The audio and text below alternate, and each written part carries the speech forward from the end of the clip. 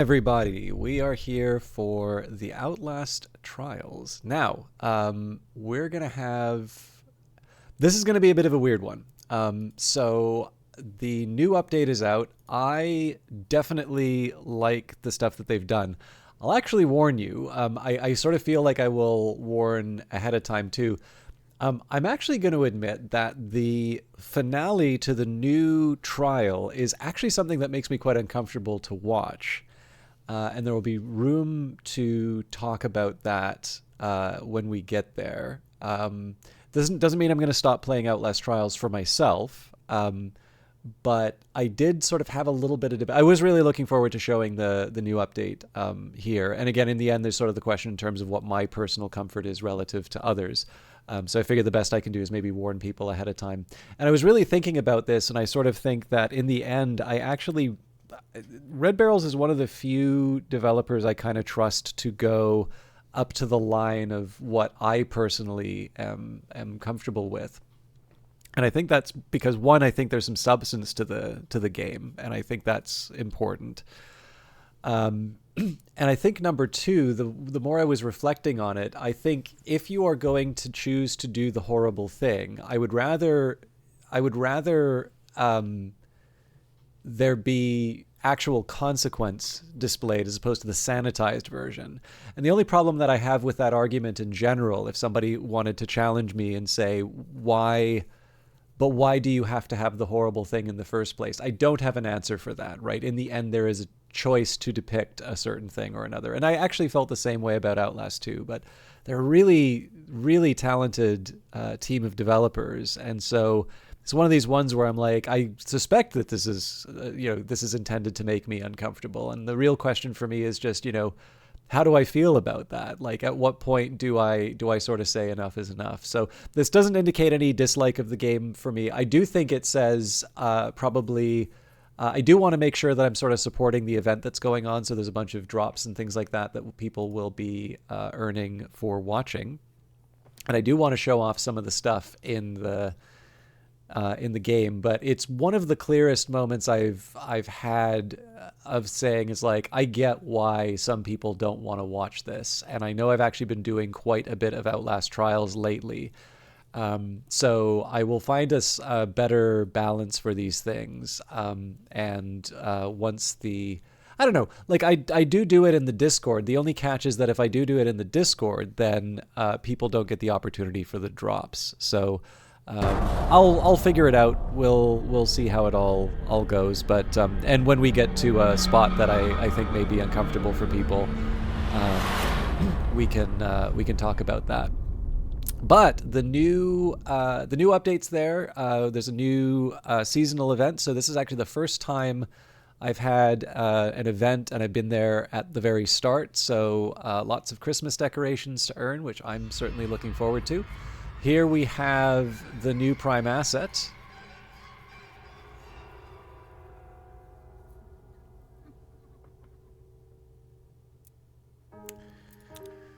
Winter Kills, Special Therapy. Winter Kills is an experiment in hostile, unstable environments rich in both punishment and rewards. With the addition of Permafrost, Murkoff will have hot cocoa on standby in the sleep room. Season 5, The Resort. The Murkoff Corporation would like to introduce you to Lilia Bogomolova, a still current with a raging undertow. Lilia is on a mission from God to absolve you all of your sins for a price. Lilia Bogomolova silently stalks her cottage ornée turned cult compound in the newest trial environment, the resort. Behind the closed doors of this lavish retreat, she prepares a VIP auction held only for her biggest spenders. But what is the price of a life? Find out how much in Despoil the Auction. And then some new items to buy. Actually, this toy is probably the closest I've ever gotten to buying an outfit. I have wanted to catch up on some of the existing live service stuff, but I'm near certain this will wind up being a game that I wind up spending some real money on. I believe, yeah, we are linked up.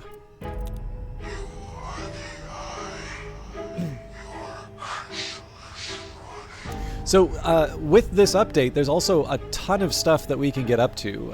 So I'm sort of spoiled for choice.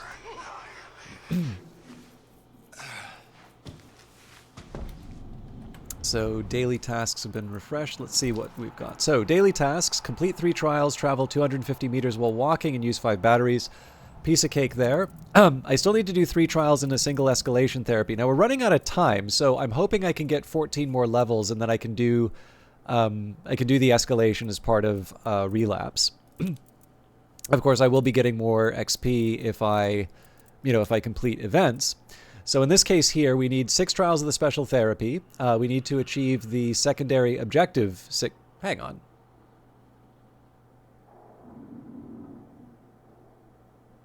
I don't remember failing a special therapy. You know what? I'm not even gonna think about that. Also, I don't think this gets me XP. Oh, it gets me tickets. So yeah. Anyways, 4 more special therapy. Destroy mines, collect gifts, throw stuff at enemies near a heat source, and do it without a hiding spot. Not all of this stuff is easy. But we don't require any special loadouts, so what I think I'm going to do, we'll jump into the special therapy. Not the core. So, our options. Kill the snitch, poison the cattle, shut down the factory, fabricate the scandal, despoil the auction, seize the narcotics, fuel the release, beguile the children, and pleasure the prosecutor. So these 3 are proper trials that take 45 minutes. I do kind of want to do this stuff, but it does carry with it the risk of like, taking too long. And I do actually want to take the time to show off some of the new materials. So one of the things I can do here is show off seize the narcotics. I mean, I'm going to do it on intensive because that's the level I'm trying to build up to.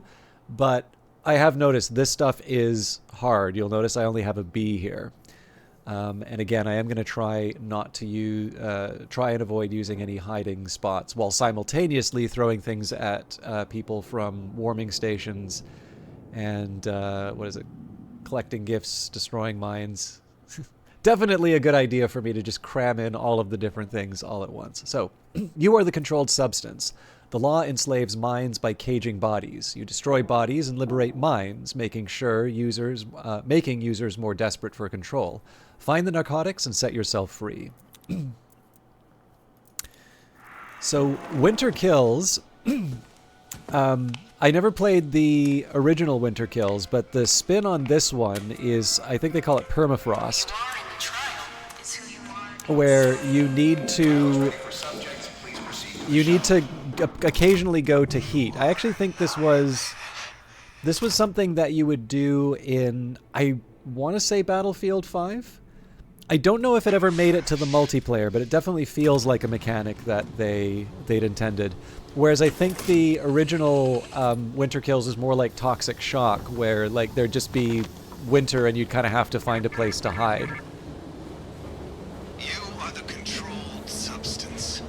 The law enslaves minds by caging bodies.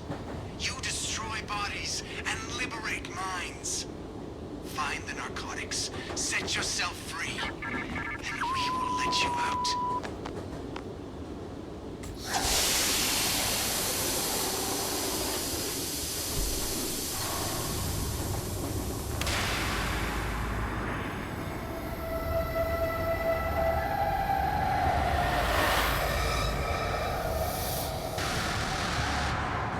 One of the nice things about this one is that once you find the path to the narcotics, it's relatively straightforward, but what I have found with the extra enemies on intensive, it can be quite challenging to navigate. And then, of course, even if you do find a simple mission, you do still need to achieve the secondary objective. So, we should have some fun with this. And... okay, use a bunch of batteries.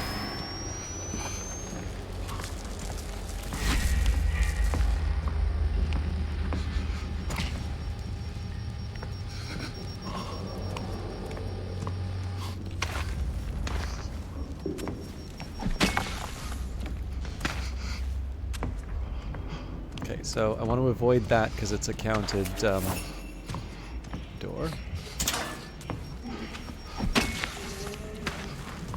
Alright, don't need to worry about that anymore.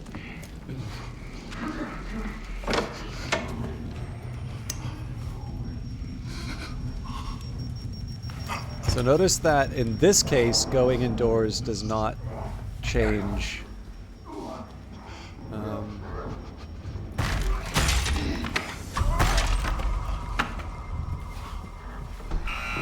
Oh, crap.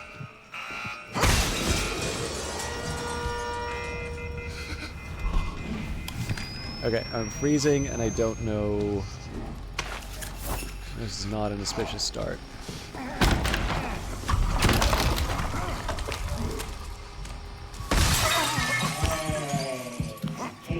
I may... Whoa!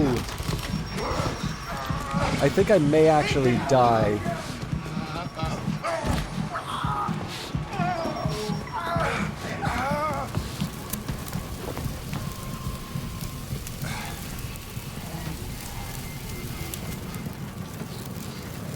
That's an absolutely brutal start to...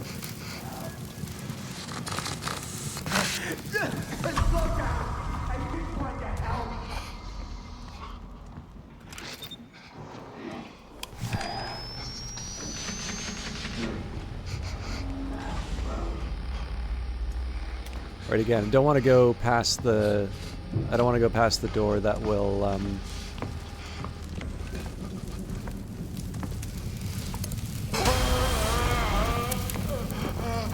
don't want to count against the... Sorry, don't want to go through the door that will count against me. Now, one thing I sure would like... You know what? You can have the door. Okay, that's a... I think I'm making the same mistake as last time. Yep. Oh, and Henrietta's shown up.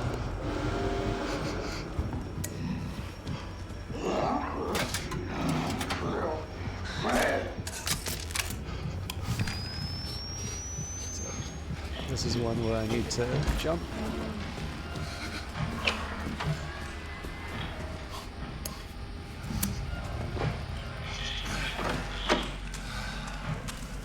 Now what I am curious about... Oh, didn't mean to do that.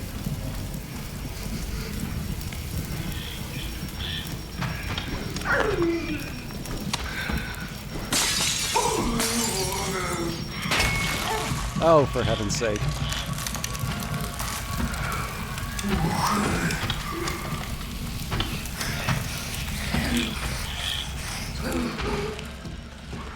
So yeah, not an auspicious start, but we're alive.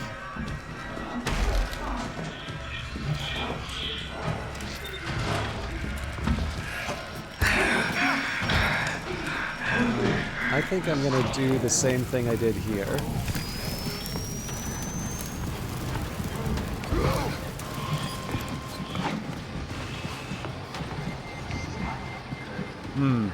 They are doing a pincer.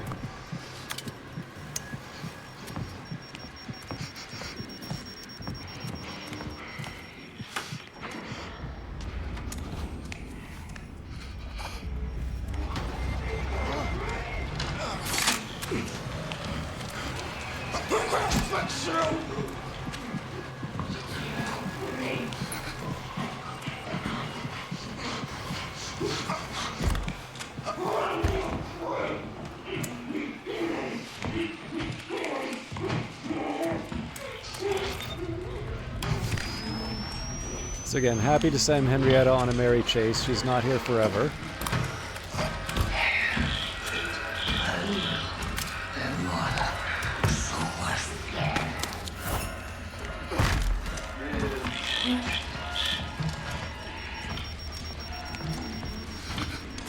Oh, freezing. Damn.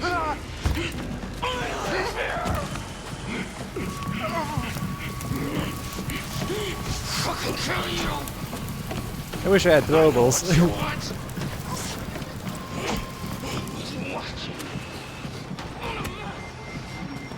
And again, remember my goal here is not to use a hiding spot.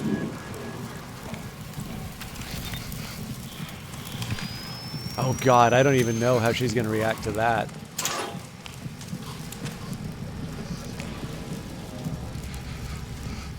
Okay, we'll warm up. Biggest challenge I have right now is getting to the police. Actually, you know what? I'm just going to take a minute here. Okay, I want to use batteries and complete trials, and I still need to throw... Actually, I don't even know if that stuff with Henrietta counted, but I want at least 5 more projectiles when standing by a heat source.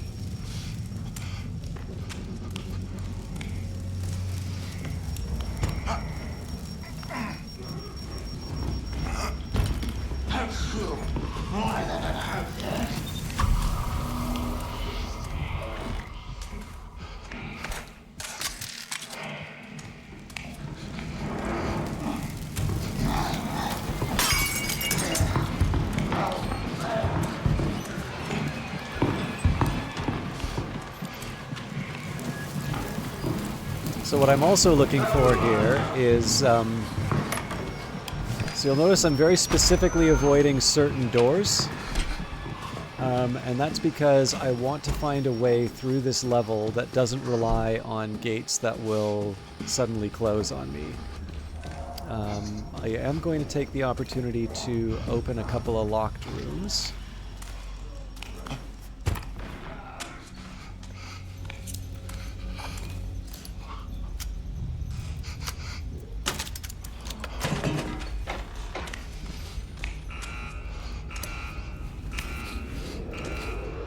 They are on their way to me, so yeah.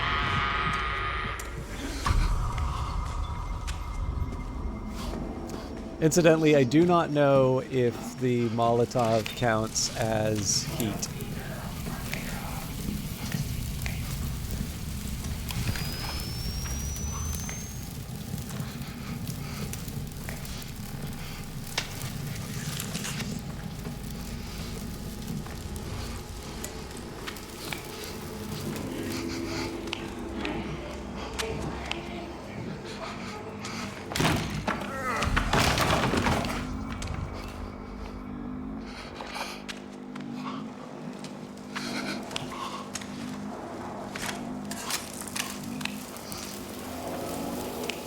I'm still down 2 gifts.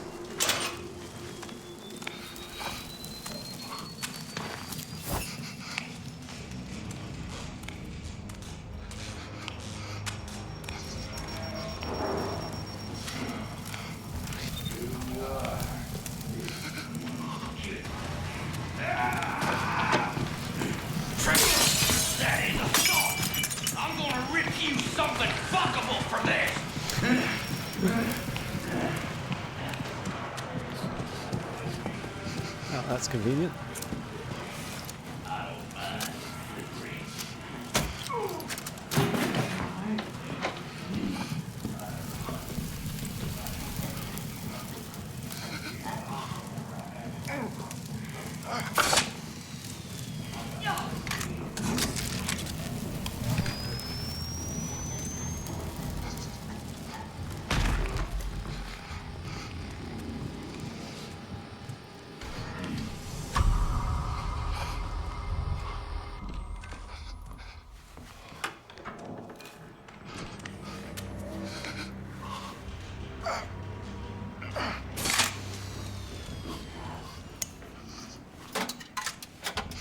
I guess I don't need to keep mainlining batteries.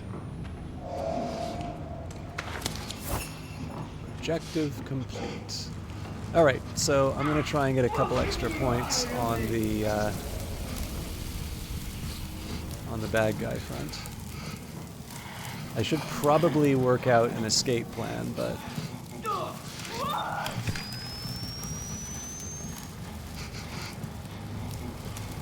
Alright, well, they're not going anywhere I want them to, so... They're a part of me.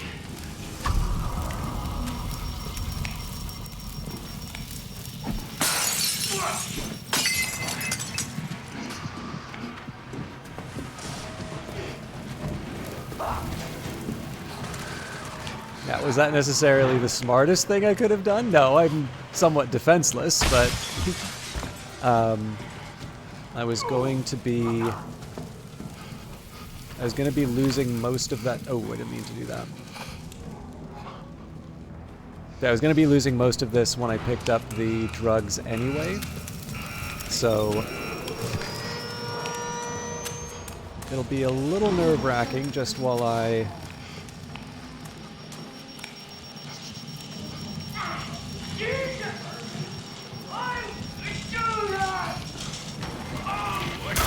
Damn. Okay, this is gonna get real dicey until I can find some help. Again, I'm trying to... oh, that's good. I'm trying not to rely on hiding spaces.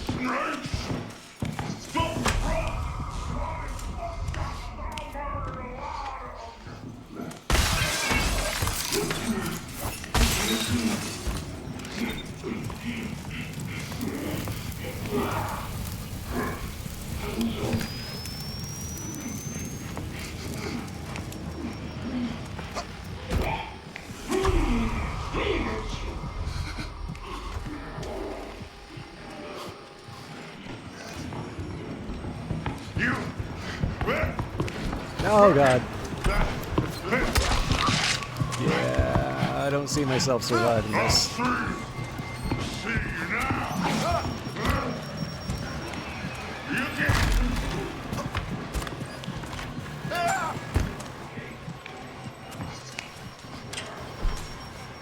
Alright, I just don't see that much health in the general area. So, I can try and go through the front of the level. I could also hope to find a lockpick.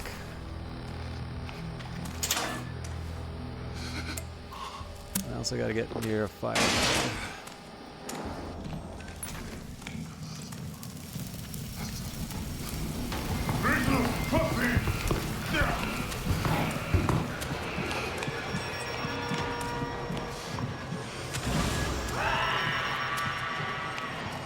I mean, some warmth is better than nothing, but...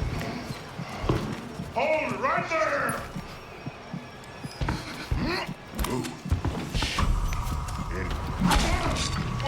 That's fair.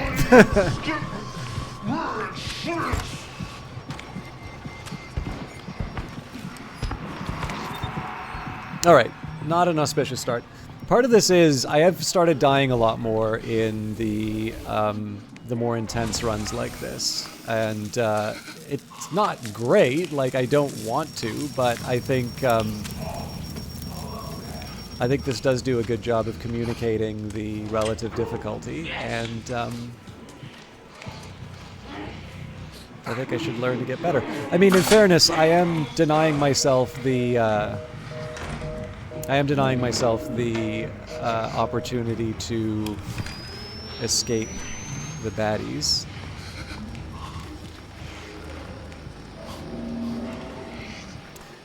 What I would like to do is bang the emergency and get another one of the...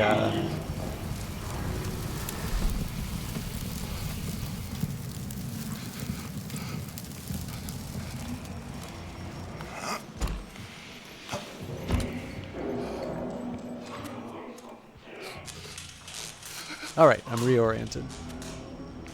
I am also... Actually, you know what?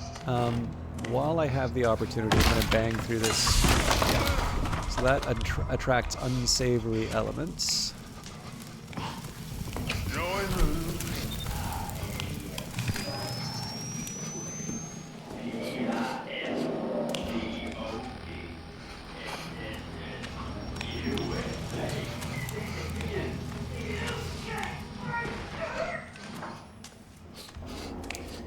Okay.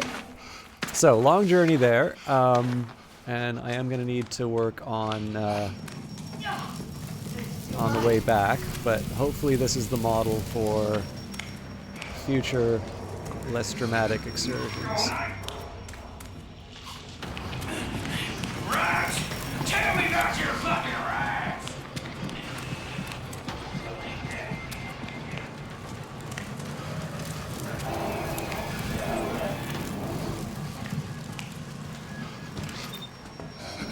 Okay, I've got a pretty clear path in mind.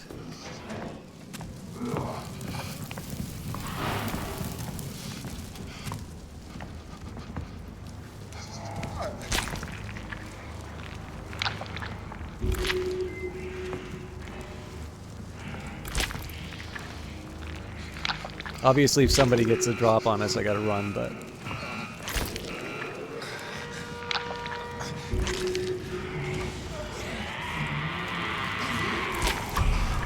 That's not a good noise.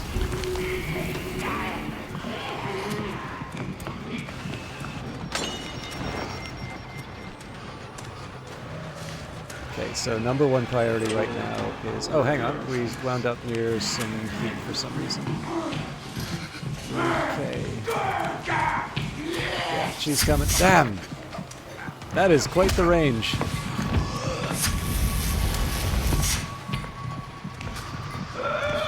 Alright.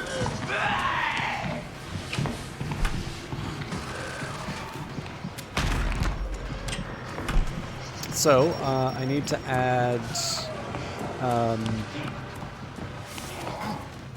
health to my wish list. Warmth, please.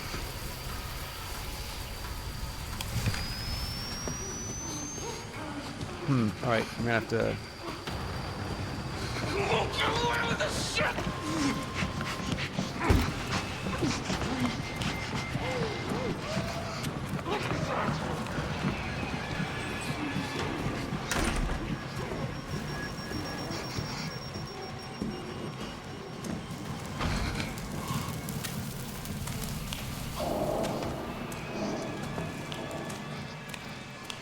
Alright, again, not great. I'm gonna hang on to the bandages here for the simple reason that I'm... Yeah, there we go. I only need one unit of health. I pretty much have no hope for... Okay.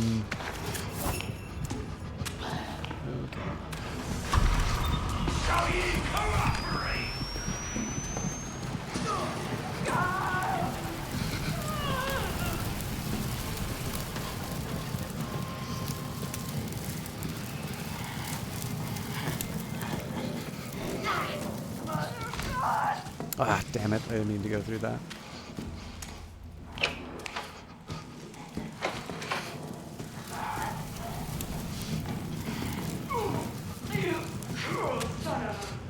So I'm obviously turned around, which is not a great place to be when I depend on the heat.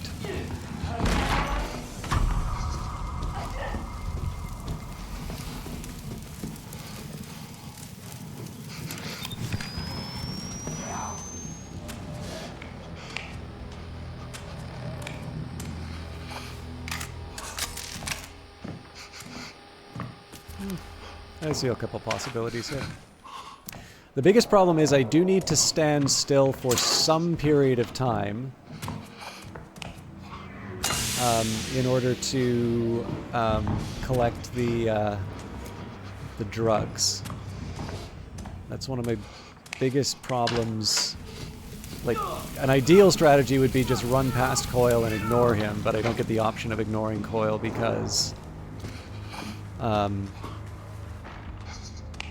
I actually need to collect the drugs. So this at least gives me a little intel on where he is. Oh yeah, I'm also going to want to smash that glass. So waiting an extended period isn't quite the same in this mode, because obviously I'm paying for it in terms of the warmth resource. Just make a prisoner would hold me. Someplace peaceful. Okay, I think I need to take the opportunity. Warm up, obviously.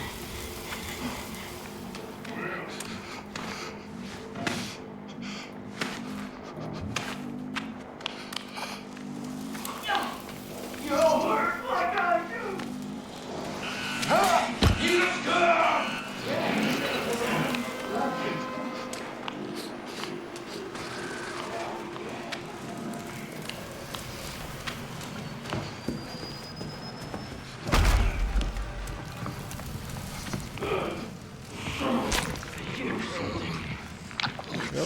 They're coming for me. Ah, damn it.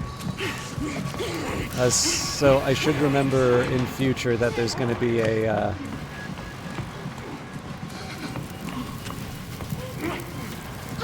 That's quite the jump. Yeah, I'll have to remember in future that there's a... Damn it! Okay, this is deadly now.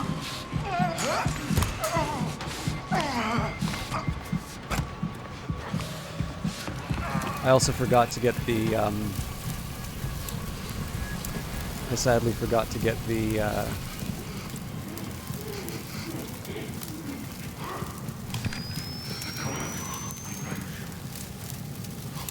I sadly forgot to get the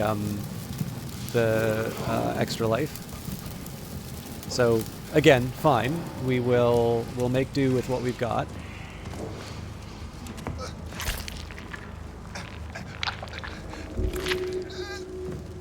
One drawback is that I did take a bunch of my healing and put it like right by the drugs. So... But this will also be the last trip for...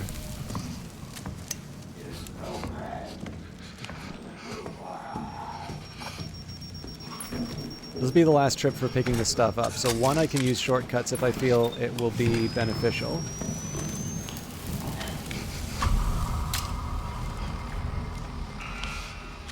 Okay, I want to be a little careful of this stuff. In fact, I think what I'll do here... Have you learned yet? You better, or they'll just keep stitching you up and sending you back. I almost did the hiding spot. That would be really sad if I went this far and lost it at the last minute. Okay. I shouldn't be here, but I can use this to warm up. Biggest thing I want to do right now is find a locked medicine cabinet.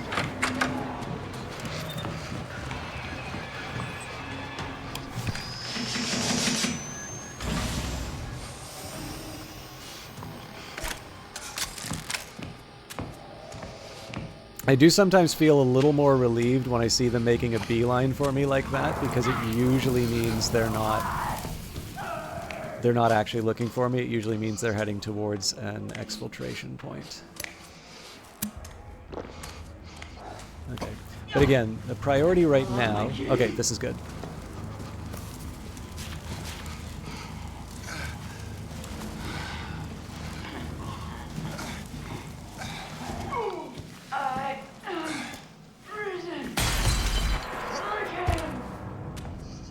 So where I can, avoid unnecessary risks. I did see Coil in the background there. It looks like he's still standing. So I don't know what his hearing range is like, but just as a precaution.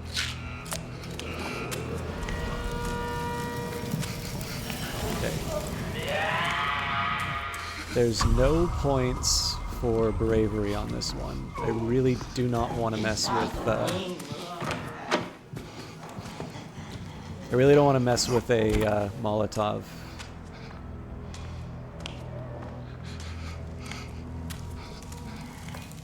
So, they're not going to be there forever.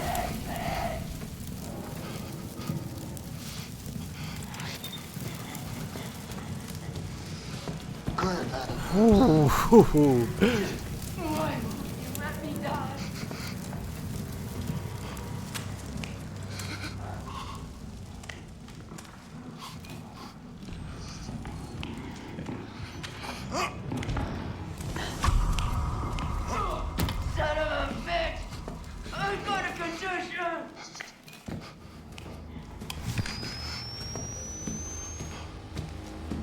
Okay.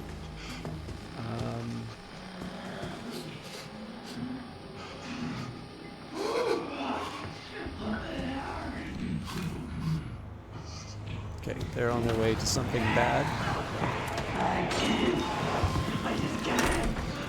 So I am running out of time on the heat.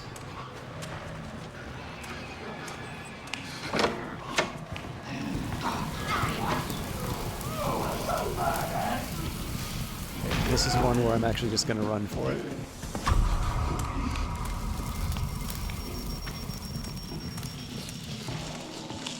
Howdy, Coil.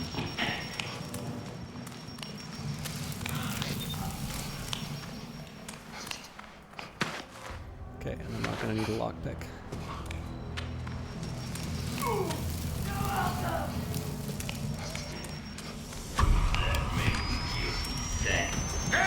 Damn it!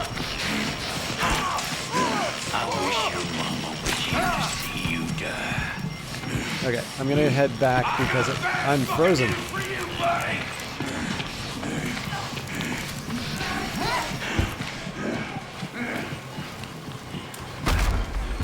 Oh crap.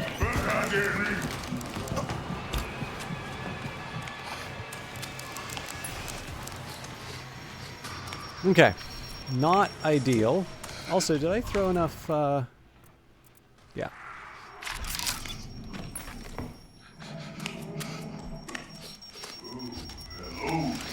Okay, if I get back into the room with the drugs, I should be able to recover the health. Alternatively, if I can find a locked medicine cabinet.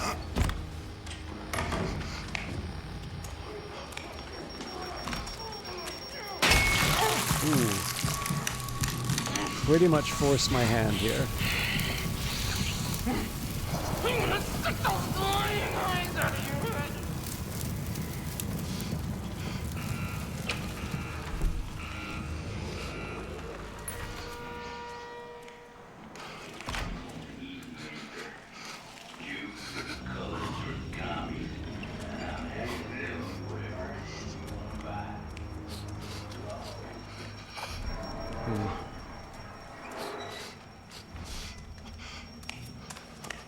So I feel like there should be... Oh, I get it. Yeah.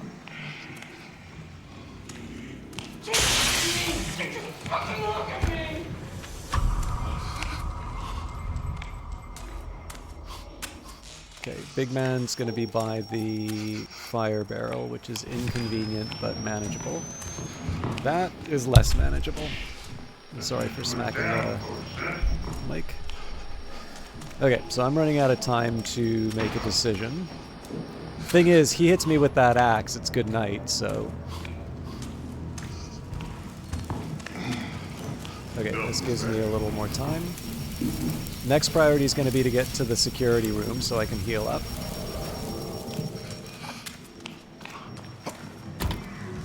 Okay, Coil's nowhere to be found. Okay, I thought I had a little bit more, but that's fine, this'll work. Oh, there was the... Okay, so...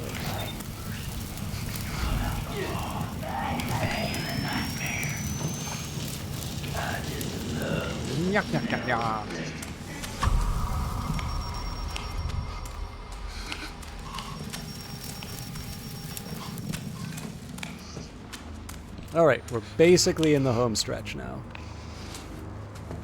There's going to be a couple of fiddly bits.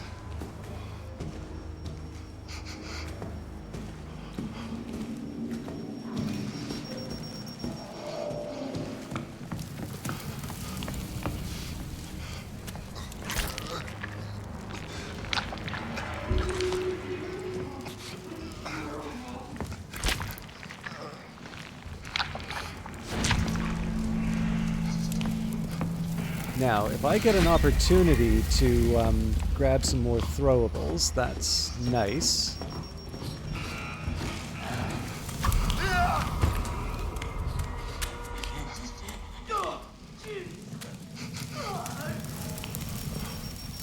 But honestly, the best strategy at this point is to just run like hell.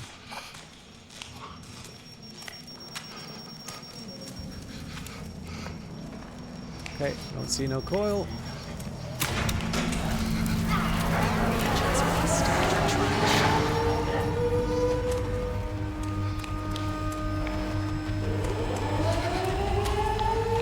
Gift. Evidence. Gifts through other means.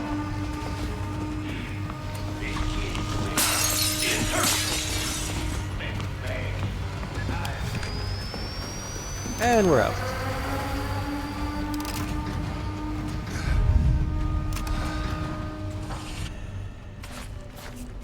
I mean, better than the last time I did it. Strong performance considering solo effort suggests Thiopental interview to check for antisocial tendencies. So yeah, obviously the killed in action is the sort of thing I'm going to want to work on. I don't know if that would have been an A+ if I hadn't been killed. I think there's a good chance, but, you know. I suppose there is an open question as to whether or not the lack of hiding was a factor in that. Obviously, just about anything you do can be sort of recast, reevaluated. It's actually a problem I have at work a lot, which is to... Almost good enough. Is that your ambition? Are you striving for almost good enough? The therapy only gives back what you put into it.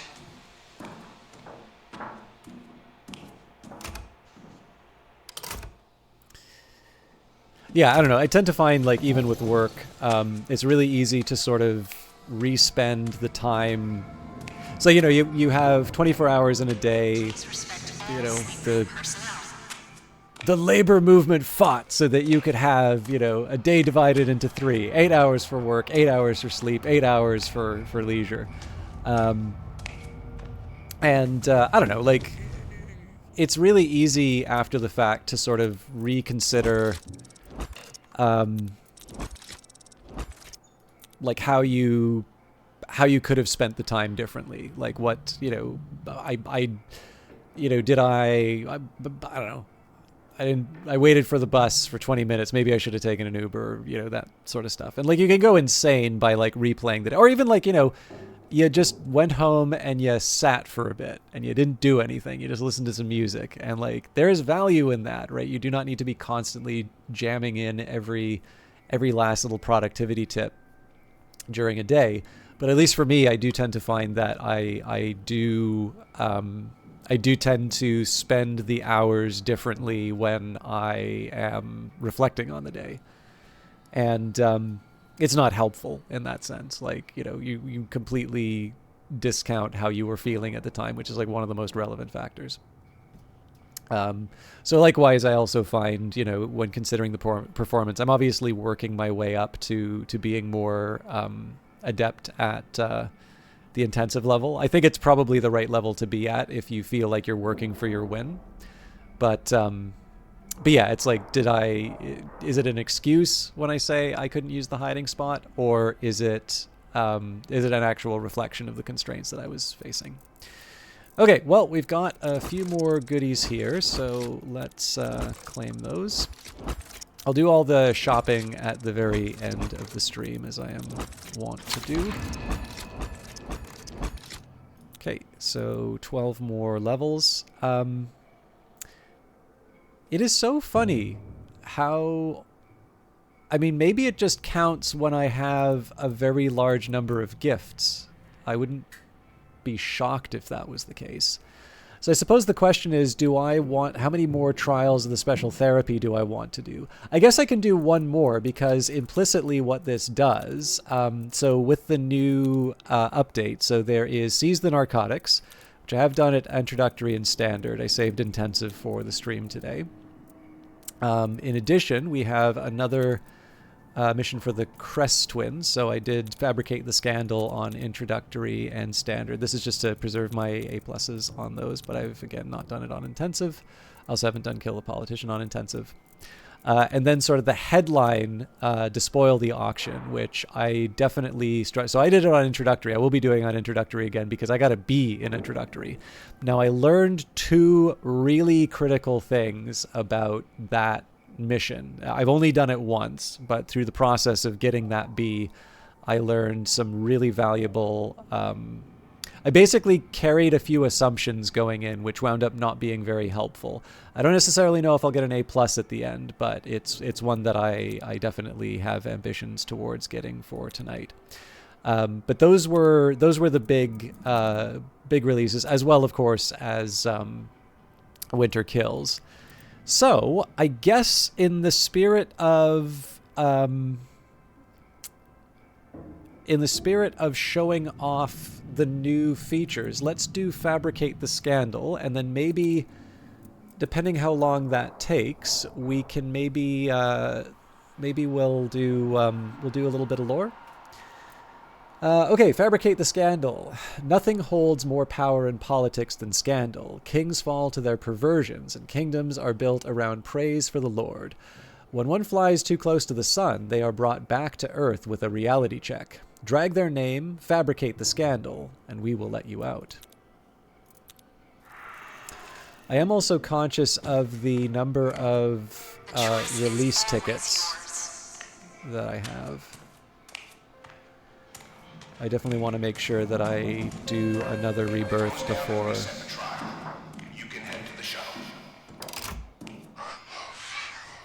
I will also say I'm not entirely clear on this, but for Kill the Politician, I do really like some of the rhetoric, and I think it's supposed to be Crest, but just the delivery of some of the lines is, I'm sure it's intentionally funny, but like, you know, you can't hide a city on a hill. For some reason that was burned into my brain. You are the half-truth. The reality more honest than fact when the evidence fails the agenda. Crimes must be shaped to entertain the swinish masses. Prove the crime, delight the swine, and we will let you out.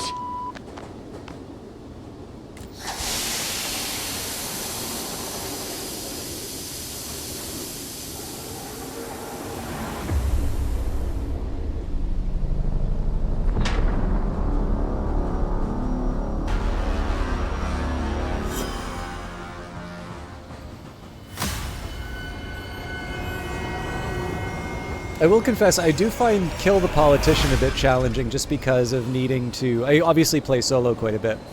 So, really, actually, I only play the game with Kite when for multiplayer. But what I do find is Kill the Politician... You know, the Crest twins tend to chase you down a bit. It's inconvenient, is what I'm saying.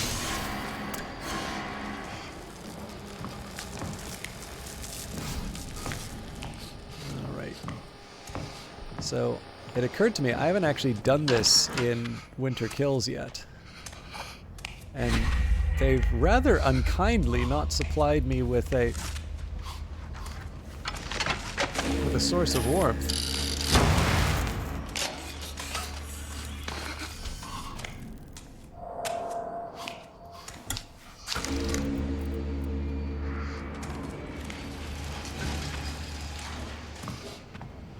Just as a precaution, let's warm up.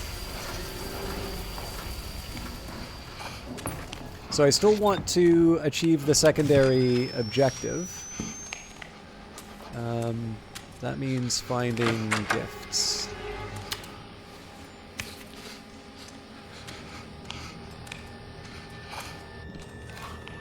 Alright. Before I go there, so we want Spatlin, Juice, and Pets. Okay. Now, so far as I can tell, there's no way to tell what mannequin you need at the start. So what I'm going to do here, I'm just going to grab any old mannequin. I'm probably going to head to Spatlin in this case. The logic here being, there are 2 in that general area.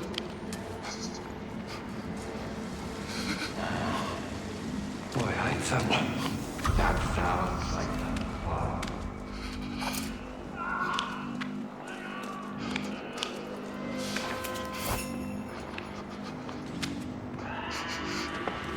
There we go.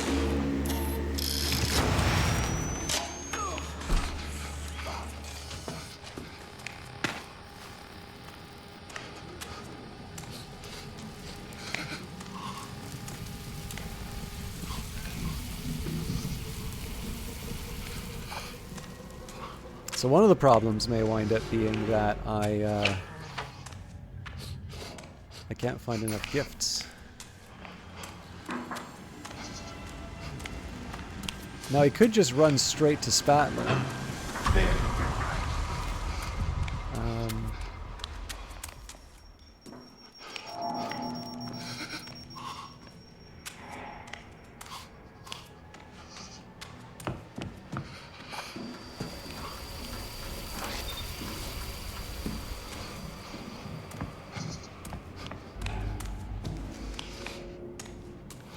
Maybe go to the far right, so we're looking for pets.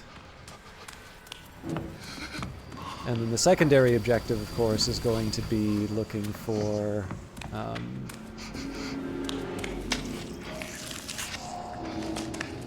gifts.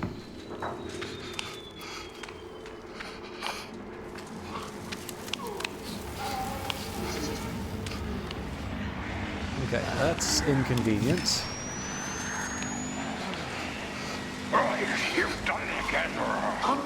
You know what?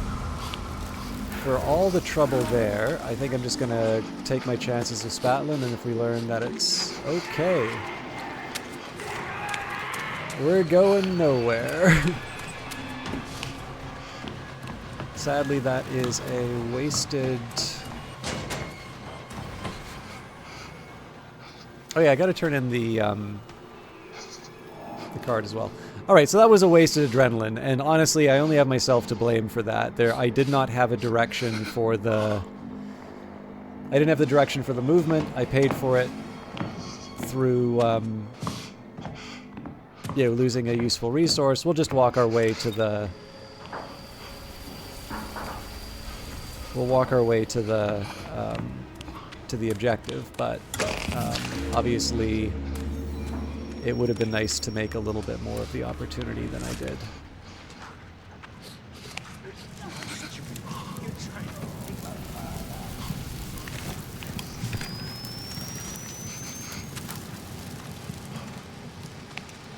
Okay, not crazy about our night vision friend hanging out there, but as long as I don't antagonize him, we should be fine. And looks like I don't have a direct path to pets. I'm gonna guess going through that boarded door will be the answer.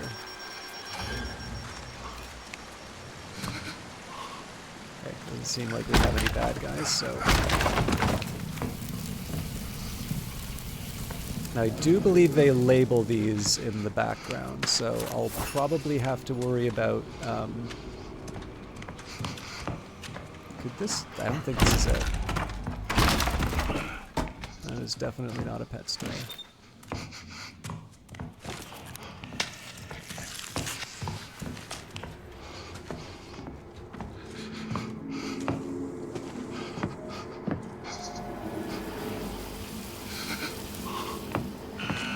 Ah, crap.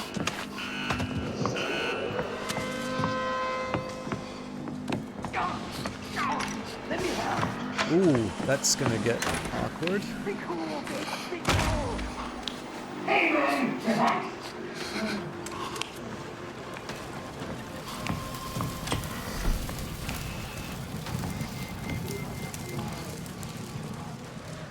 This is my insurance policy. Oh, I don't want to give up a brick for that, though.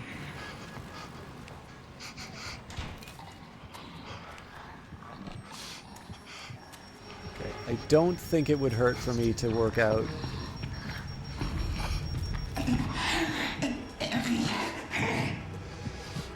Oh, pet shop's not that far away, so...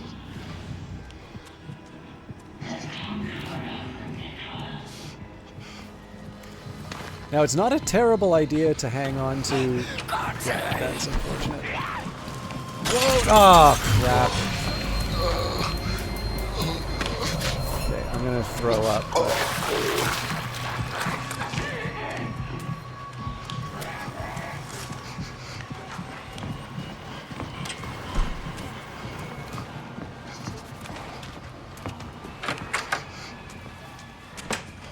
I gotta find some warmth and fast.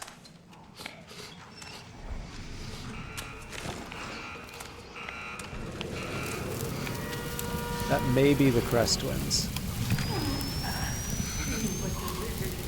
Okay, it isn't. So problem is I still don't know if that mannequin is the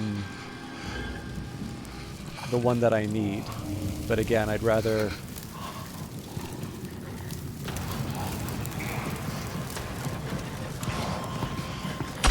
Oh, nuts. At least it was just a love tap. Oh! I definitely thought that jump was going to go somewhere else.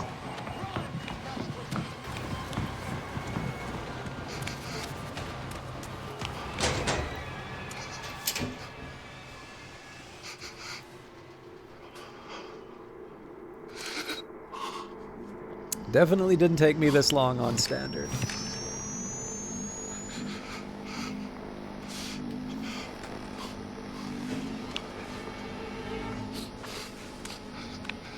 Alright, cheeky little warm-up.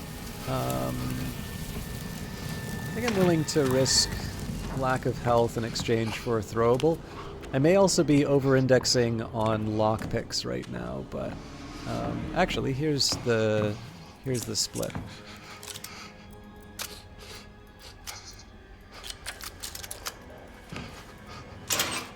So if I do run into something nasty, I do have the health as an option.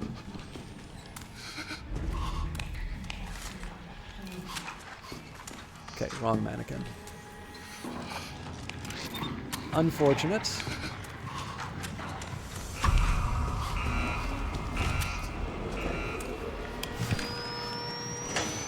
I don't have much in terms of options here, so I think I just need to give it some time.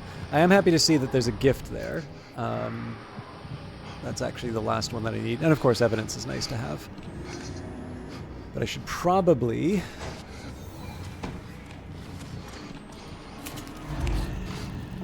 have a game plan for...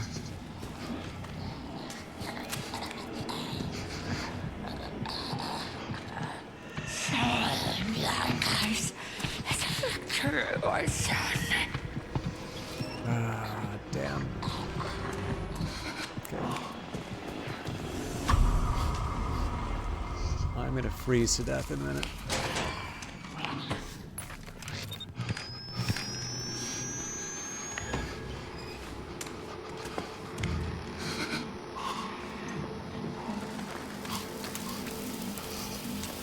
So it is a bit of a pickle in terms of how I'm going to exfiltrate the mannequin. Especially if the Crest twins are just patrolling that one area. But let's do our best. We really just kind of need the forward movement at this point. I'll be a little more reluctant to run, just because I don't know what I'm up against.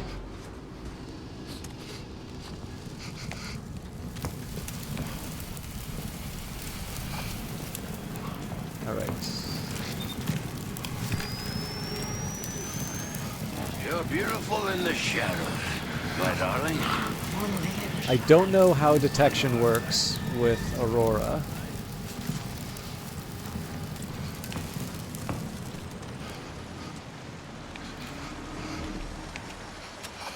I do sort of feel I'm going in the wrong way.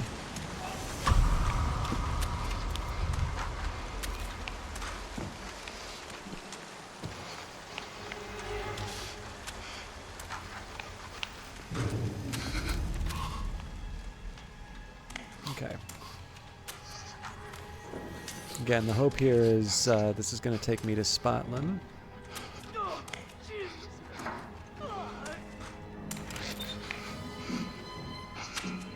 That's no good. That's actually doubly no good. Oh, jeez. Okay, I'm going to have to get out of here. Oh, maybe not. I am, however, going to need to find a hiding spot to tide me over. You know what? This is probably a good halfway.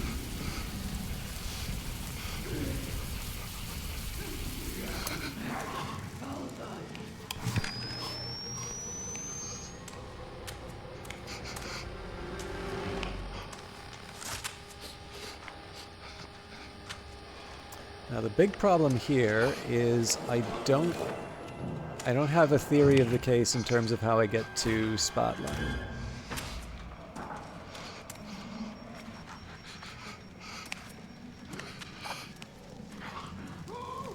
Alright. Definitely a few people showing how much they don't like me. I think as long as I keep cool... Alright, looks like the front door is actually closed, which is inconvenient for me, but not fatal.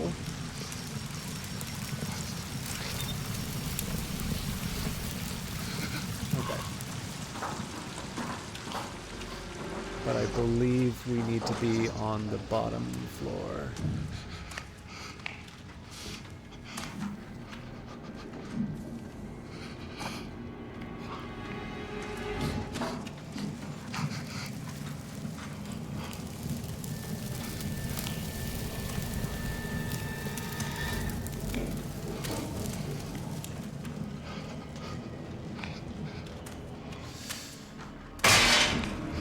There we go.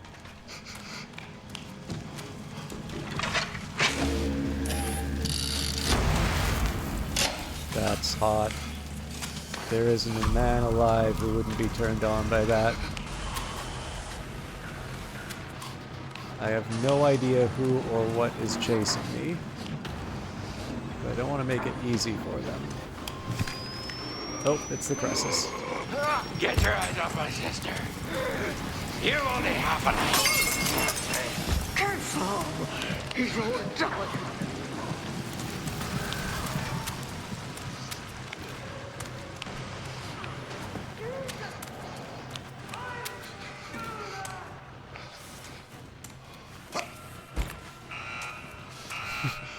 Man, they really know how to time it, don't they?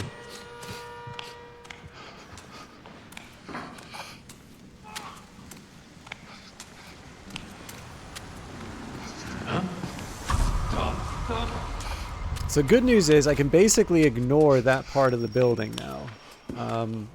I also believe we've collected the gifts, so really we just need to place the last mannequin, and we're done. Although I seem to recall on standard, there was somebody waiting for me when I went to go to the exit, so that is something I will want to bear in mind. Where are we going again? Pets, right. And I think we needed to go through a sort of the wall or whatever, the employee section.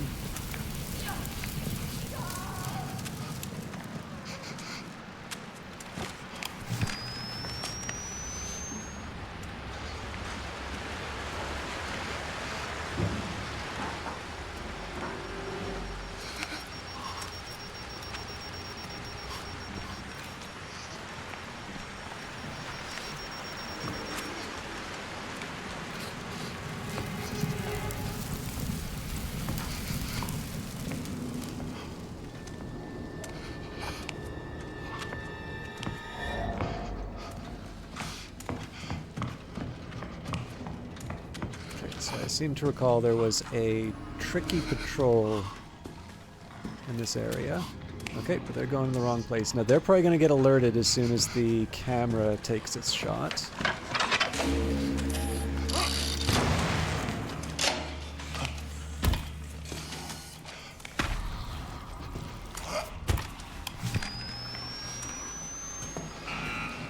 Alright, that's a Molotov. If I can, I would like to prioritize... I'd like to prioritize throwables, but I would like to prioritize exit over everything.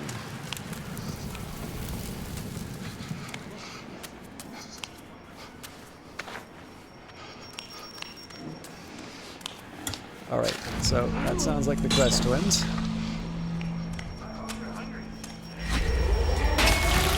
Alright, that sucks.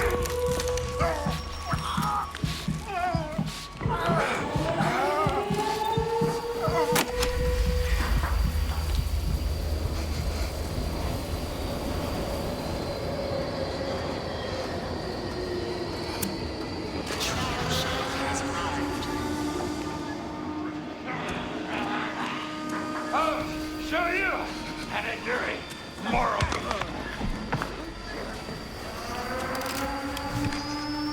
All right, so unlucky on the mine, but otherwise not a terrible run. And we got an A+, so, and not too far over par, so overall I think I can feel good about that. Exceptional performance. Notify Easterman of potential reagent advancement.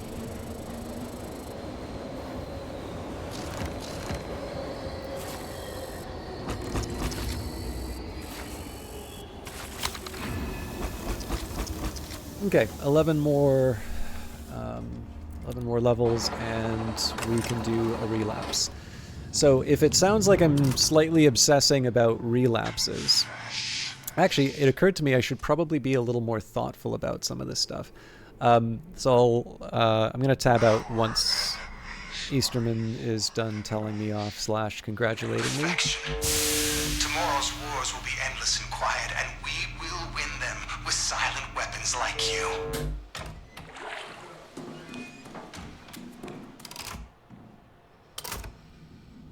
Alright, I'm going to go to my Fortress of Solitude.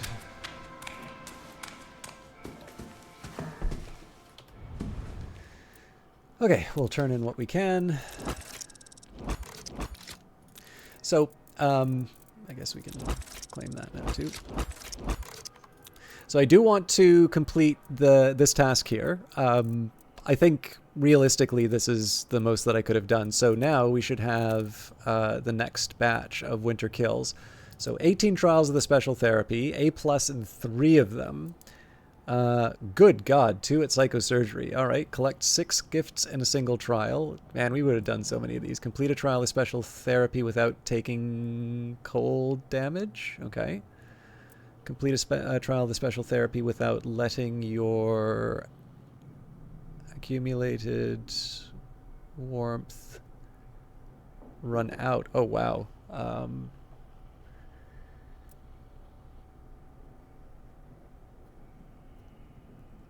More than 15 times. Holy crap.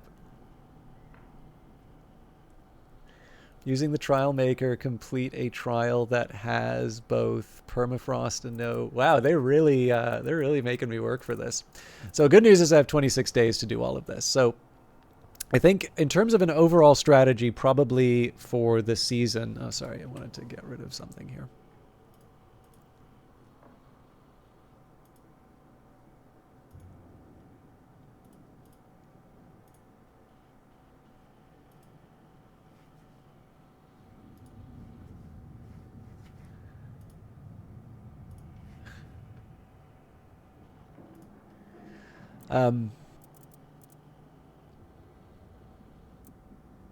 Yeah, so,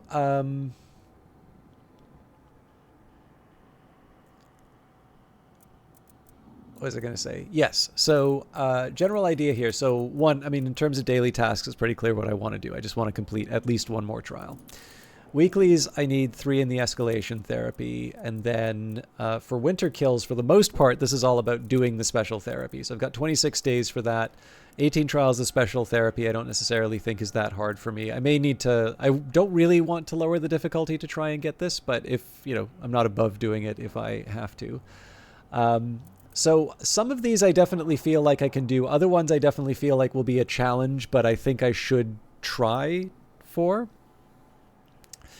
But one of the ways that I'm thinking about this as well is that I consider the special therapy instances to be my opportunity to push my level to 100. And the reason why I'm highlighting that is that I do prefer, if I can, to, when I relapse a character, to then go to escalation. And the reason for that is that escalation doesn't use any of your existing upgrades. It's an opportunity for you to basically start from 0 and do sort of the roguelike mode. So what I kind of like for... what I kind of like for a general model is like do 11 more levels for special therapy, which in theoretically, right, I'll say, you know, 10 more special therapy because I'm going to do the new trial next. So then, that'll take me to 100. That means that I will go to that means I'll go back to level 1 with the relapse, which is fine. That's intended. But of course, what that means is that all of the advantages that I rely on, things like the X-ray, for instance, none of that is available to me. Which means, I don't know, do I try it on a lower difficulty? Do I try to tough it out without having the upgrades that I'm accustomed to? There's any number of ways that I can focus on. There's any number of ways that I can try and overcome it. But to me, one of the most sensible ways to go about it is just start doing a round of escalation. Because again, you're starting in the exact same place you are when you start at the beginning of the game. It's structured in such a way that you will be getting more improvements. It's a really nice way of getting a lot of experience and working your way up to that old build that you had. And then if I go through that fast enough, first of all, 3 trials in a single escalation therapy run is not too much to ask for. I've gotten up to 10, but I died at the very last moment on the one that would have gotten me the task completion. And yeah, after spending some time doing that, then I can cross over into doing the special therapy again, and then I'll complete the remaining. At the very minimum, I'll complete the remaining 8 for the special therapy. If I want to try and go for complete 7 tasks to get the snow globe, I'm thinking 18 trials. Let's shoot for the A pluses because I think that's achievable. 6 gifts and a single trial.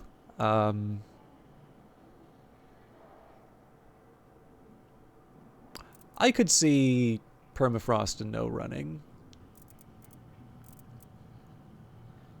But yeah, I guess here I really need to... These are the ones that are definitely going to be the most challenging. I suppose there's an open question as to why I feel that psychosurgery is out of the question. Because obviously I want to work my way up to that, but I don't know. Okay, tell you what, I'm babbling a whole lot, and I do actually have stuff that I want to get through. So what I am going to do, I'm going to take a quick bathroom break. Next, I want to try and do a bit of the lore, just because I enjoyed reading that, and I think it's one of the things that makes the game interesting. And once I do some of that, we will load up the new trial. I have a feeling that may take over an hour to complete.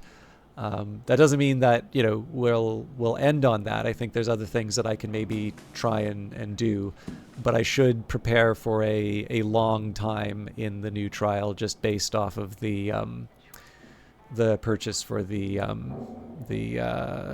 whatchamacallit, the auction. But we'll talk about that when it comes up. But yeah, I'm going to take a quick break. I think a couple of you are away, so I don't think it's going to be too much of a hardship, but I'll be back as soon as I can. See you in a bit.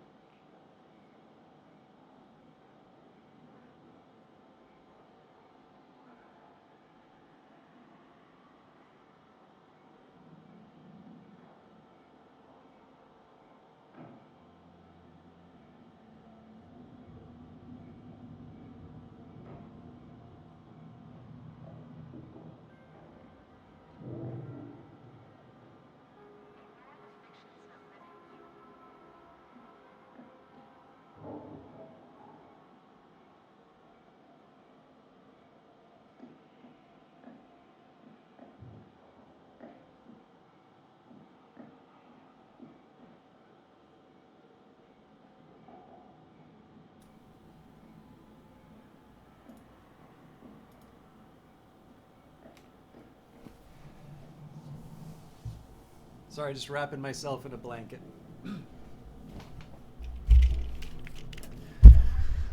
Okay, so we're gonna do a big one. So let's go. So again, just as a reminder, so actually, I mean, there is a temptation here to do something like despoil the auction as a winter kills. There's actually a number of reasons why I would want to do that as a winter kills, but honestly, I think the permafrost would make that unbearable for me. So I'm going to settle for the core therapy version. So again, just a reminder, the one that we were doing before was Seize the Narcotics, and then the other addition was Fabricate the Scandal. Now I do need to do intensive without the permafrost variator. But what I'm going to do here, remembering that my goal is to sort of work from a floor of introduction and then standard with A pluses and then build up from there. In the case of Despoil the Auction, I still need to get my A+. Now, I may not get it this time around because there's a couple of features that for this prime asset that I need to get used to. It's a really unique one, and I actually think it's it's very, very well done in terms of the encounters with them. I'll actually say that I am personally not a fan of the Pouncer, enemy type.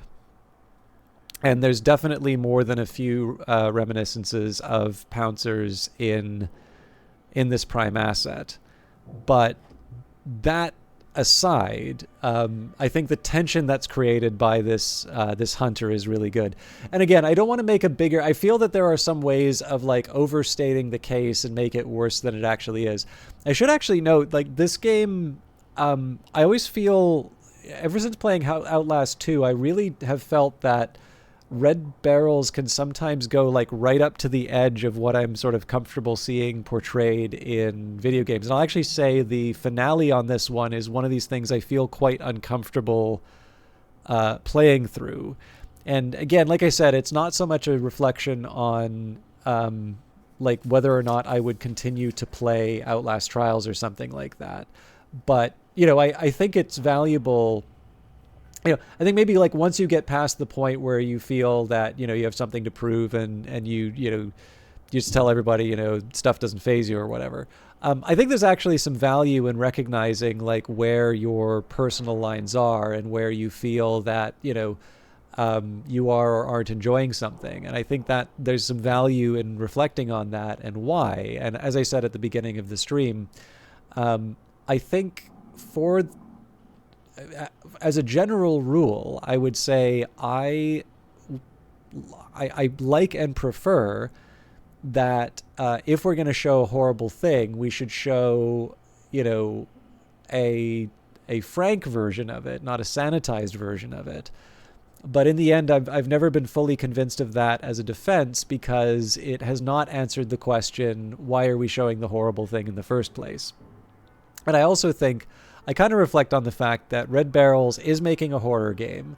And specifically, there's actually some specifics that I'll share about the therapy. Sorry, I said I was going to do some lore, but I think I'll actually do the event first, and then we'll go over to lore. You know, there's some specific reasons why this therapy is the way that it is, and it's specifically designed to push the reagents to perform actions that someone sort of more consciously aware of their behavior would never dream. And,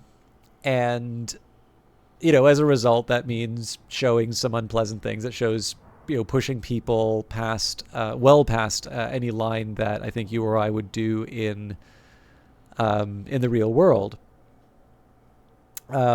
But like I said, I think there is some value in recognizing when you're uncomfortable with something. And this is actually one of the ones, the finale on this one, I actually feel uncomfortable playing. And it's one of the ones where I just sort of say, it's like, yeah, you know, some of you may be a little squeamish, may not want. And again, like, I'm sorry, the point I was going to try and say was, I kind of recognize that that's probably a personal thing, right? So I think I could actually see how some people would be really uncomfortable with the judge in the courthouse scenario, because that one also looks really horrible, like in terms of the effects of a really sharp blow to the extremities. There's, there's all sorts of unpleasant stuff throughout this game. So the fact that the line for me, is closer here, that's a personal statement rather than, hey, Elgrins, how you doing?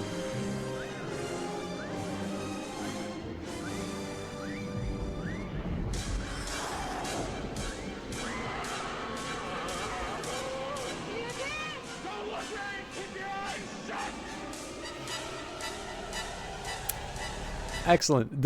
You actually picked a good time. This is a hell of a of a trial. But yeah, the fact that it's from the fact that maybe the line this gets closer to the line for me, doesn't necessarily mean, like, I don't necessarily think my preferences should be generalized for the broader audience. And ultimately, Red Barrels needs to decide in terms of what it will depict in a game, and make that choice for the entire community. So it was interesting. That's kind of one of the reasons I wanted to reflect on it a bit. But yeah, in this case here, that's, I guess, this is as close as the stream gets to a trigger warning, although I'll maybe mention just before the bit in terms of the section in question, in terms of whether you may want to turn away or mute the stream for a bit. All right, Despoil the Auction. Trial, 1 to 4 players, 45 minutes. It took me like 2 hours last night when I did this. You are the negotiator. Life is just one more product. Amusement for those with enough to do anything they want. Destroy the lot, despoil its value, and we will let you out.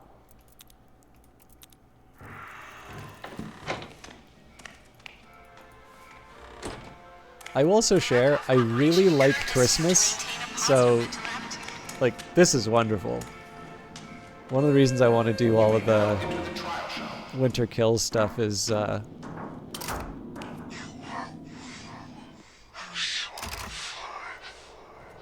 of the reasons I want to do the Winter Kills stuff is so I can,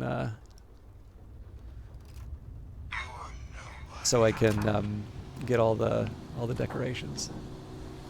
So, Project Geister is the Halloween one.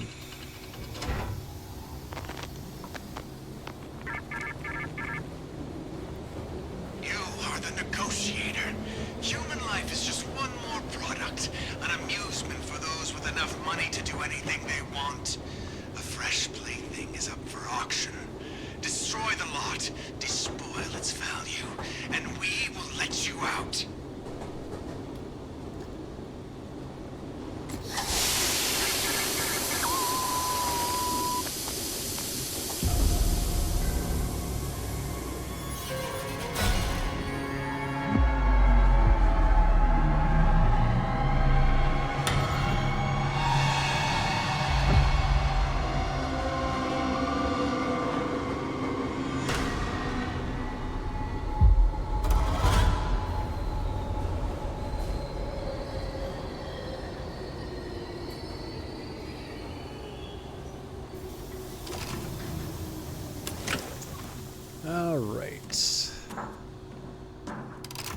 So this is just for secondary objectives. This is just posters. But the permafrost is actually part of this level. So, because I don't want to take damage. Use heat sources to regain warmth and resist the cold. So yeah, this is something new I'm gonna need to get used to.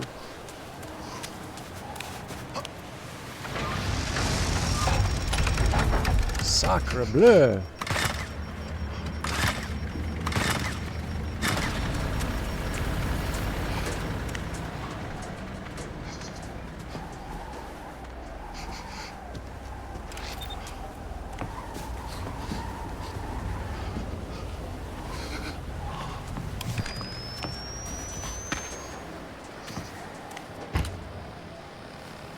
I'm going to take one lockpick just as an insurance policy.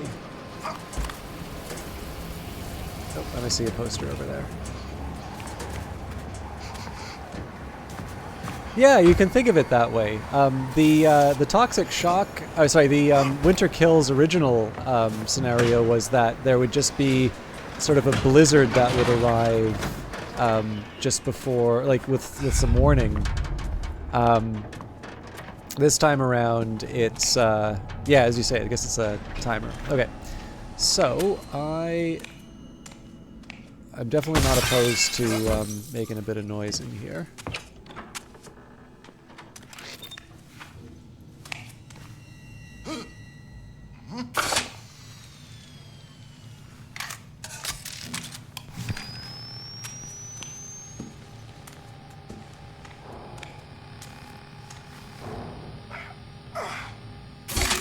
Looks like there's a... Yeah, so there was some evidence on the other side there, but...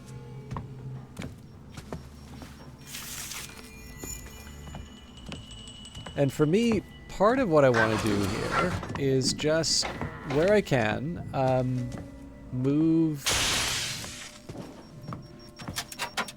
Like, move through the area, open up all the doors, clear out the... Clear out the blockages like this. Obviously they're going to come running for me, but I don't need to panic too much, although I can't find a hiding spot right now. Oh, there we go.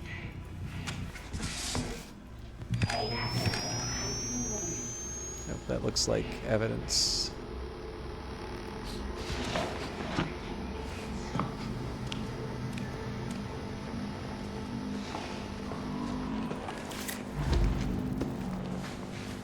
Honestly, I'm stupid without the X-ray, so... Probably stupid with the X-ray, but especially stupid without the X-ray.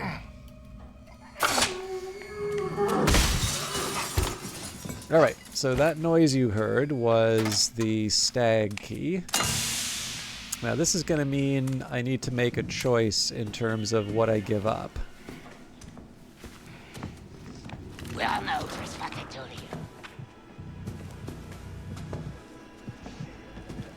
Oh, Algrins, you ain't seen nothing yet.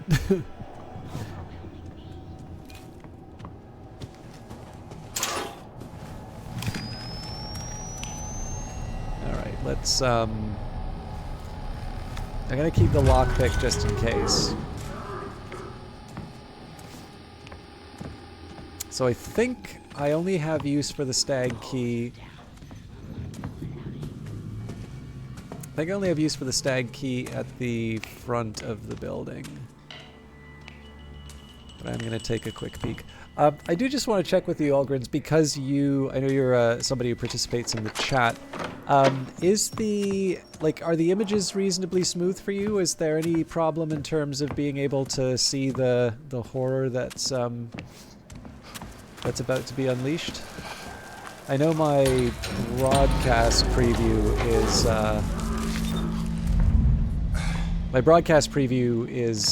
stuttering a little bit, but I think that's because it's focusing on rendering the game rather than the preview. Okay, so one thing I didn't realize was I thought that little X mark meant that you lose this inventory spot. Okay, cool, thanks. It turns out you can actually just drop these things. So that's going to be something that I keep in mind for the future. This reminds me of my favorite Christmas movie, Eyes Wide Shut. Okay, so we've got an owl.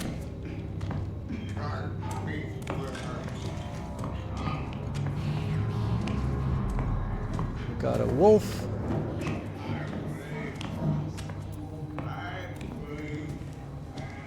Another owl. Anyways, there's a few animals that I need to find keys for.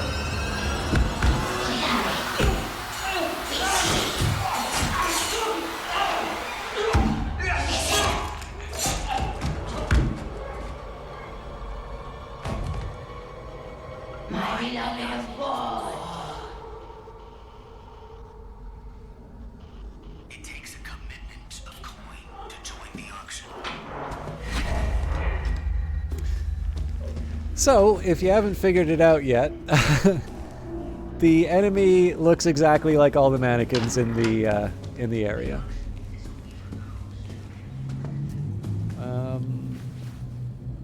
You know what? I'm gonna have to ditch the... So, dollar's good, skull's bad. Bad. Bad. Good. Bad.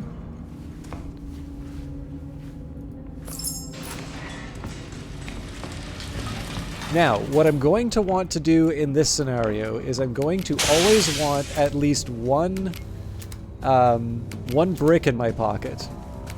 I swear, this is purely respectful.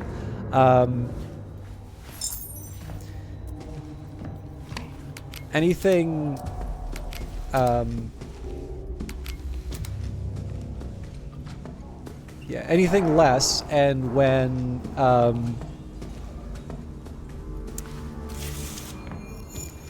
the enemy gets the drop on me, which is obviously very easy to do in an environment like this, I'm not able to escape.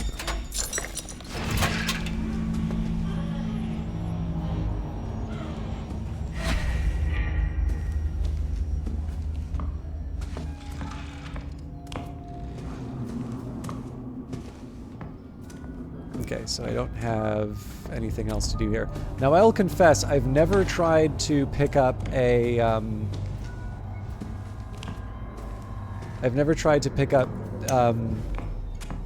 precious stones from the... She is in the room here.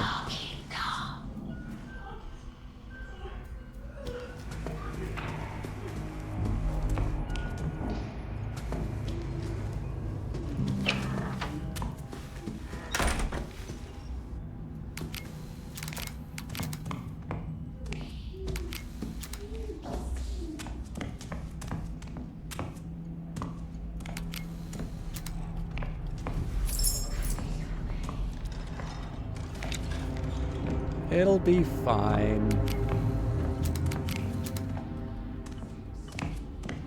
Like I said, I can fix her. Okay, I don't think there's anything else for me in here, but...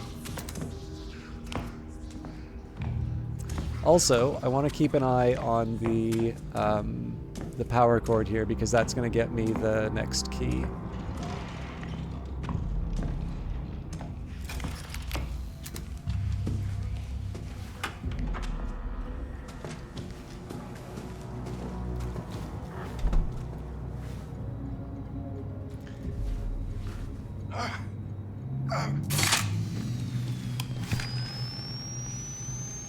By the way, it's really good fun when you see one of these things start to walk around.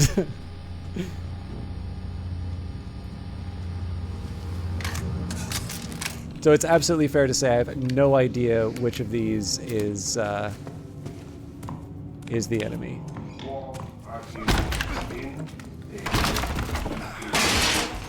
But what I want to focus on here is being a little bit more ordered in how I go through the rooms.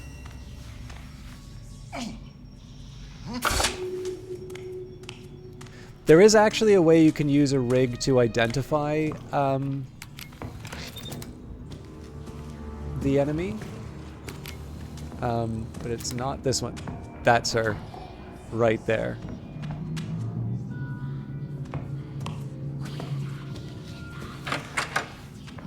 Oh, she has night vision too, by the way.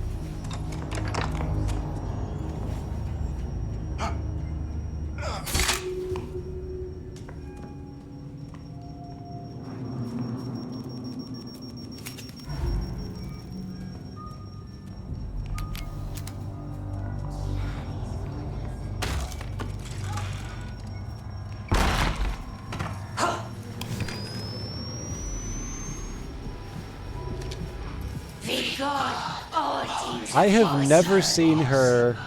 I've never seen her bang through a door like that.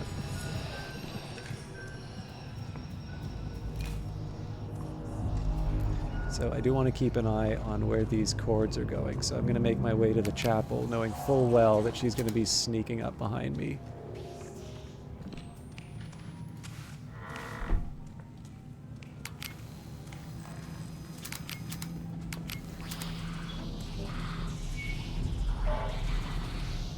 By the way, it's super fun when you scan one of these things and it turns out to be... There we go.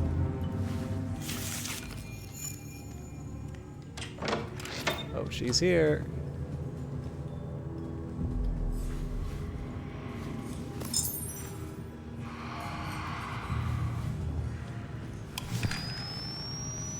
Okay.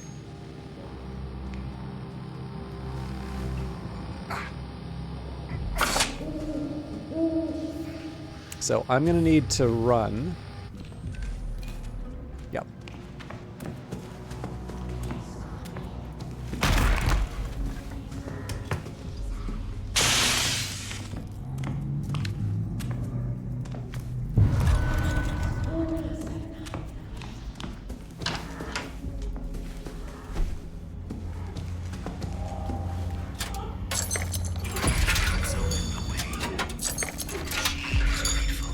Because God is grateful.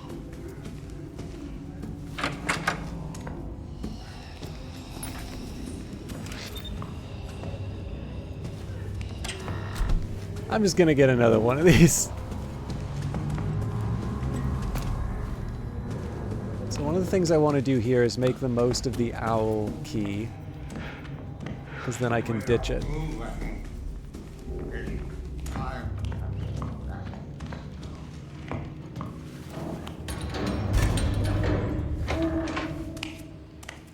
This is what we call cowardice.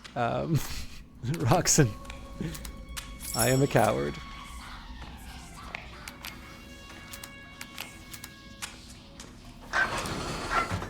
I only do this level to look at the beautiful mannequins.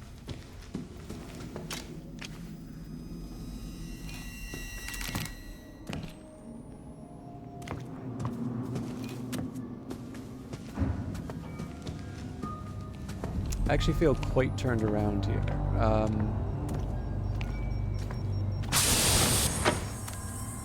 I think this is the part... Yeah, this is where I was before. Okay.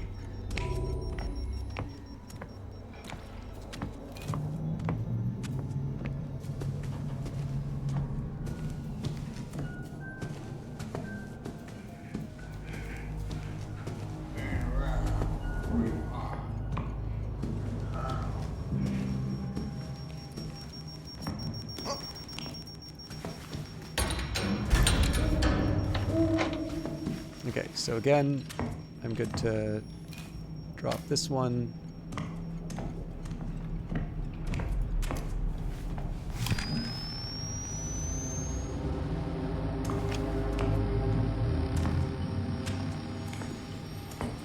Oh, she is gonna murder me.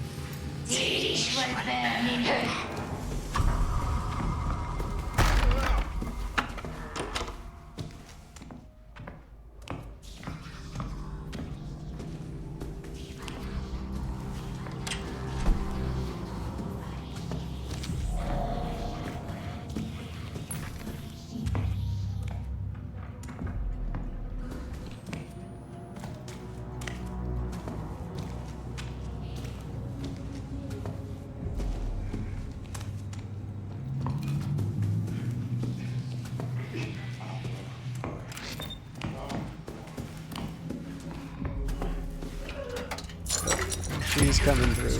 Yep. Now, if I recall correctly, she actually runs pretty fast, so I want to make sure that I go to a sensible place. Yeah, she just went through the door. Okay, I'm gonna have to alert her. Not ideal.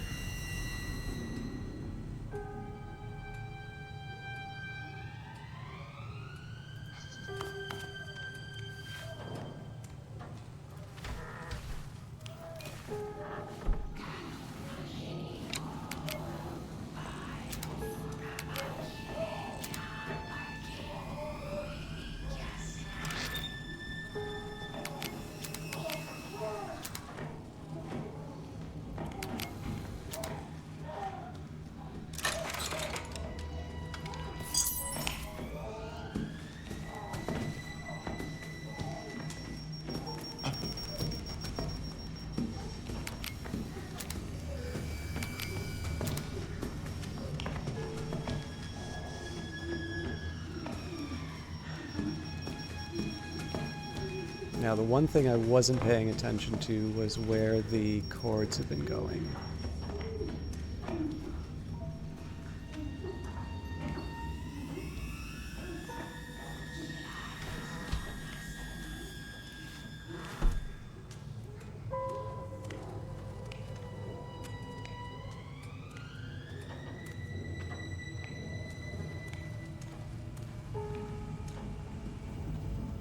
I'm pretty sure that's her.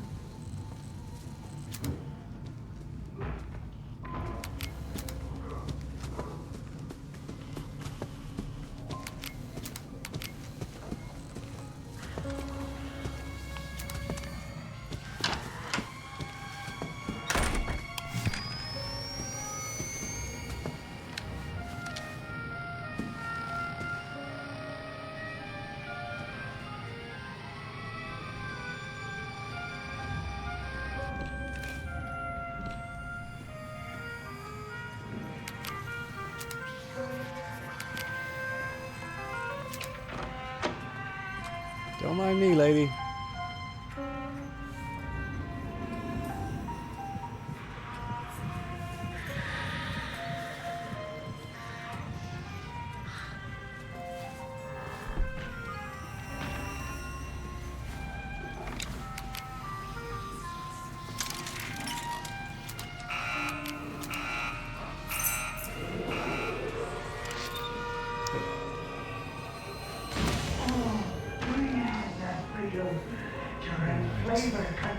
This is gonna get a little awkward for a bit, but...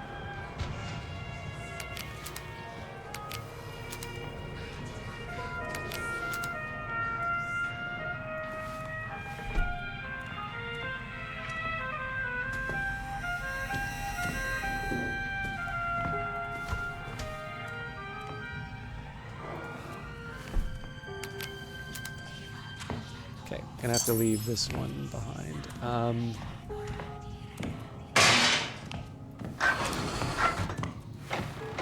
If any of you are easily scared, you shouldn't have heard that loud bang.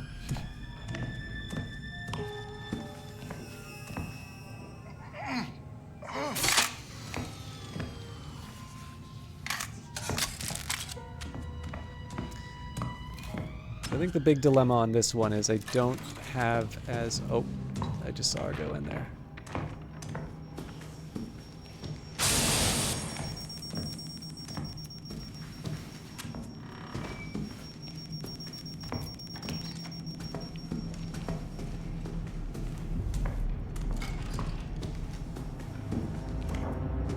So yeah, I'm probably going to need some effort to go through the...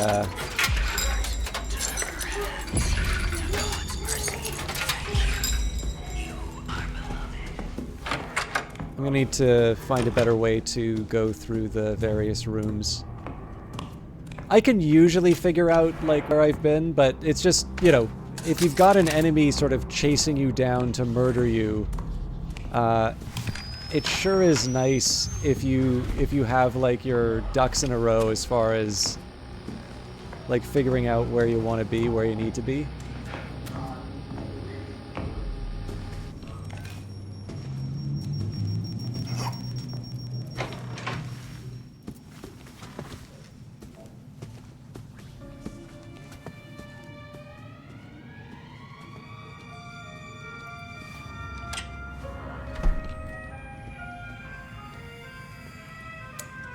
So honestly, anything goes at this point. I have no idea where she is.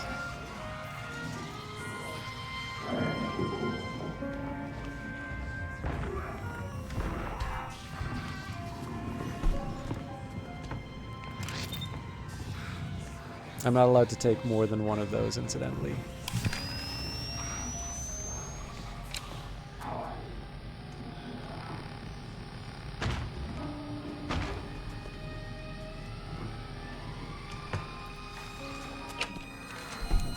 Before I do that, bricks are useful.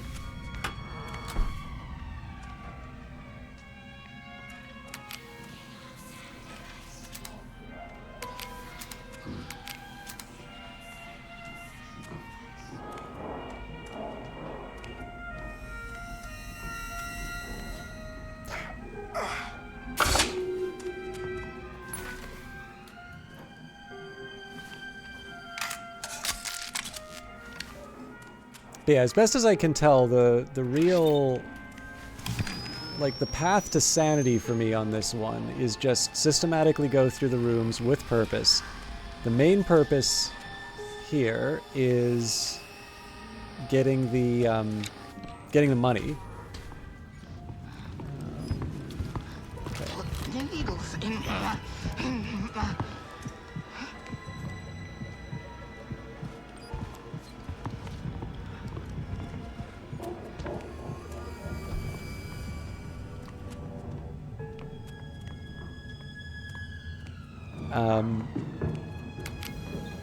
When I run out of money, or when I run out of opportunities to get money, switch to finding the key. Those aren't necessarily contradictory, by the way. Those can... Again, if I see motion, it gives me an idea of where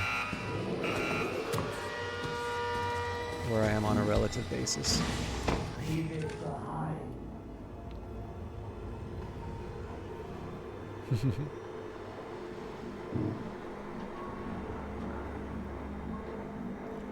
It's mostly also to Ulgrin's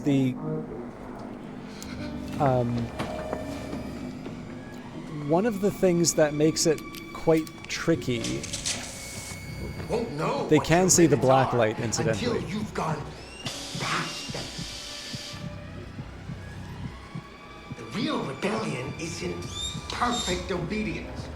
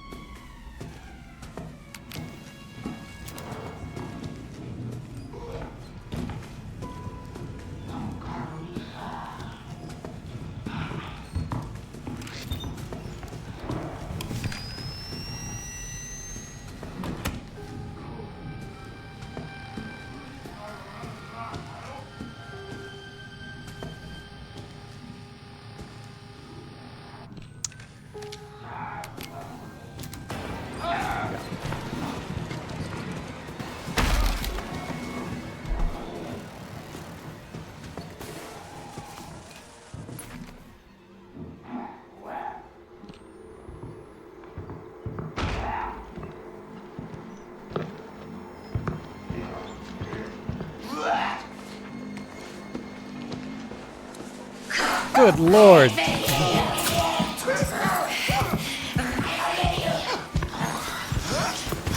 Ah, damn it.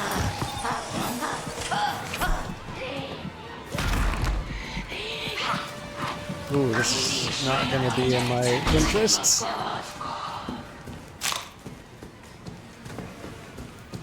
So good news is I can actually recover from that attack on my own.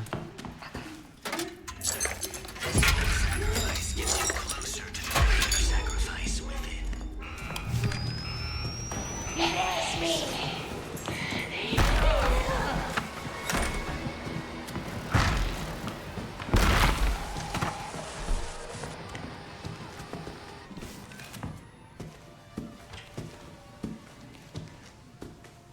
I don't know if she saw me, so I should be prepared to run.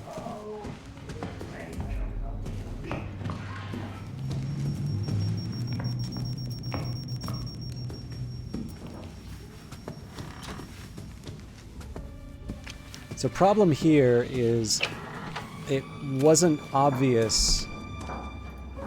Okay, you know what? I don't need to deal with this kind of negativity in my life right now. I feel like I need to deal with this kind of negativity in my life right now.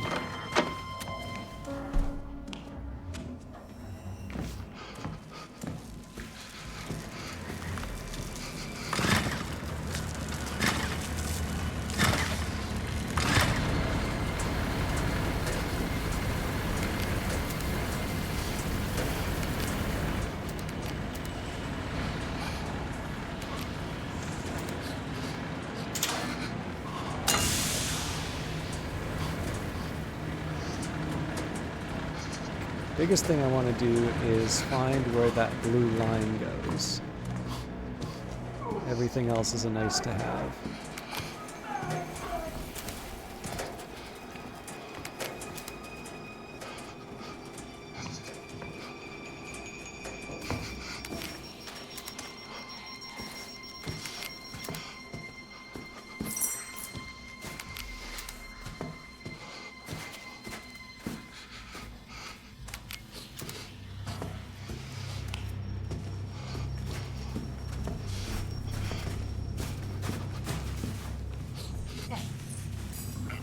I hear her.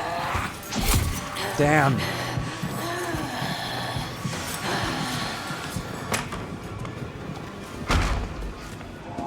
Warmth.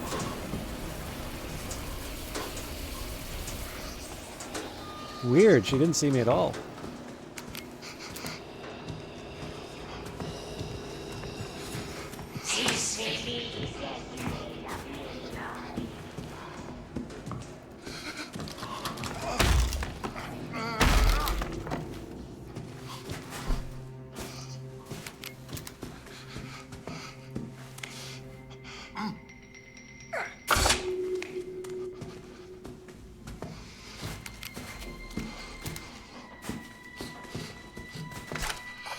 Yeah, she is definitely good at surprising. So I am getting a little bit better at detecting when she's in the room. Oh, I'm gonna need to... Ugh, that generator is gonna be scary to work with.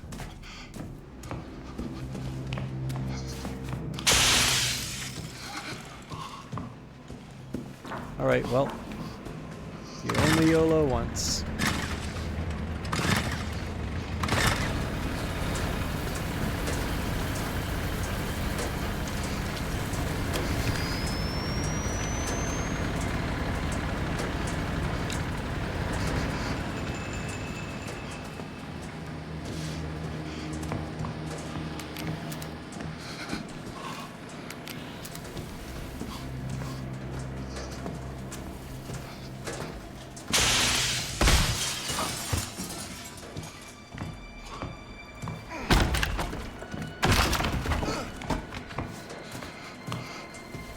So obviously it would be nicer if I had the wolf key, but I'll make do with what I've currently got.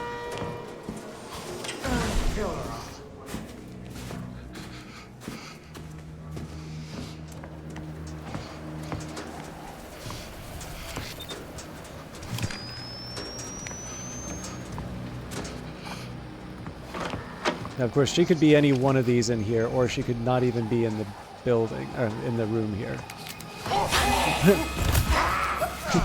Guess we got our answer.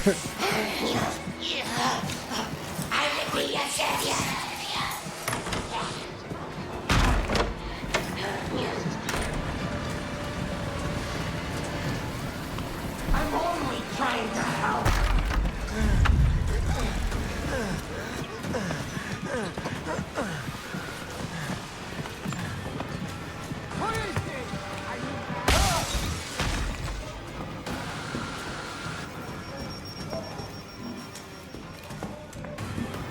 Okay, somebody sees me.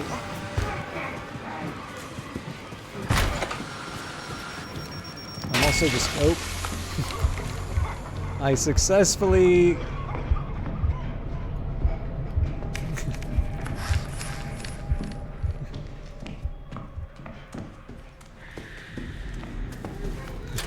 I successfully hit my... Sorry, I successfully... Only those willing to purge their wealth may enter.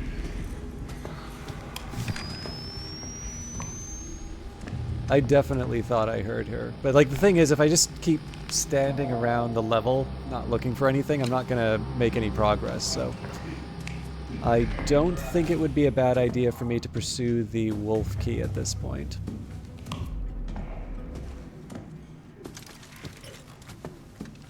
So we're 2 of 4 down.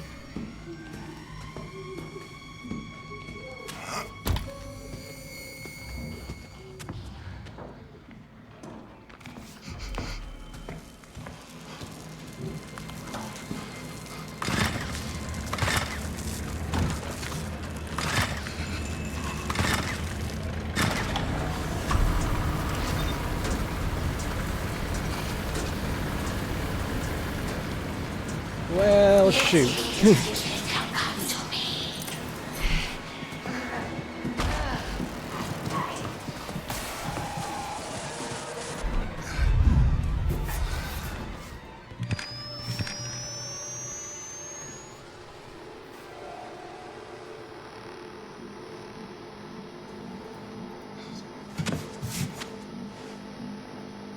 So yeah, the biggest question I have with Bogomolova is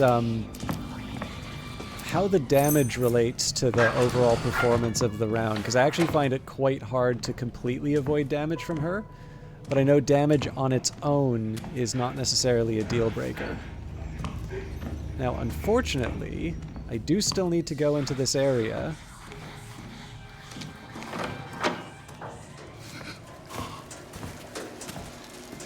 To work the remaining, there we go. That's the last one I need. I'm gonna make myself scarce.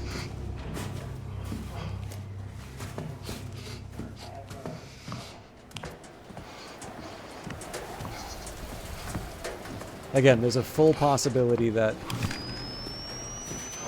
she's gonna show up at any minute. Okay, I can't really afford to wait on the heat here, but I don't remember checking this one.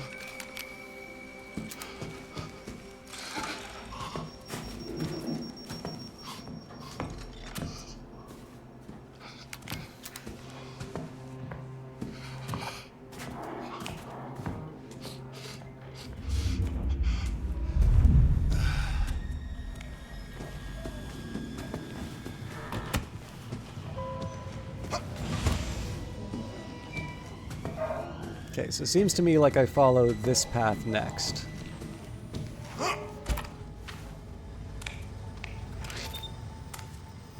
I do need to find a way to get on the other side, or the left-hand side, rather. Okay, she's in here.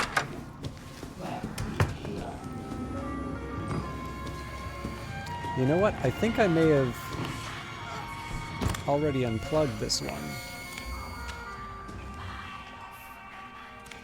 Interesting.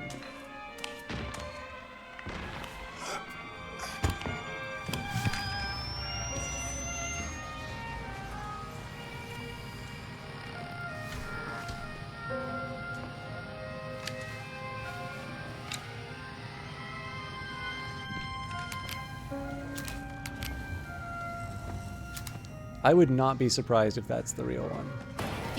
Whoops!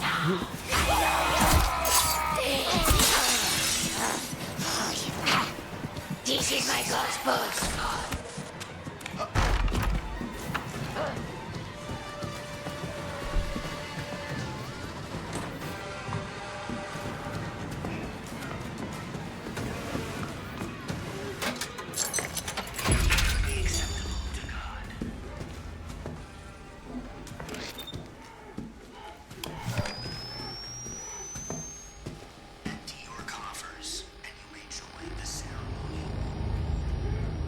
Okay, so it looks like she's going in the room with the key.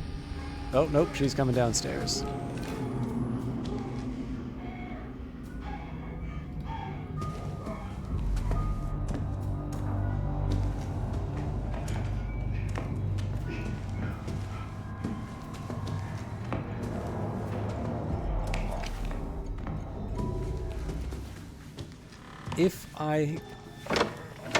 So my preference would be to have more throwables right now.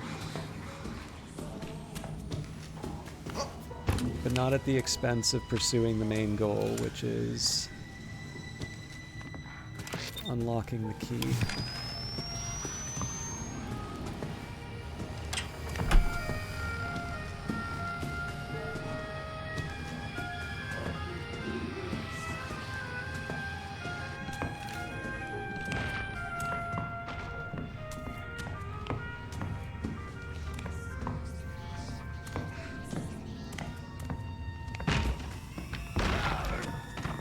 Obviously, there's some bad stuff going on.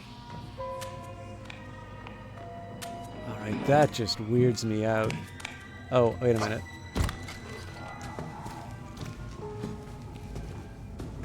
I was going the wrong way.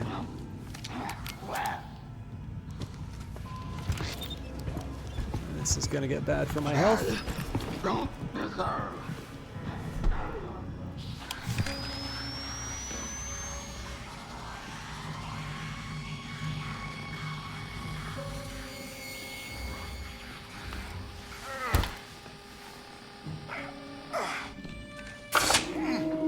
All right.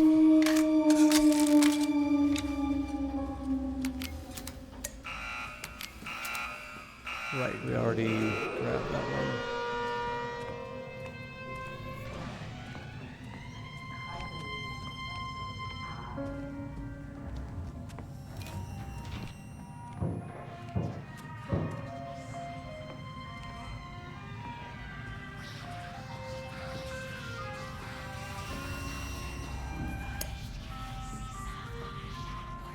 So before I go any further,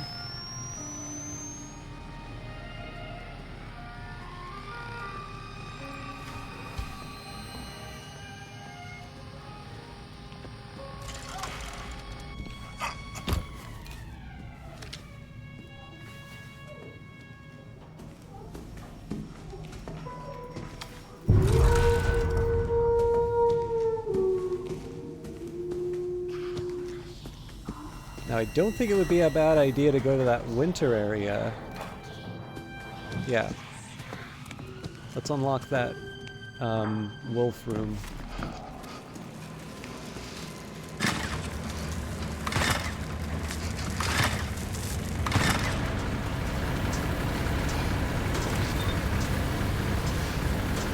So we'll try and make it quick.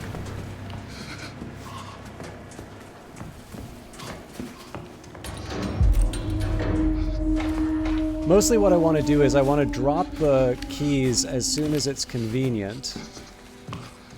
I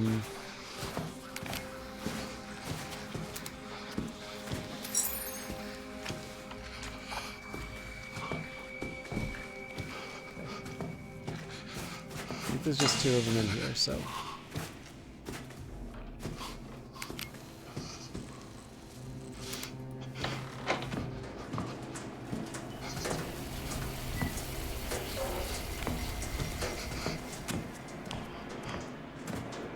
So yeah, basically, the longer I hold on to these keys,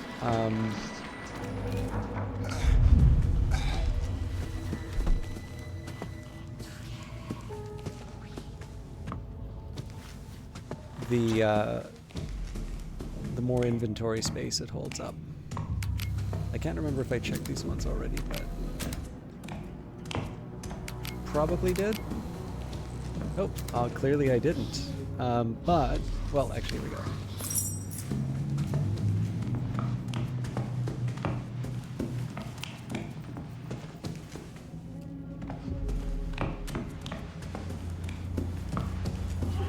I should be a little nervous about,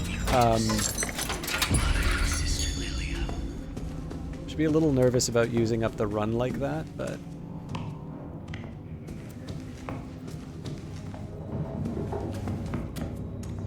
The big problem is that if the prime asset gets the drop on me,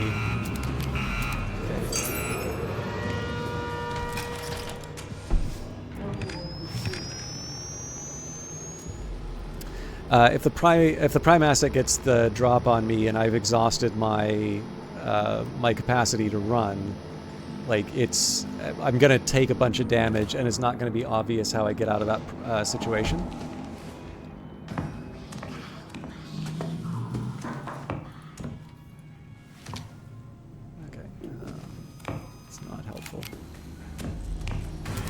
Whoa!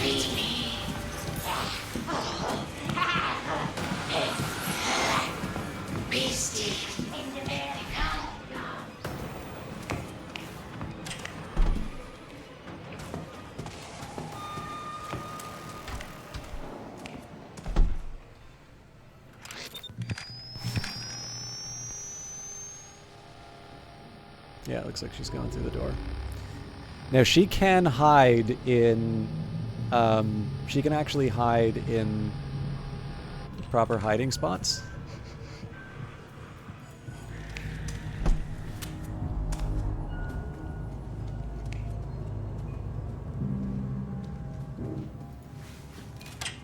So obviously that carries implications for, you know, she could be on her way to the auction area. But, I mean, what's my alternative, right? I take my lumps and I make the monies. So are you rewarded? Alright, so we're looking for 80 bucks.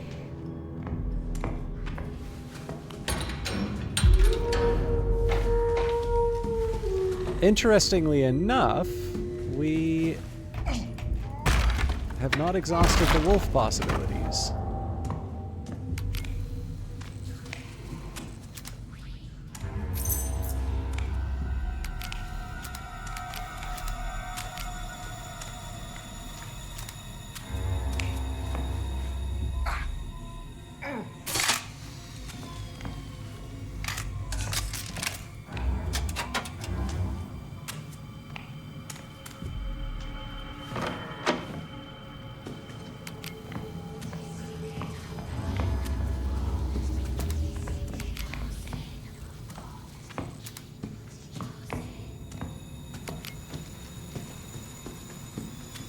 Okay.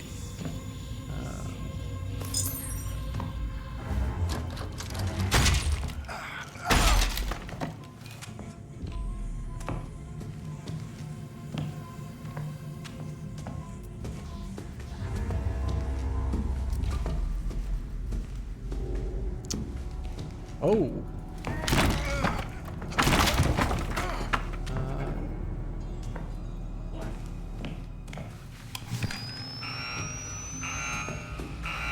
Okay, that's a concern. Mark off, Brad. Of course you can.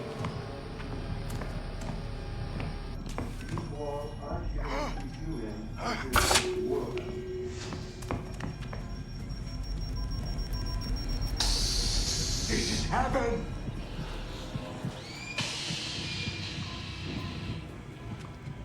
So normally there's 2 buttons near this thing.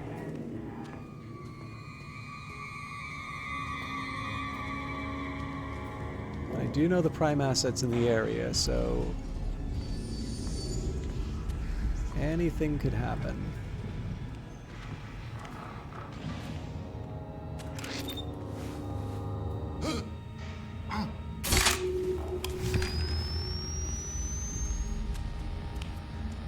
If I can, though... Oh, that looks promising.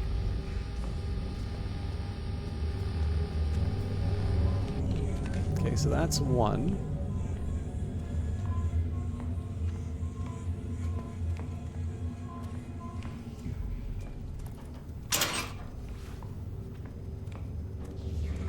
Got him.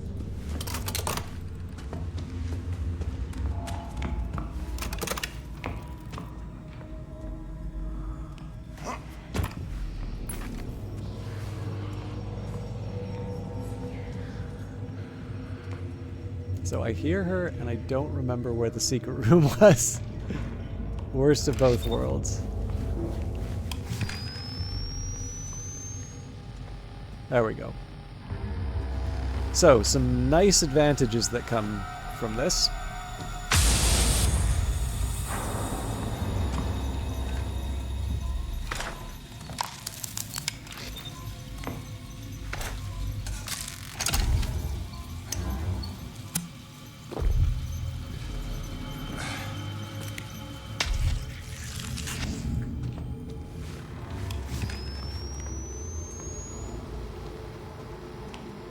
Now I just want to drop off the stuff at the auction. There's no reason for me to do anything too clever right now.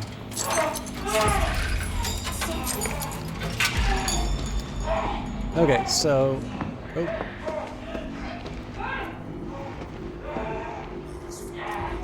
She's...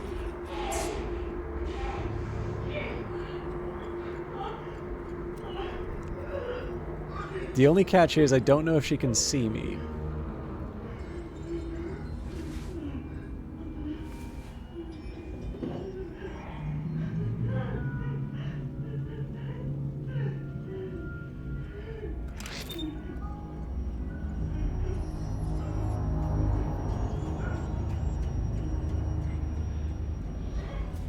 It's like I kind of need to go through this area, right?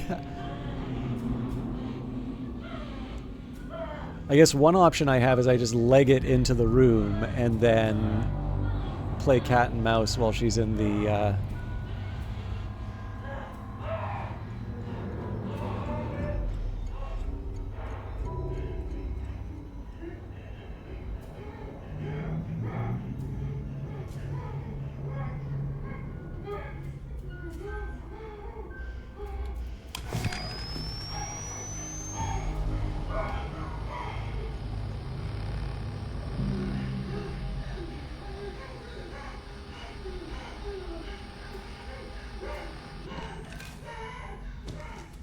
YOLO!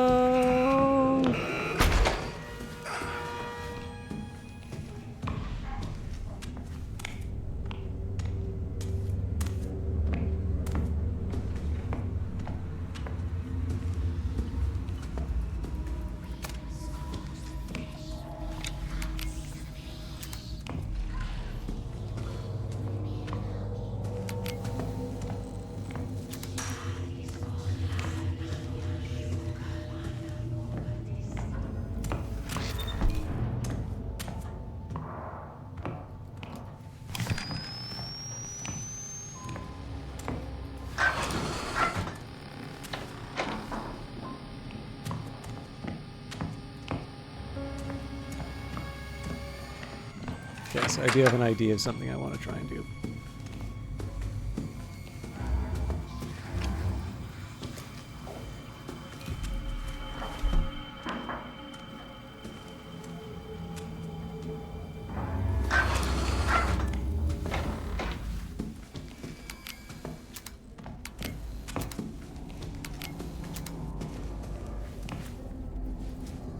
Oh, I have clearly already been here.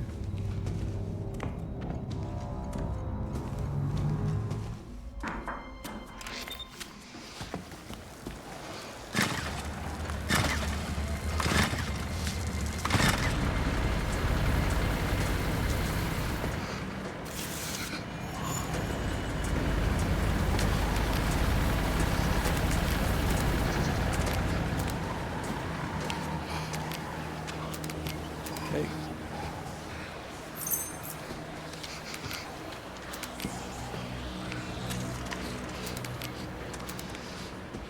That's fair.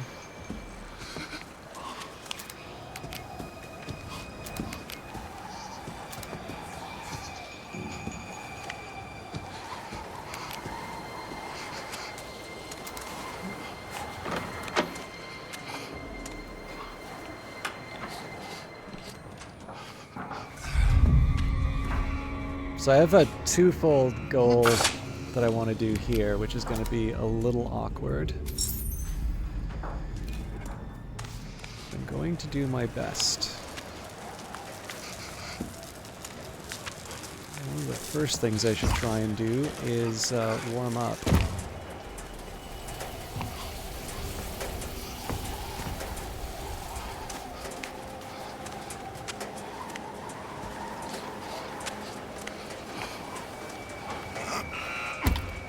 Okay, I'm on the clock now. Okay, there's one.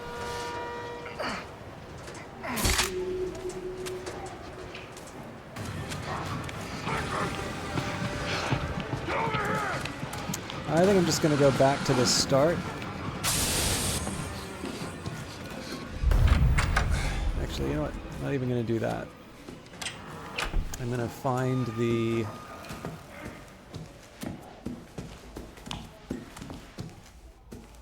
find the auction. I wish I knew...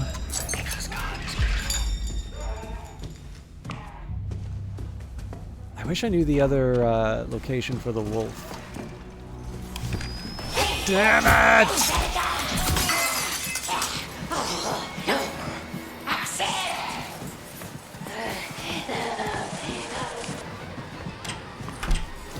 Okay, I gotta get something to defend myself with.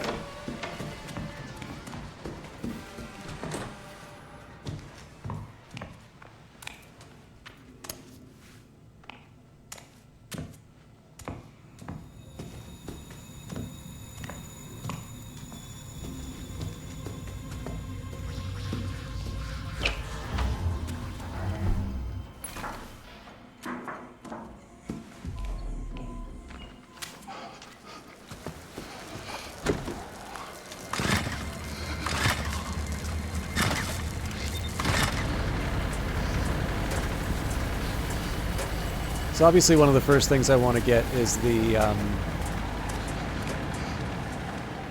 black light.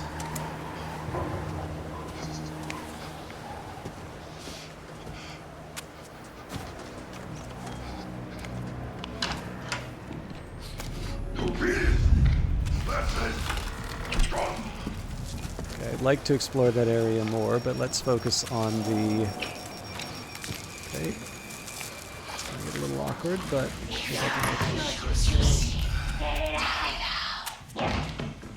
Man, it really sounds like she's in here.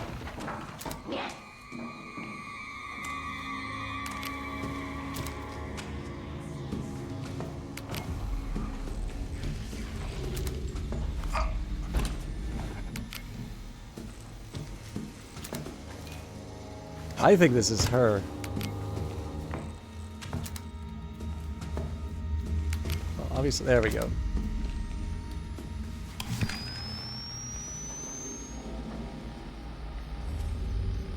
Okay, she was in here.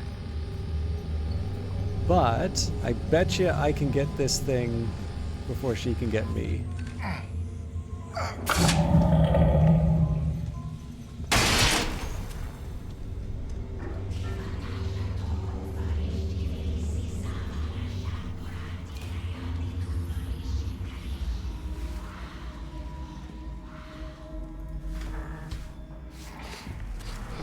Guess the question is, how badly do I want to check these mannequins? Pretty badly, so...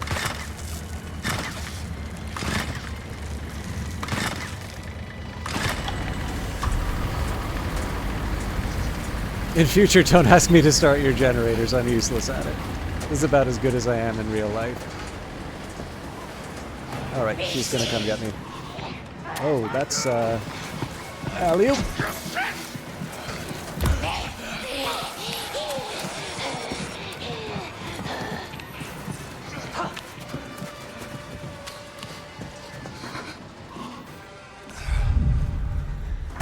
Alright, let's go for the bear.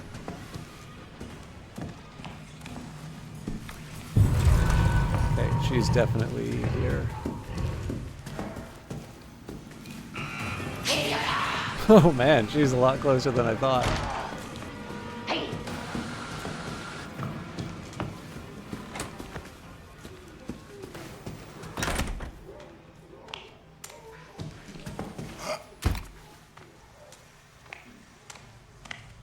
I'm just going to use this to recharge some stamina. I mean, again, I've got at least one weapon to defend myself with, right? So I don't need to be completely passive. But I also think it's sort of missing the... I think it's kind of missing the spirit if you try to go toe-to-toe with the prime asset.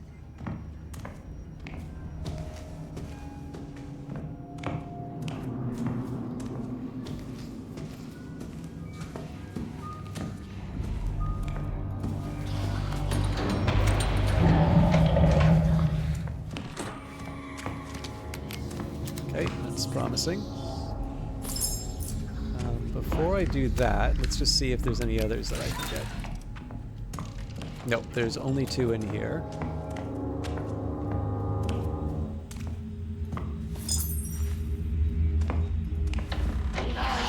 Whoa!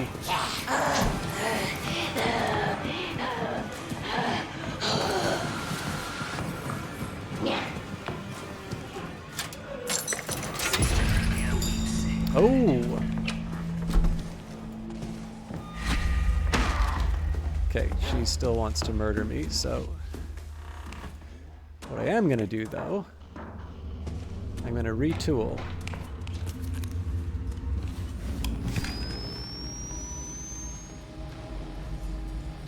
Yeah, she's coming to get me.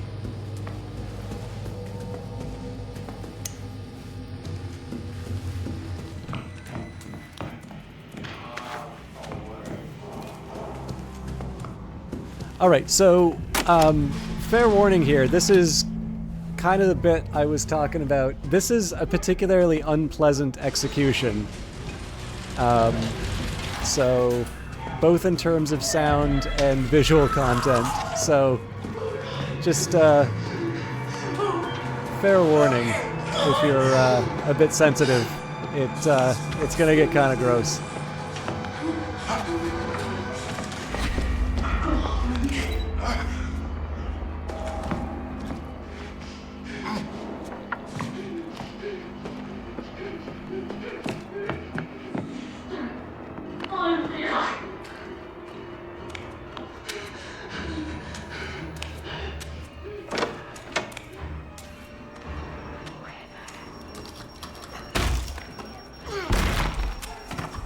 Okay, she definitely saw me.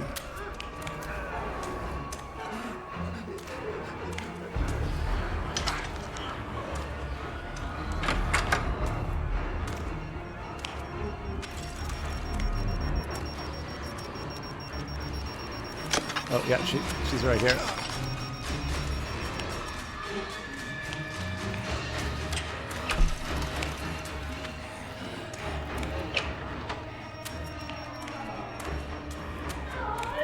Come to me.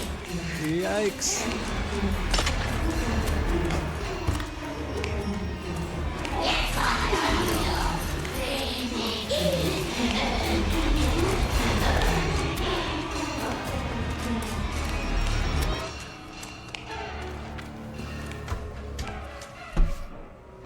Oh, she totally saw me. Oh, maybe not. I gotta find my way back up, though.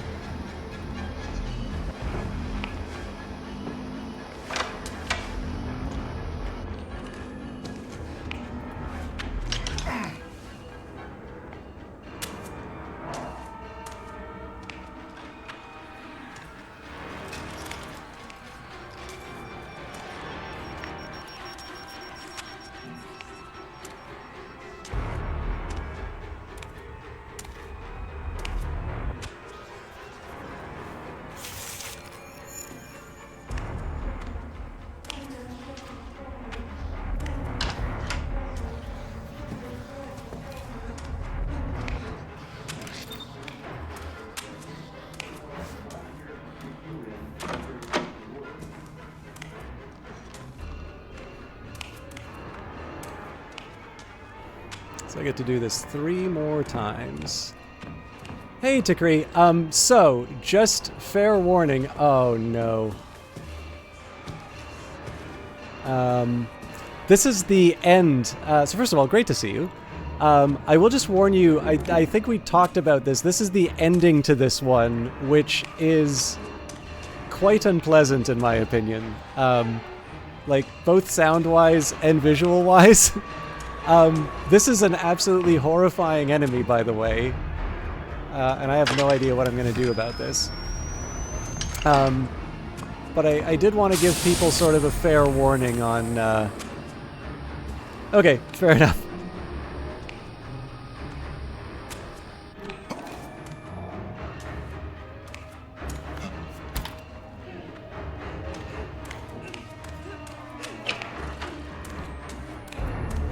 I'm trying not to run too much, but...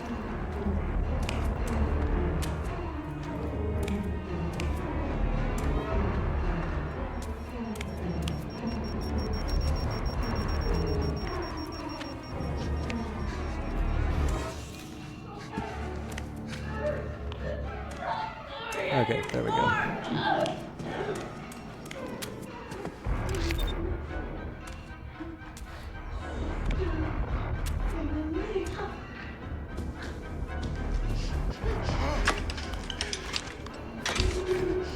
So I don't know if this works without the others present, but definitely it's going to provoke the prime asset. I did not come to be sad, but to sad.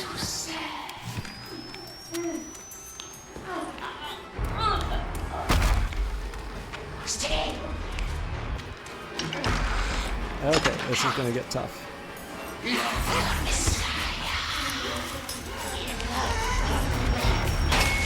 Oh crap. That was bad.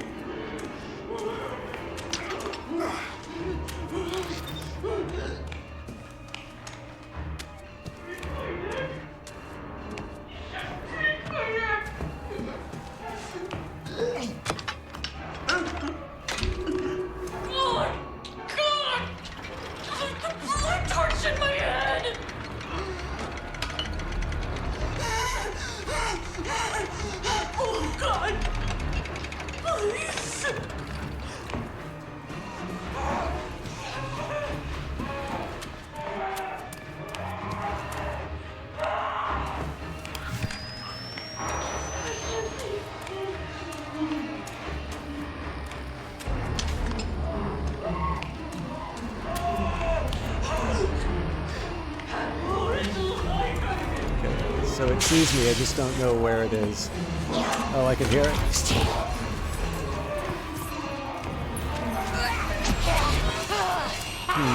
I don't know how I'm gonna fix this, but...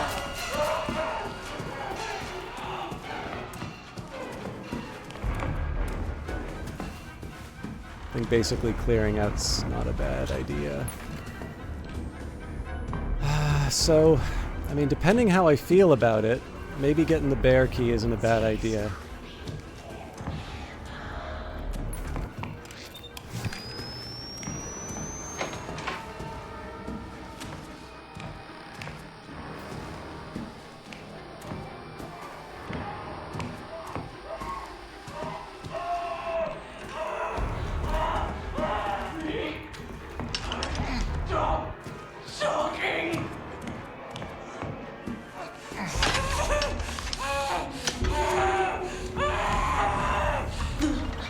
So it's going to come after me, I just don't know what direction.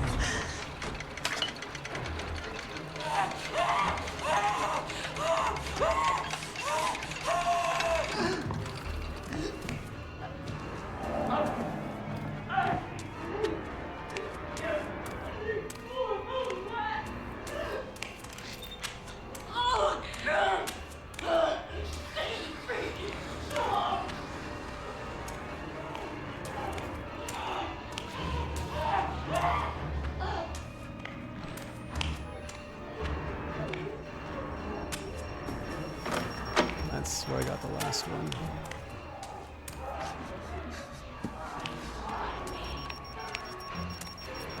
Oh, there she is.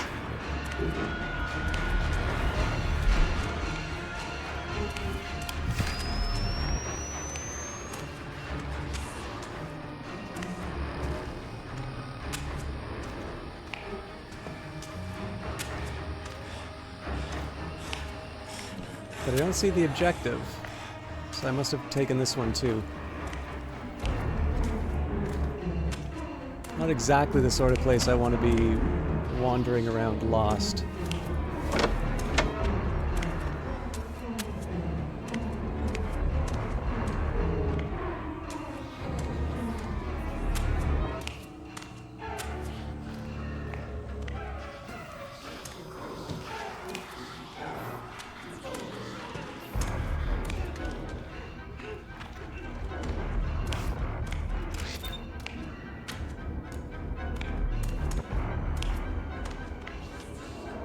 So I guess at minimum what this gets me is, oh,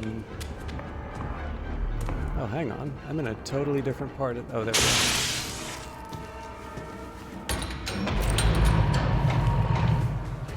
That doesn't help, though.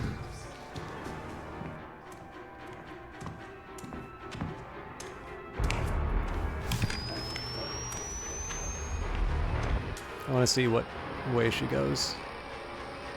Yeah, she's on the prowl, so I'll find another way around.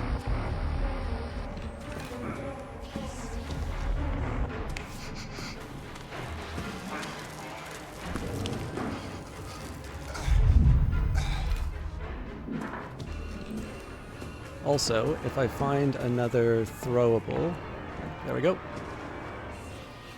Probably not a bad idea to switch that out.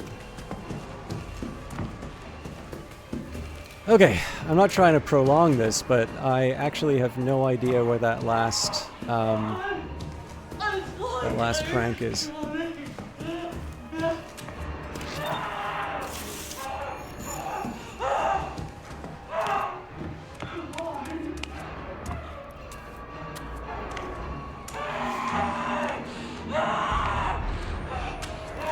Okay, I'm going to eliminate the possibility here.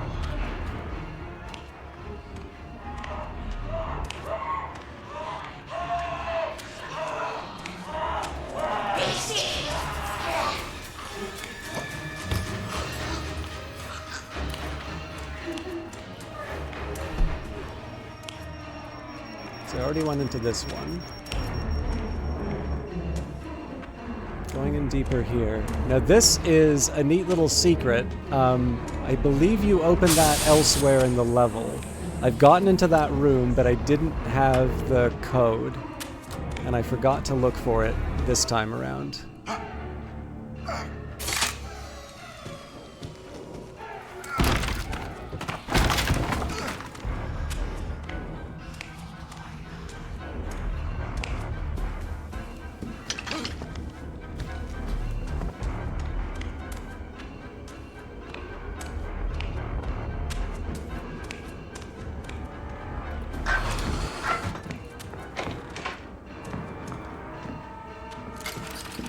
Okay, wrong way.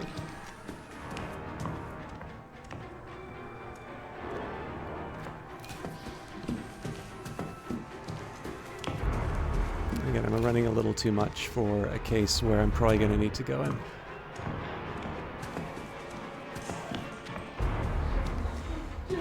And again, I might be overselling this, but last warning, this sounds and looks pretty unpleasant.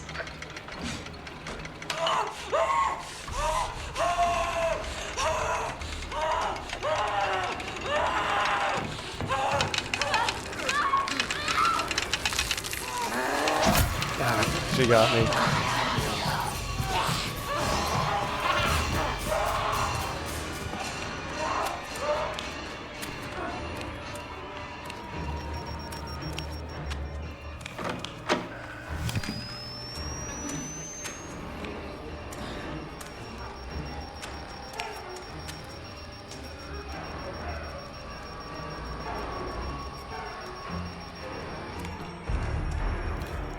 Give her a little time in there. This is my Oh, damn it.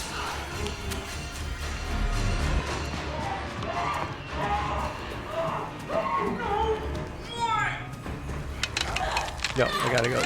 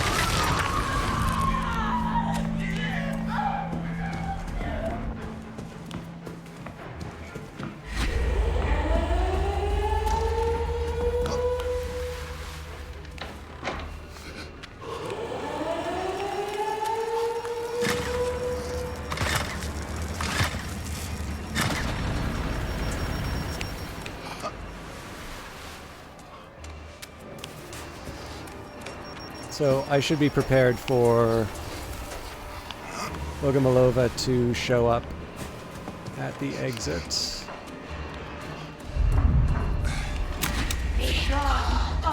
Oh, did she not see me? Lucky me if so.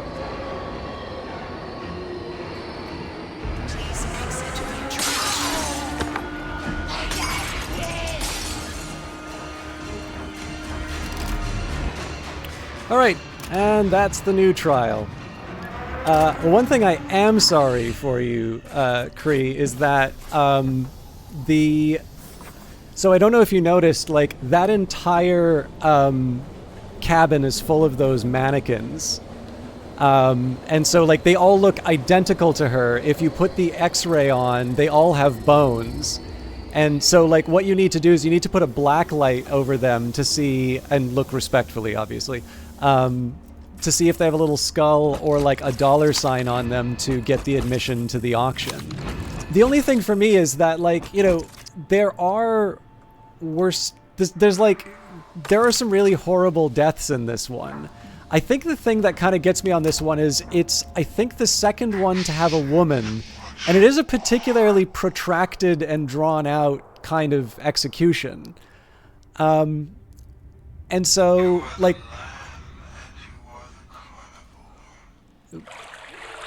Perfect. You're the engine of the future. I fill you with pain and humiliation, and you burn with obedience and prosperity. So like I sort of said at the beginning of the... Every day is tomorrow. Like I sort of said at the beginning of the stream, like, I'm definitely of the belief that, you know, if a creator wants to create something, one of the last places we should be... Like, I think we tend to lose more than we gain when you tell a creator, you know, you can't make that. I think there's a lot of really great stuff that has been made directly in response to people being told they can't do it. So the argument here isn't necessarily that, you know, Red Barrels couldn't make it. And the fact of the matter is that, like, the Outlast games are full of horrible deaths, and there's going to be a bunch of, like, everybody's going to sort of have their line, and in the end, they're going to need to make a product that goes to everyone. But the one problem I always run into is that, you know, my preference would be if you're going to show something horrible, don't show a sanitized version of it, right? So if you're going to dismember someone, like, you know, don't do dismembered light. But the problem that I've always had for that as an argument is that it's hard to... It's kind of hard to see how you answer, you know, okay, but, like, why did you need to do that at all? Like, why have the horrible thing? And again, the answer for me is always, it's like, because the creator decided they wanted to, but, you know, it's not really an answer. But interestingly enough, one of the things that came up in seeing that, and I mean, again, like I said, I could just personally be a big softy on it, but it's just, I don't know, like, there's, you know, human suffering to me is, like, never something I really want to see, and, you know, that's a particular kind of, like, helplessness that I don't think I've really seen in the Outlast Trials before. So as a result, and the fact that I'm being made to do it in the game is, you know, all the more horrible. But it actually relates to something that I saw in the news today. So Canada apparently is one of the first nations to have listed an online group. I strongly recommend do not look this up, because, like, if you think that I, like, felt uncomfortable with that, and I do, right? Like, I'll still play this game, and I'll still very much like Outlast Trials as a game. It's just, for me, I also think there's value in being able to articulate when I feel uncomfortable, and that is actually a particular level that at the end makes me feel uncomfortable, and I think it's designed to do that. And in the end, for me, there's sort of this wrestling in my mind of saying, you know, how much of that, you know, do I, because I already know the answer is never, they should never have made this. To me, I just sort of wrestle with it as like, how far do I want games like this to make me feel uncomfortable? What is the benefit? Because I will tell you, I would have been perfectly satisfied with the resort if if all of the tension of that one came from me feeling like any single one of those mannequins can come out and hurt me at any given time.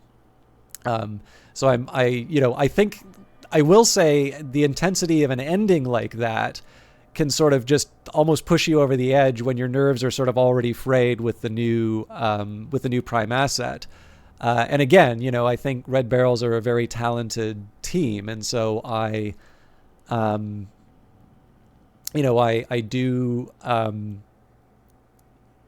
I do tend to give a bit of leeway, let's say, to that sort of thing. I'm sort of willing to say it's like I'm willing to go with you a certain distance with this stuff to see where you take me, because often they have gone to interesting places, although not ones I always like. Outlast 2, I kind of had a similar question. It was like, so why did this game need to be here? Because like it was a good yarn. There's like individual bits of the game where I'm sort of like, might have been, maybe there's a difference that they different direction that they could have gone.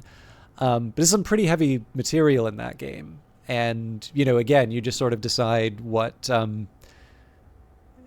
your comfort zone in terms of games. And more importantly, what's the benefit of starting to sort of push that zone. But the overall tone of this game actually brought me in mind. So again, in terms of discomfort, one of the articles that I read that made me feel incredibly sad was this profile on a couple of FBI agents who had been tracking a group called Hey, Revive Snow, how you doing? This group called, I think, 764. Now, it's part of a broader, I say organization, except that it's sort of these loose clusters. Like it's a large online entity known as the Com, and this has a very broad range, usually very awful range of internet activity. And 764 is particularly repellent in terms of just pushing as far as they can in terms of the extreme content. And that particular story is about how they got a 13-year-old kid to kill themselves and film it for their for their amusement, basically. And that is essentially the purpose of that group, to push the boundaries as far as you can. And in fact, some of the things that they described in that article included how there was one of these targets that they were grooming who knew that she didn't want to kill herself, but sort of felt obligated to provide something for the people that she was talking to online. And so they actually gave her a script to find someone else to be the target. It is just like absolutely, truly repellent and awful people all the way down in this. And so that's the entity that I saw in the news. I don't know if it happened today or if I just saw the news today, but this has been listed as a terrorist organization. And why we already just had to go through a trial. So why am I talking about this? What it really puts me in mind of, right? Like the Outlast Trials, as I mentioned, I think the overall setting for Outlast is inspired by some experiments that were done in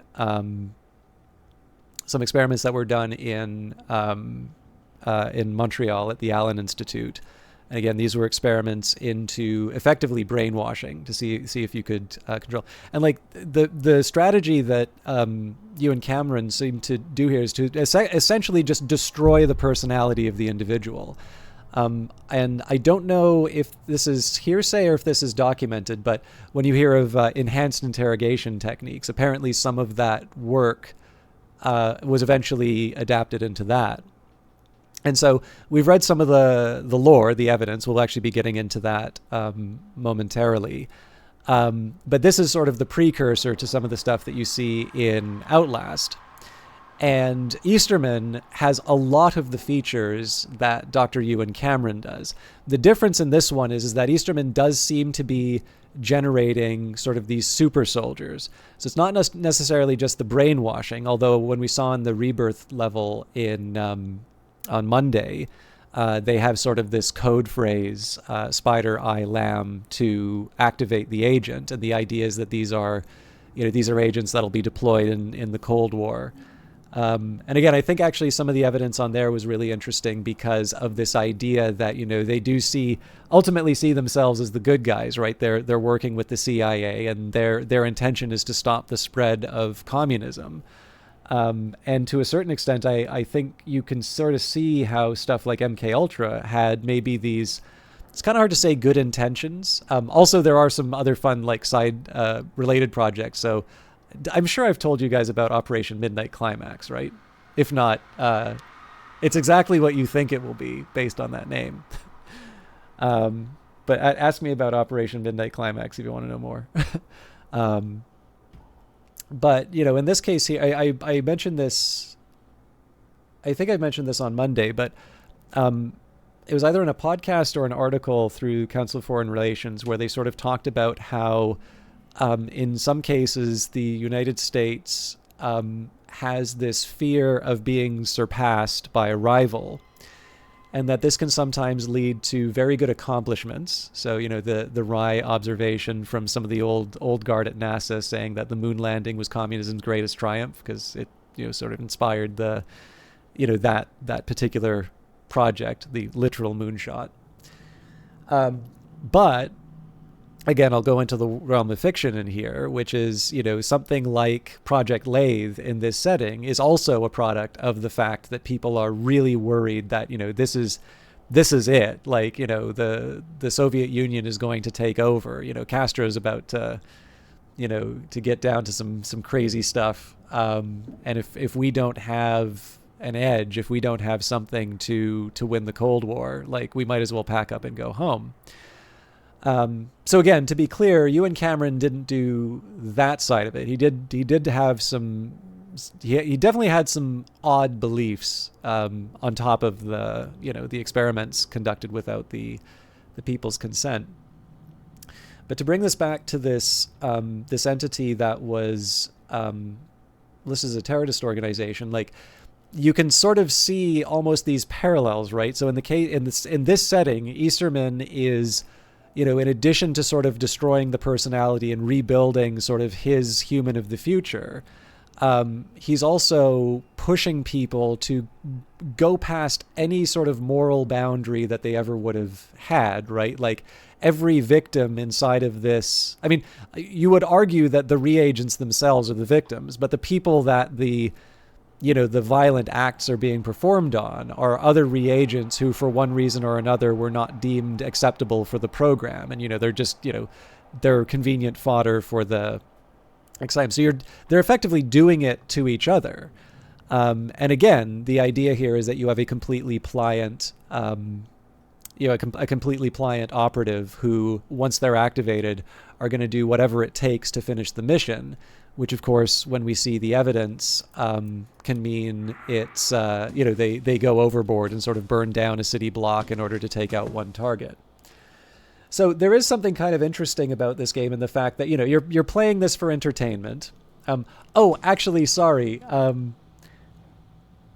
I should have pointed out, I believe in the resort level, there was a container that looked a bit like this. I remember seeing this last night, and I should have mentioned it before. There is a brand.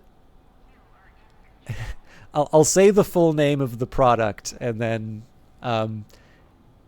it is Did He Baby Oil, which, I mean, maybe this just speaks very poorly of me, but this did put a wintry smile over my face. No freak-offs, though. Although, if you look at those mannequins long enough, who knows what you'll do. But yeah, there is something kind of interesting in terms of the structure, right? Which is, I play this game for entertainment. I'm obviously being pushed, and I one of the reasons why I wanted to highlight my discomfort with the, with the execution in that is that, to a certain extent, right, there's something that the game's doing, right? It's pushing me past something that I would normally do, would necessarily want to see. So to a certain extent, it's drawing me into Easterman's experiment, which is, again, it's one of these ones where I do sort of sit. I sit in kind of an uncomfortable place because I do sort of respect the craftsmanship and I respect potentially what's being done with it, while sort of also recognizing that it's like, this is a pretty uncharacteristic kind of game for me to play, right? I really like it, but it's I like happy stuff, I'd be happy doing like surviving Mars and like building things and all of that. And again, to bring it back to that organization, right? Like there is something just to sort of see the playbook that they have, that this whole idea, like this real, like this assembly line of misery, is brought down to a point where a potential victim can actually be given the script to find the next target instead. And so again, just that idea of like pushing excesses, pushing boundaries, making people pliant and putting them past things that they would ever have sort of thought possible. It's obviously a really sad headline to compare to it, but I definitely, because I had this level on my mind, I don't think that's what this game's invoking, but it was kind of hard for me not to put the two ideas together. So anyways, as a palate cleanser, let's get some lore. Signala HR completed reagents. By the way, while I am here, let me just shout out Revive Snow. We will do at least one more trial before we finish for the night. But I wanted to. Papa Scorp says here, I just Googled Operation Midnight Climax and holy fuck, man, those were wild times. Yeah. So for those of you who don't know, so like, again, for those of you, I have seen other figures in Project MK Ultra held up as the inspiration for Easterman. However, I would say, given the fact that Easterman did study sort of the German psyche after World War II, I'm going to propose that the best fit is Dr. Ewan Cameron, Scottish-Canadian psychologist, and that the best fit for sort of the Outlast universe would be the experiments that were done in Montreal at the Allen Institute in I think it's the overall hospital was called Mount Royal. And again, other people will have views on this, but like I especially because Red Barrels is from Montreal, that's like too close of a connection for me to see. And I mean, obviously the MK Ultra references are basically throughout all of the games, but I don't recall if Midnight Climax was part of MK Ultra or if it was just alongside of it. If any of you have seen the movie The Manchurian Candidate, and I'm thinking of the original one with Frank Sinatra, there was a remake with Denzel Washington as well, but the original one was in response to yeah, sorry, Revive Snow. I kind of moved off of immediately afterwards, but I've actually been enjoying Revive Snow in the VR chat app. I was going to say there's a meme about men writing women, which, is talking about breasting boobily, and the jiggle physics on VR chat really made me think of breasting boobily. I don't know if it was the specific avatars that you were looking at, but I was like, this will forever be impossible for me to not to connect with that meme. I don't think that was the intention of your stream, but it did make me laugh. Anyways, Revive Snow is a ton of fun to watch. Not for that reason. I actually have been really enjoying the Space Marine 2 streams, but Revive Snow does a lot of great stuff online. Anyways, Midnight Climax. So in the Korean War, there were a number of U.S. POWs, and what created great concern was that they sort of gave these statements condemning the United States, and there was this genuine belief that the Chinese had sort of mastered mind control. And for any of you who've seen Dr. Strangelove, right, we cannot allow a mind control gap. And And so there was this effort to try and understand how it happened. Now, Robert Cialdini, in his book Influence, I don't know if this is like the full account of what happened, but I believe his account of it is essentially that what you do to get that kind of compliance is, you do the usual prisoner thing, and then, you try to get small forms of compliance. So, maybe you'll get a slightly better meal. And it's just if, it's not even like maybe not sign your name to a piece of paper, but just do some small thing, some token gesture. And then maybe the next one is like, well, would you agree that maybe both systems have their problems? And there's just this very slow progression of agreement. And essentially that is at least Cialdini's account. Obviously, he gives a much better and more rigorous accounting of it. But that was the idea, that there's just this very slow salami slicing, these seemingly unobjectionable steps that ultimately lead to a much more significant response, or a much more significant sort of betrayal, effectively.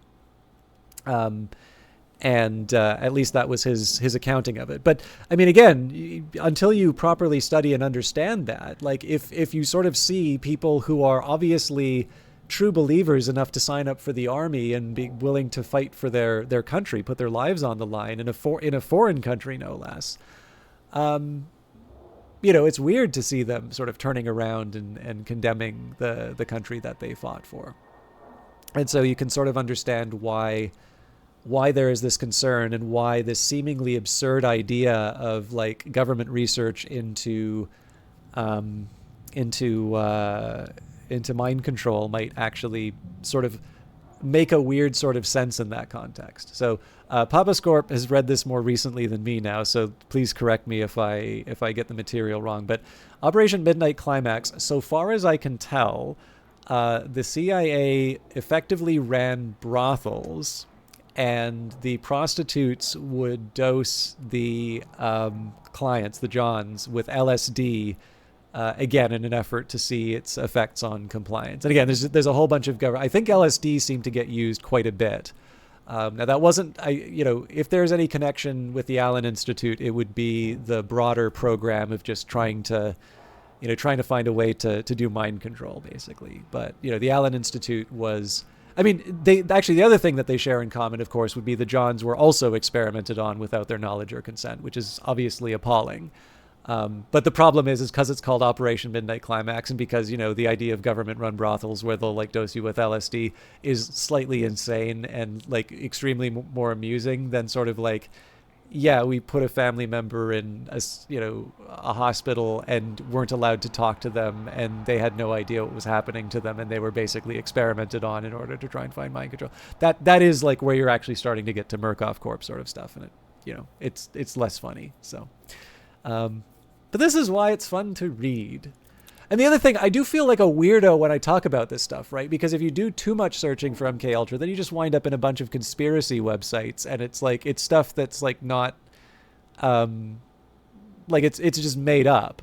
But the thing is that some of the stories coming out of the Cold War and the response to such a shocking turn of events, the reality is actually absurd enough on its own that you don't need to make up a conspiracy theory to I don't know, spin a good yarn. I know that's not what conspiracy theorists are trying to do, but anyways, let's do the Signala HR, and we'll do at least one more challenge. Reagent 877 surveillance. Text Murkoff Corp. Interorganizational letters only. Transcribed. Filed. Date removed. To A. Bradley Avalanos Signala facility from Clyde Perry in San Antonio, Texas. Sub completed and released reagent surveillance 0877. Day 28, reagent 0877 surveillance uneventful. Subject attended Episcopal services at St. Mark's. Attended baseball games. 2 meals taken at dinner. Trigger tests acceptable, successfully neutralized before action. As uneventful as days 1 through 27, suggest remote passive surveillance, request reassignment. See Perry. Reagent 0946, surveillance part 1, June the 20th, 1959 to A. Bradley Avellano's Signala facility from Clyde Perry in Field, Muncie. Is that Indiana? Sorry, Canadian here. Some completed and released reagent surveillance 0946. Day 6 of reagent 0946 surveillance was eventful. Subject exited apartment before dawn, walked looping path through residential neighborhood, then observed bird falling from sky or tree. Subject stepped on bird, bird dead. 2 fits of crying throughout day, 1 fit of uncontrollable laughter. Subject performed duties at industrial laundry to satisfaction of supervisor. Trigger 8 tested at 3 p.m. with satisfactory results. Trigger 13 tested at 9:30 p.m. with exceptional results. Note: subject heard telling coworker bird was pulled from sky with power of mind. Reagent 946 Surveillance Part 2. Reagent 0946 terminated 11:06 p.m. on June 22, 1959. Body weighting cleanup in Blaine neighborhood of Muncie, corner of Willard and South Lewick. Subject was observed at Rivoli Theater for a screening of Sleeping Beauty. Subject approached group of adolescents and claimed extrasensory abilities. Adolescents laughed and fled. Subject followed adolescents unobserved. Subject attempted to climb into house of youngest adolescent. Visual approximation 12-year-old female. At which point I intercepted and engaged subject in physical altercation. Shot subject 6 times in head and chest. Silence rounds, minimal disturbance to neighborhood. Then garroted subject, physical evidence minimal. Suggest filing is failed conditioning, returning to Signala. Reagent 877 to Los Alamos, to Clyde Perry from A. Bradley Avellanos, Reagent 0877 to Los Alamos. Mr. Perry, many thanks for your continued vigilance. Based on confessional intelligence from the minister at St. Mark's, Reagent 0877 has become a subject of interest. Please retrieve Reagent 0877 and transport him to our office in Los Alamos for further study. Mr. Brandzik will be on site by July 1st to receive and process the patient. Submit cost to Signala. Please refrain from extracurricular habits. Reagent 0877, send more. Correspondence between Olivier W. Brandzik and H.J. Easterman. Dr. Easterman, please send additional reagents. Reagent 0877 has proven a remarkable inspiration to our paperclip guests. For those of you that don't know Operation Paperclip, which actually wasn't originally called that, was a program to bring German, i.e. Nazi, or more likely former Nazi scientists into the United States for... A lot of them actually wound up going into rocket programs, because, of course, stuff like the V2. Which, weirdly enough, if you think it... Neil Stevenson has an interesting essay saying that, like, the rockets that we have are somewhat of the product of a madman wanting to hit London, unsatisfied with his bombers, so puts a lot of money into launching rockets at Britain, which leads to scientists who are specialized in that, who are then brought to the United States to participate in the space race. And that's basically how we put satellites into orbit. I really don't know where I'm going with that, but that's the consequence of paperclip. But apparently it was so named that people... So they kind of kept I guess we call it database now, but obviously it wasn't computerized. Lists of scientists for projects that potentially they would want to accelerate. And if somebody wanted the figure, so if somebody wanted the scientist, they'd put a paperclip by the name and they would try to obtain them. And then I think the Soviets had a similar program a couple of years afterwards.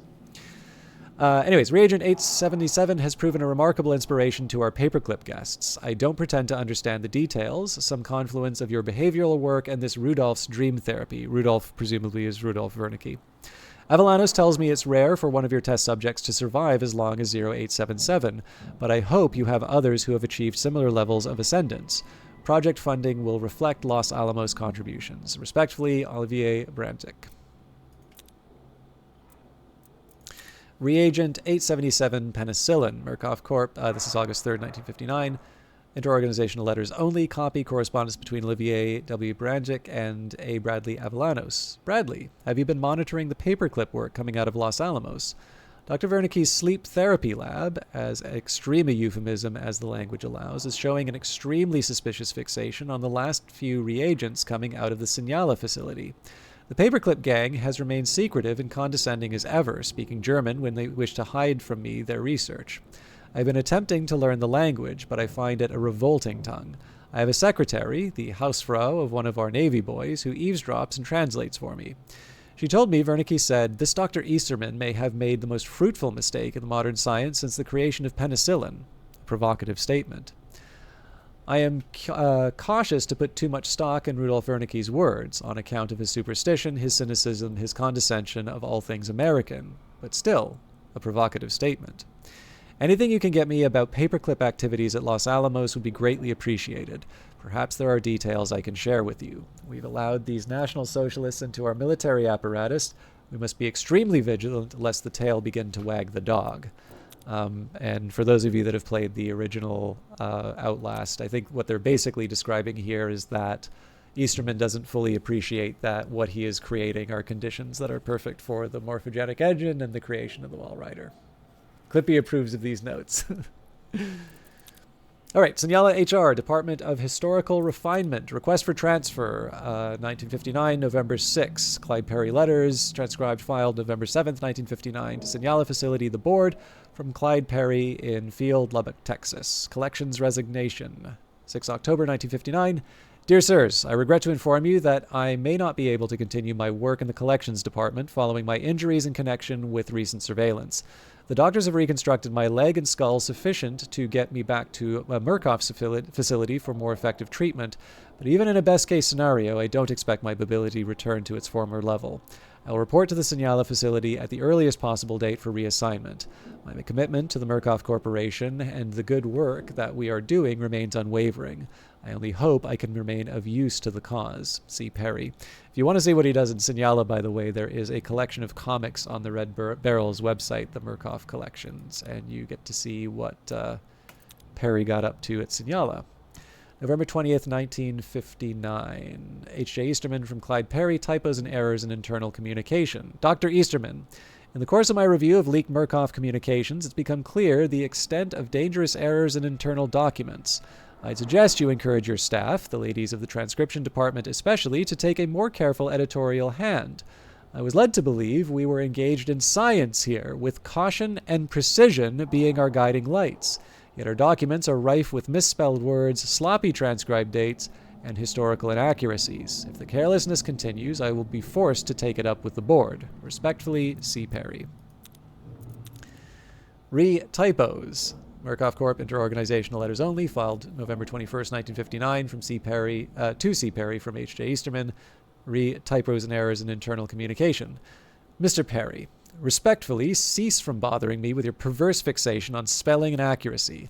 I am not some librarian or county clerk fixing dates and events for an inane bureaucracy. I am in the business of discovery.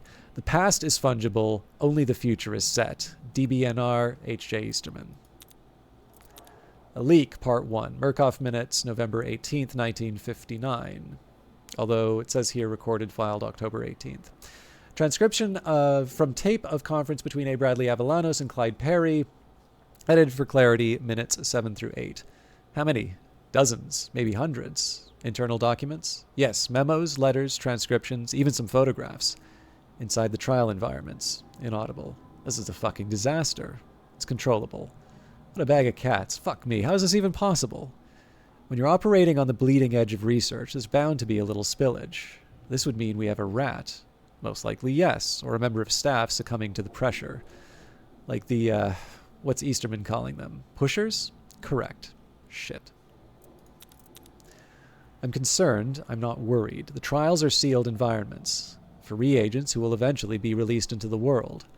The reagents are pumped so full of amnetics that any memory inside the trial is going to be deeply subconscious. Still, nobody reads anything. Reading is boring. Still, we have a rat. And even on a subconscious level, we can't have internal Murkoff business getting out. So we're proposing a new initiative. I want you on board. We're calling it the Department of Historic Refinement. Inaudible. You would have 3 directives in descending order of urgency. 1. Discover the source of the leak, how these documents are being scattered into the trial environments. 2. Removal of documents from the trial environments. And 3, and this is the long-term priority of the historic refinement, the suppression of any leaked information and dissemination of tangent information to corrupt and confuse and anti-Murkoff narratives. They need people. You'll have what we can spare. I'm still on these crutches for at least another month, which is why we're not giving you the job of errand boy. Jesus Christ, you'll have people. When do I start? All but one. November 26, 1959, transcription from a tape of conference between Clyde Perry and Cornelius Noakes. Edited for clarity, Cornelius Noakes is the guy who gives us the rigs. Minutes 3 through 8. I only got here in 58. I'm asking about September. I don't got a calendar, man. Your best guess.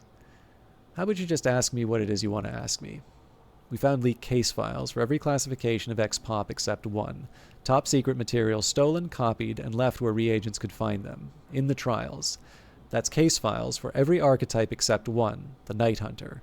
So I checked the register, and in September 1958, you had checked out all of the files on the Night Hunter. Shit, man, I'm keeping my head down and doing my job. That's it. Extended silence. I pulled those Night Hunter specs because these night vision goggles are slapped together with duct tape and chewing gum. I'll take any help I can get keeping them running. I don't know shit about any files going missing. I'm serious. Take that shit elsewhere. Okay, and as far as I'm concerned, you're about the only one I don't suspect of being the leak. Thought maybe you'd notice something suspect. Suspect? I ain't trusted a single thing I've seen in here since day fucking 1. Good. Footsteps movement. Hey man, you know what day it is? Sure. It's Thanksgiving, 1959. Hope you're having a happy one. Oh. Door closes. Sounds of breathing. Possible weeping. Escalation therapy. Shuttle switching system. January 28th, 1960. Murkoff Corp. Interorganizational letters only from H.J. Easterman to the board. Dear Sirs, you'll find attached the budget report for construction of the Intertrial Environment Shuttle switching system. This will be the sole construction cost for the newly implemented escalation therapy program. As reagents adapt to the therapy, we've noticed a diminished return of trauma on our cost of abuse. I've developed escalation therapy as a method of compounding the effects of dismantling their psyches, adopting a war of attrition approach. As you can see, the additional costs to infrastructure are minimal. I understand Moses Scarfiati has expressed some doubts about the security of the shuttle switching system, but I see this purely as covering his ass, as he designed and engineered the actual system, and any responsibility for security shortfalls should fall squarely on his shoulders. Respectfully, H.J. Easterman. Escalation. Easterman Journals, December 16th, 1959. Copy. Private Journal of Entry of Dr. Hendrik Jollett Easterman. The constant threats and demands for results are exhausting. How many more times must I prove myself? Variation costs outside clinical trials are not insignificant, but the board has to understand that science is never static. We have to be evolving with the reagents. There may be a method of short-term escalation, chaining trials in series, compounding totemic suggestion. Speaking to a colleague in the observation room today, I saw a corona of snakes surrounding his head every time I blinked. Who will doctor the doctor? I need to relax. Not long before Christmas. Blow off a little steam. I could use a party. Human resources. Collection setbacks. A. Bradley Avalanos letters, April 26, 1960. Private correspondence between A. Bradley Avalanos and Silas Knisley? Silas Knisley, Department of Human Resources, Mount Massive Asylum, Colorado, the setting of the first Outlast game. Mr. Knisley, please find attached a budget proposal for cooperation between Mount Massive and the Signala facility in sourcing subjects for Project Lathe. We've had some setbacks in our collections department, coinciding with an operational restructuring. Please contact me at your earliest convenience to discuss a joint human resources initiative between Mount Massive and the Signala facility. Sincerely, A. Bradley Avalanos. Transcriber's note, handwritten postscript. Silas, I'm sure you heard about Clyde Perry, R.I.P., The other rumors about Signala are all greatly exaggerated. We need bodies, and we need Judas Scots, and we've got agency money to spend. Call me. Behavioral markers. A. Bradley Avalanos letters, May 2nd, 1960. Private correspondence between A. Bradley Avalanos and Silas Knisley. A. Bradley Avalanos, Signala Facility, Arizona. A. Bradley. I'm very curious about what you've been up to at Signala. My department was tasked with supplying support for Dr. Wernicke's travels to Haiti following his time visiting your program with a provocative degree of secrecy. Maybe I can arrange for a reason to visit Signala if I'm not stepping on anybody's toes. Dr. Newhouse agrees that an exchange of patients could be a worthwhile endeavor. Our most violent patients are kept chemically restrained at a near catatonic base level, but we will selectively reduce dosage in order to test for the behavioral markers you noted. Please see the attached roster of candidates. One young lady has a bit of experience with Dr. Wernicke that I believe you may find interesting. Don't hesitate to contact me with any questions. Signed, Silas Knisley, Mount Massive, Colorado. I believe the young lady is the prime asset that we just went up against. Beloved. Reviewing and selecting Murkoff Minutes, June the 14th, 1960, transcription from tape of conference between H.J. Easterman and Silas Knisley. Edited for clarity, minutes 56 to 58. Is this all of them? For now, these 5 patients best represent the metrics of your colleague, Miss Avellanos, shared. Is she going to be joining us? I really thought she would. Reviewing and selecting prime assets is my concern. The therapy requires a precise balance. I was so looking forward to meeting her. Do you know much about her situation outside of work? Mr. Knisley. I'm sorry, you remind me of someone. Something around the eyes. Mr. Knisley, this patient here. Ah, yes, she is something. Quite provocative. Everything about her story is marked as reported. The siege of Leningrad, this business in the forest. You can confirm any of these details? She's rather difficult to interview. Obviously. Perhaps it would be easier with a little Russian. Or French. Acolytes or investors? Murkoff Minutes, June 14th, 1960. Continuing the conversation. She's rather difficult to interview. Obviously, perhaps it would be easier with a little Russian or French. Most of what she says is the other material. These historical details are coming from her victim, I guess we would call him. Acolyte?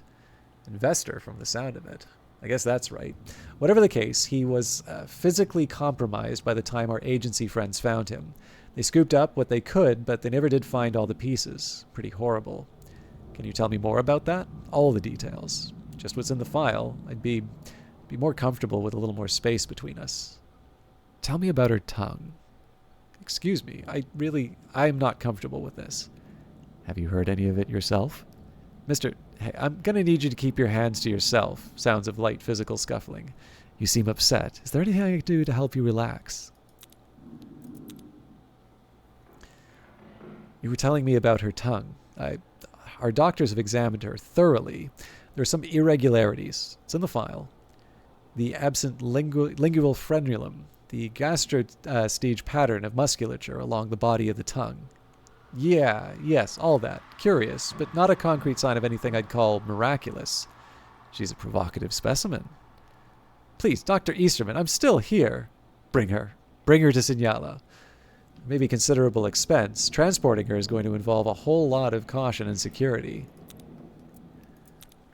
Bizarre millionaire suicide. News clipping, June 19th, 1960. Transcribed from French and transcribed for the records of Dr. H.J. Easterman, 1960. Publication date, November 9th, 1951. Bizarre millionaire suicide. Zermatt, Switzerland. Reclusive and eccentric millionaire Jacques Tréjouet was announced dead on Sunday after police were notified by an anonymous caller. Tréjouet parlayed an inherited fortune into an incredibly profitable shipping empire in the decades following the Second World War. A socialite and playboy, Tréjouet was known for his lavish parties and passion for travel and big game hunting, until all but vanishing from the public eye in recent years. Relatives said Jacques was getting in touch with his spiritual side. Though details are scant, police issued a statement saying Tréjouet died by his own hand. Early reports said that his body had been mutilated almost beyond to the point of recognition, unable to determine if the injuries were acquired before or after death. The subsequent details have cast doubt on the story. The state of the Tréjouet fortune is unknown, appearing to have been much diminished in recent years through a combination of mismanagement of apparent donations to a continued page 7. And finally, television. TV is the future. Murkoff Minutes, October 14th, 1960. Transcription from tape of conference between A. Bradley Avellanos and Jameson Lawler, CIA. Edited for clarity, minutes 23 to 28. I'm still going to bat for you. You have to understand that. Who gets more results than us?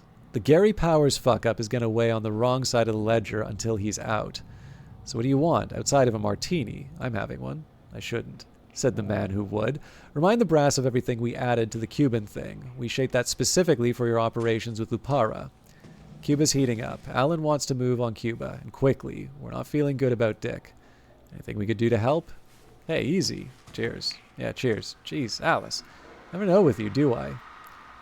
Tell me how we can help with Dick. We need to get Jack off the air. You watch the debate? Good-looking kid, that Kennedy. Too good-looking by half. Made Nixon look like a shaved dachshund. We can help with that. TV's the future. Of politics? Of everything. Let me put together a proposal for you. What kind of proposal? Here's another. Muffled laughter, etc. Okay, so again, the only catch here is that some of this takes a while to get through. So at some point we'll do Ghosts of Outlast Future, but I think we have spent enough time on the lore. Let's do one more therapy for tonight. So actually, just as a reminder for tasks, so we're still doing winter kill stuff. This is going to fulfill itself on its own. So at this point, we're focused on winter kills part 2. A+ would be good to try. So without taking cold damage, without letting your accumulated warmth run out, and don't run into... Okay, let's try no cold damage and not having the cold bar go to the bottom, which is going to be hard, but let's try it.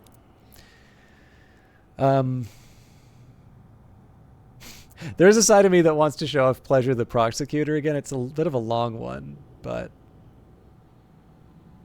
yeah, it's like 45 minutes. I'll do that at a separate occasion. If I want to try and do the if I want to try and do like a 15-minute one, I should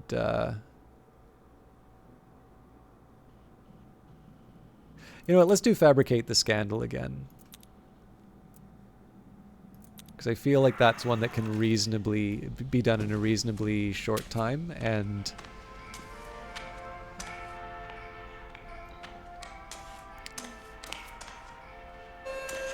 The therapy is ready. Please enter the shuttle.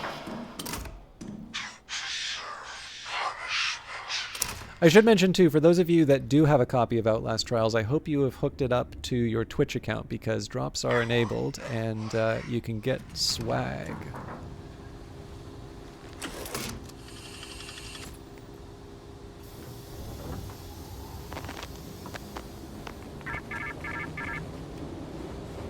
You are the half-truth. The reality more honest than fact when the evidence fails the agenda. Crimes must be shaped to entertain the swinish masses. Prove the crime, delight the swine, and we will let you out.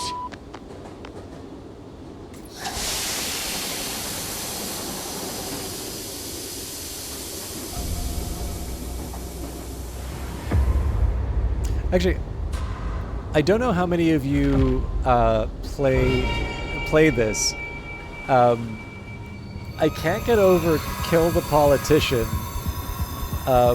because I think it's supposed to be Cress who's doing the voice, but again, I can never forget the line, "You can't hide a city on a hill," and I don't hear it in any other one, but every single time I see him, I think even while I'm doing the intro video. Okay, stay warm. Presents.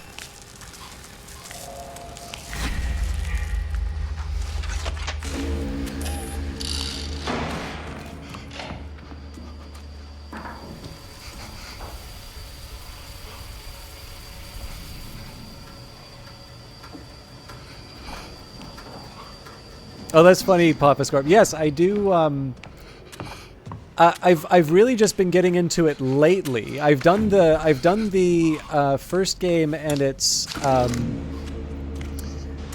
and it's DLC in the, like, you know, you only get one life on the hardest difficulty level. But I've like only really recently gotten into it, and it's a different. So it's Beauty Juice and the second floor of whatever it's called. Well, I'm gonna warm up. But yeah, so I think it's probably you probably saw some more recent videos for me. Again, I like to think I am somewhat more like friendly and jolly than these games, so it's a little bit of a different tone. But I do think these are really well done. They're also Canadian, so that's one of the biggest draws for me doing it. But I've actually been doing more XCOM lately, and I will be returning to that before too long. But I'm delighted to hear that you found the stream through Book of Hours, because I like that game a lot, and that's actually how a couple of people in chat found me. So if Takri, for instance. So I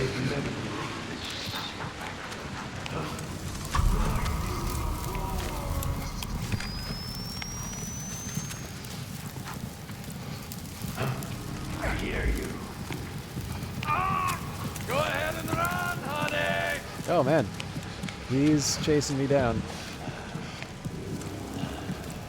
Oh, I see you! Try this fucking day!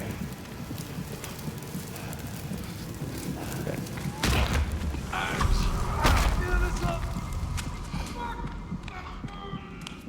So this guy is the opposite of the usual enemies. If he goes into bright areas, he gets hurt. Anyway, sorry, Papa Scorp. This is the intensive difficulty, so it's actually quite difficult once a couple enemies get on in the level. So I'm going to be sort of fragmented in terms of how I talk about this stuff. This is supposed to be red.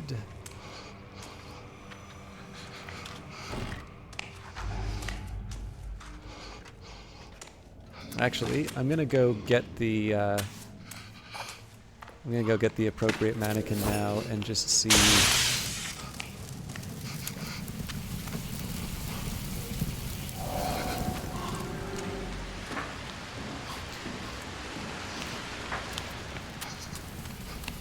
Actually, if you don't mind me asking as well, for those of you.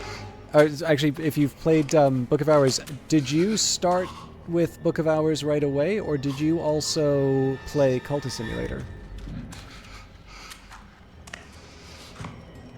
Oh, that's great. No, one of my favorite things about... so, it's kind of funny what happened. When I originally did Cultist Simulator,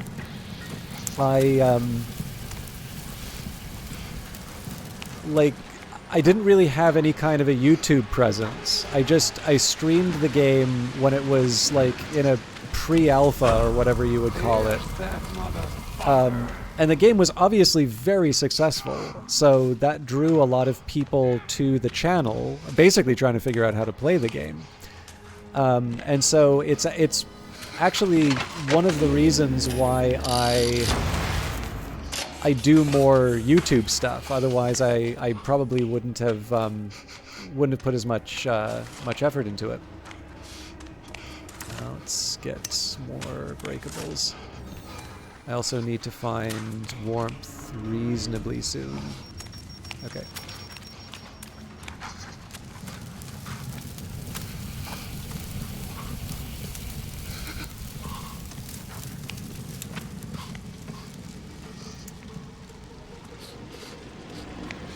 Okay, let's be careful of the crest twins.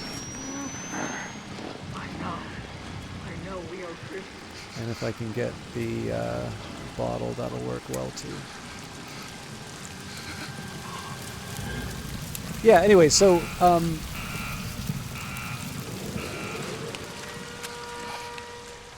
the Book of Hours and Cultist Simulator games have kind of a special place in my heart because there was a certain type of viewer that it attracted. And, you know, like one of the things that I was told early on in streaming was people liked the sound of my voice, and so you know, it would be nice if I can, you know, capitalize on that. If I can, all right, this is not the right one.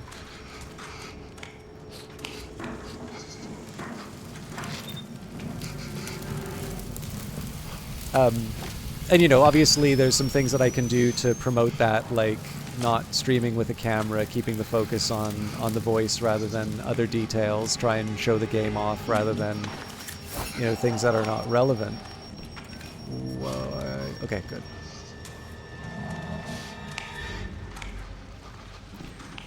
But again, I can remember a time when the only video that would really get any attention was one that, like, people wanted to sort of hate on.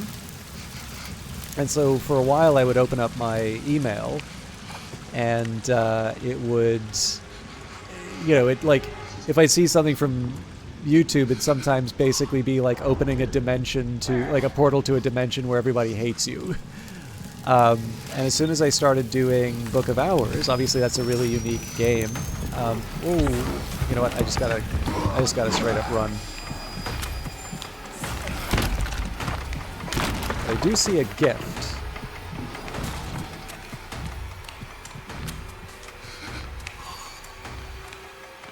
Oh, I thought I did.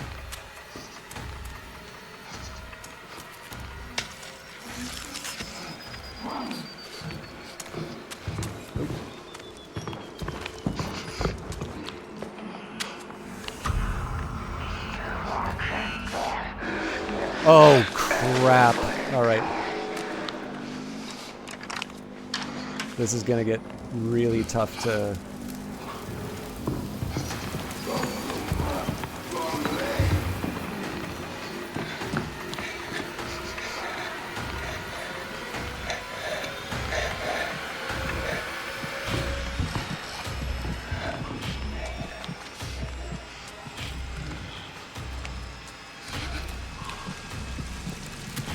Okay, I'm going to want to be smart about this here. So that down there is the Jaeger. This thing will chase me without stopping. So I want to take advantage of the warmth while I can. Alright, now we leg it. But I really don't want to land on any mines because that'll freeze me. And that sort of defeats the... oh, this'll help. That sort of defeats the purpose of our current little project. I also don't remember... There was another place I was supposed to go.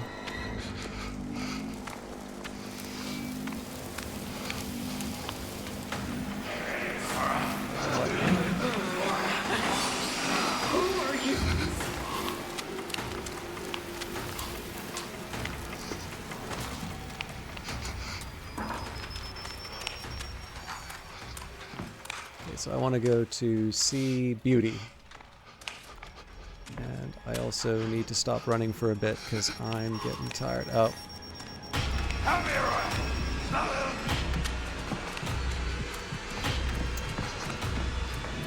Now I'm going to make a bit of a risky move here. If the Jaeger makes her way upstairs, I'm going to find it really hard to escape.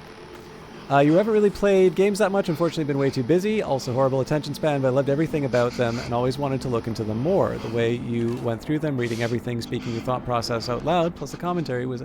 That's great to hear, Papa Scorp. It is... What you are describing is definitely a conscious decision on my part. I realize it's not maybe the way to YouTube riches, but... one of the things I learned was, alright, we're gonna have to try and give her the slip.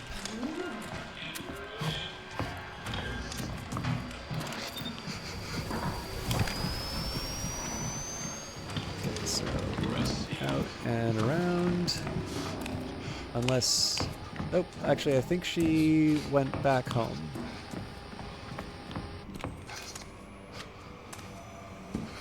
But yeah, so after doing it for a little while, people mentioned that they used to like gaming, and again, I probably spend too much time on games, but it's doing the broadcasts are a nice way of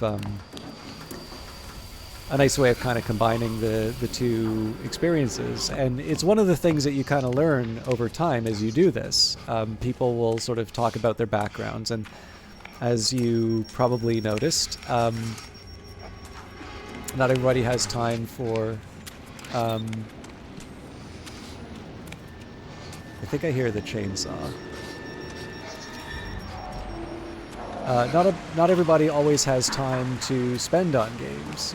There's, I don't know. It's like we have finite time. We want to spend it as best as we can. Okay, I think I gotta. She can make me sick by throwing that medicine. So, and in some cases, living vicariously through the stream can be a nice way of doing it. It's actually one of the reasons why I never get too stressed out about, like, I don't know, sometimes if I feel the game's starting to drag a bit, I make this for looking through. Fucking cats. he might hit me. Okay, big problem here is I don't know where Beauty is.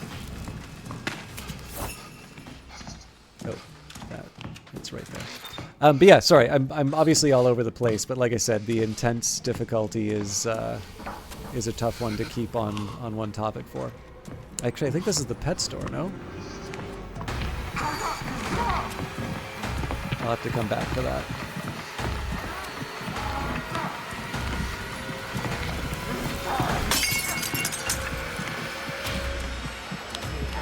Oh. Molotov's gonna be it.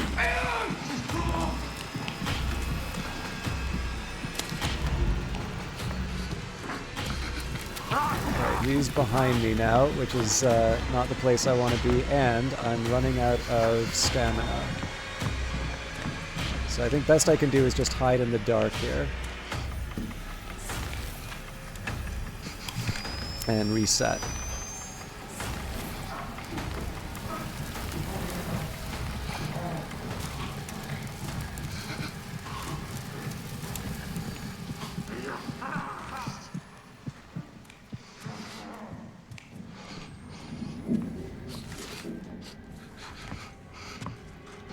But yeah, so some people mentioned, I used to like playing games, and I don't always find I have the time for them. So having a chance to see somebody play something, and for some people it's something new, and for some people it's classics that they used to like playing.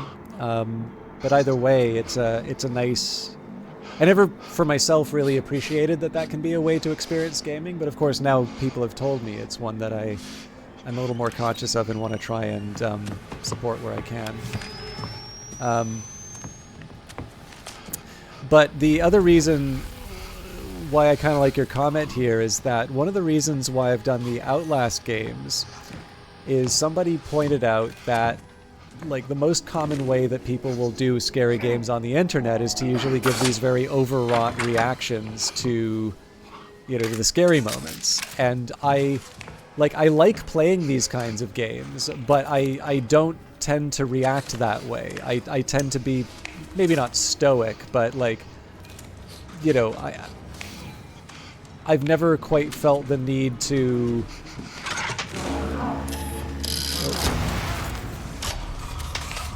crap. Nice trap me. Okay, I'm hoping I don't.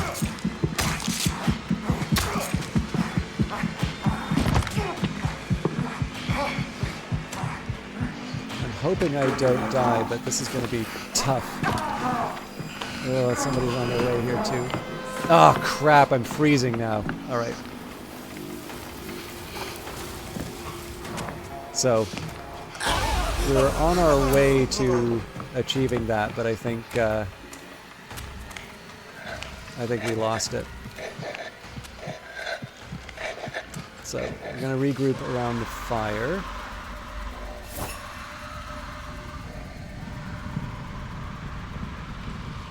But yeah, so I mean, I couldn't exactly call my reaction there stoic, but it's not.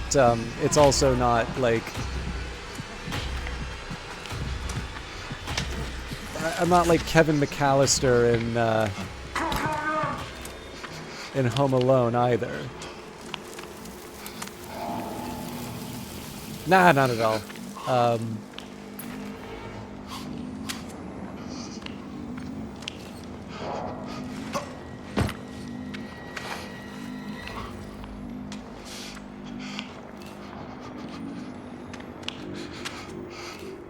I'm trying to find the did he baby oil. Oh yeah, I also need to get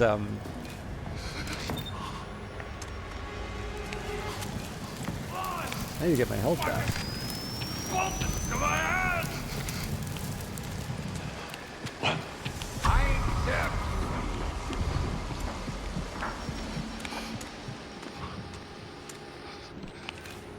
Okay, that's not health. And again, I do apologize. I'm like all over the map on this stuff, but like I said, it's a tricky game to focus on one topic with. I should probably here look for lockpicks so I can. Oh nope, that'll do. I am gonna heal up at the warmth of the entrance though. But yeah, so, you know, when I play Outlast, Amnesia, The Dark Descent, Outlast 2, okay,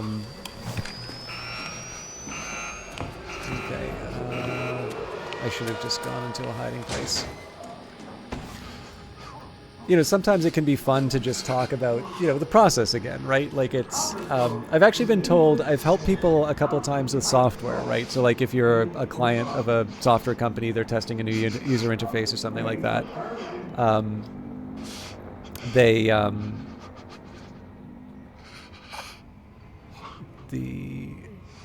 Sorry, just 1 second.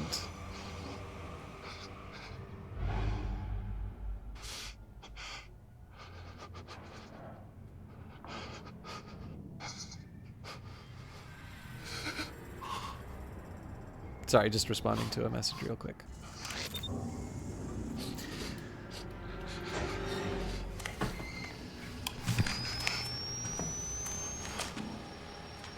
But yeah, again, it's sort of like explaining gameplay, explaining choices, and you know, it's something I do already. And I think for me, one of the things that does is it allows me to appreciate the craftsmanship of the game. God, I'm sorry, I'm so turned around, I don't even remember what part of the mall I was going to.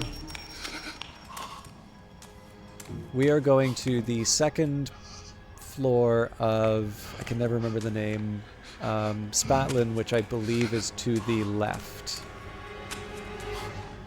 I'll obviously warm up before I do that.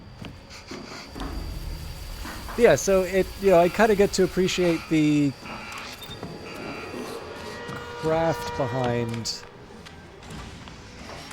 Oh, I do not like those enemies. It lets me appreciate the craft in a way that I wouldn't otherwise. But one of the indirect effects that I got out of it was some people said that, like, I cannot handle games like this. You know, you are the only one I watch because, you know, it's reassuring to, you know, the inoffensive Canadian accent is a reassuring presence, you know, when, you know, the horrible things are happening on camera, which, you know, again, I'm me. I am present in the experience, but I don't necessarily reassure myself. Actually, this might get dicey in a minute. Don't distract me with that salty tongue, dearest. Okay, I'm gonna grab the evidence too. I think I was chatting with Takri, who was in chat, and while I was playing this, oh nuts!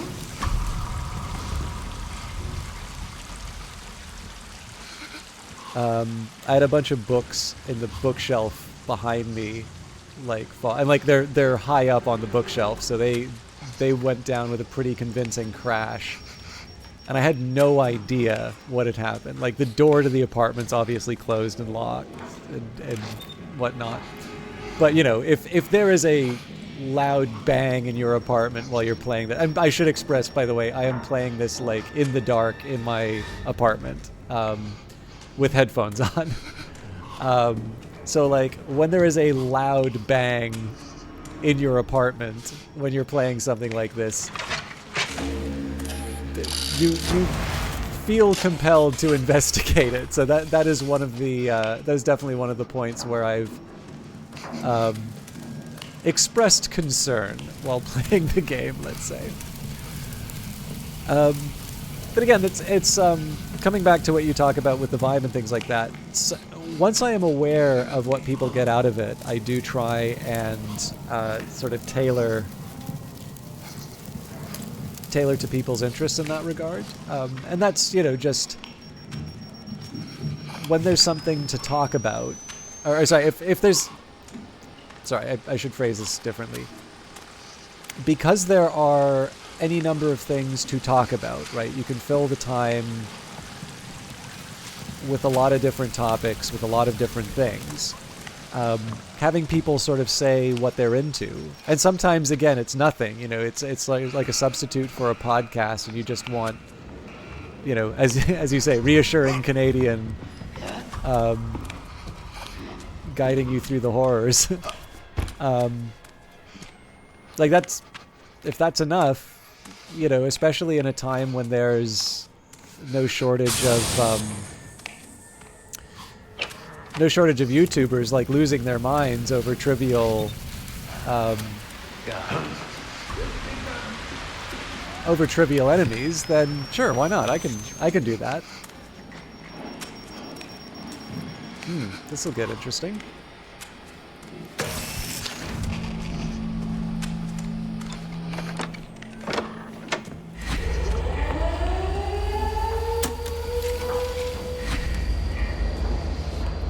Second.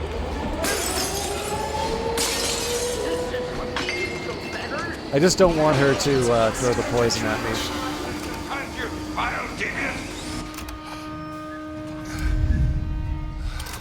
But yeah, I mean, for some people, like, it doesn't matter what they... Alright, so we at least did it without taking cold damage.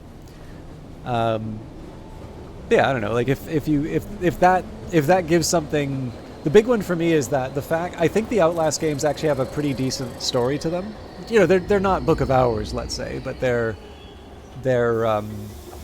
interesting in their own right. And obviously I got to talk about things like the Allen Institute, and in previous ones we sort of talked... There's this idea in Canadian literary criticism about the garrison mentality, and I think there's something interesting about, you know, Outlast is set in a hospital... Like, so the garrison mentality is sort of used to explain why Canadians like order and balance and like, you know, basically following the rules is a very Canadian kind of thing. And how breaking the rules provokes this very outsized response for Canadians. And it's an interesting lens to think about Canadian horror through. Just give me a minute here. Wonderful. Perfect. Beautiful. You are the hope for a better tomorrow. Hope you're doing well, Joshy, man. But, you know, if you take a look at some of the very Canadian horror games, right? So you've got Outlast, and certainly Outlast is not the only game that takes place in a scary hospital. But you can think of a hospital, right? It is a system designed to try and make you better. It's something that's, you know, to try and heal you. And of course, in the case, this orderly place, this place of healing, is instead perverted into something that harms you and is like kind of consistently doing it. You've been abducted from your normal world and put into this very hostile environment. And interestingly enough, I can't remember if it's from the 90s or the 2000s, but there was a Canadian horror film named Cube. It's a pretty interesting one if you haven't seen it. And like basically there's, 6 people who wake up in what's basically a maze. It's a cube with all these moving rooms. And if you go into the wrong room, there's a trap that it's effectively a fatal trap. So basically like working in an office building. If you go into the wrong office, saw blades like cut you down or something like that. And, because it's a reasonably intelligent horror film, there's like 6 people who find themselves in the mysterious death cube, and they effectively ask like, hey, why are we in the death cube? And the answer is it not the same where you work? Revive Snow. But again, like it's one of the things you don't always expect in horror movies, but Cube has the good sense to have people react sort of the way they do. It's like, why is there a death cube? And 2, why are we in the death cube? And one of them is more conspiracy minded, and then another one sort of points out, it's like, well, nobody actually intended to make the death cube. It's just every part of the bureaucracy was doing its own individual part. And then, through that kind of negligence and autonomy, you wind up with the giant death cube. And when you have the giant death cube, you got to do something with it. So you got to put people in it. And so they put 6 people in the giant death cube. That's why we're here. And again, like that sounds... So the idea here is that each individual component made a component, but at no point was there ever the singular decision of we are going to assemble this into a giant death cube. It was just the fact of each of the individual parts on its own wound up constructing this monstrosity.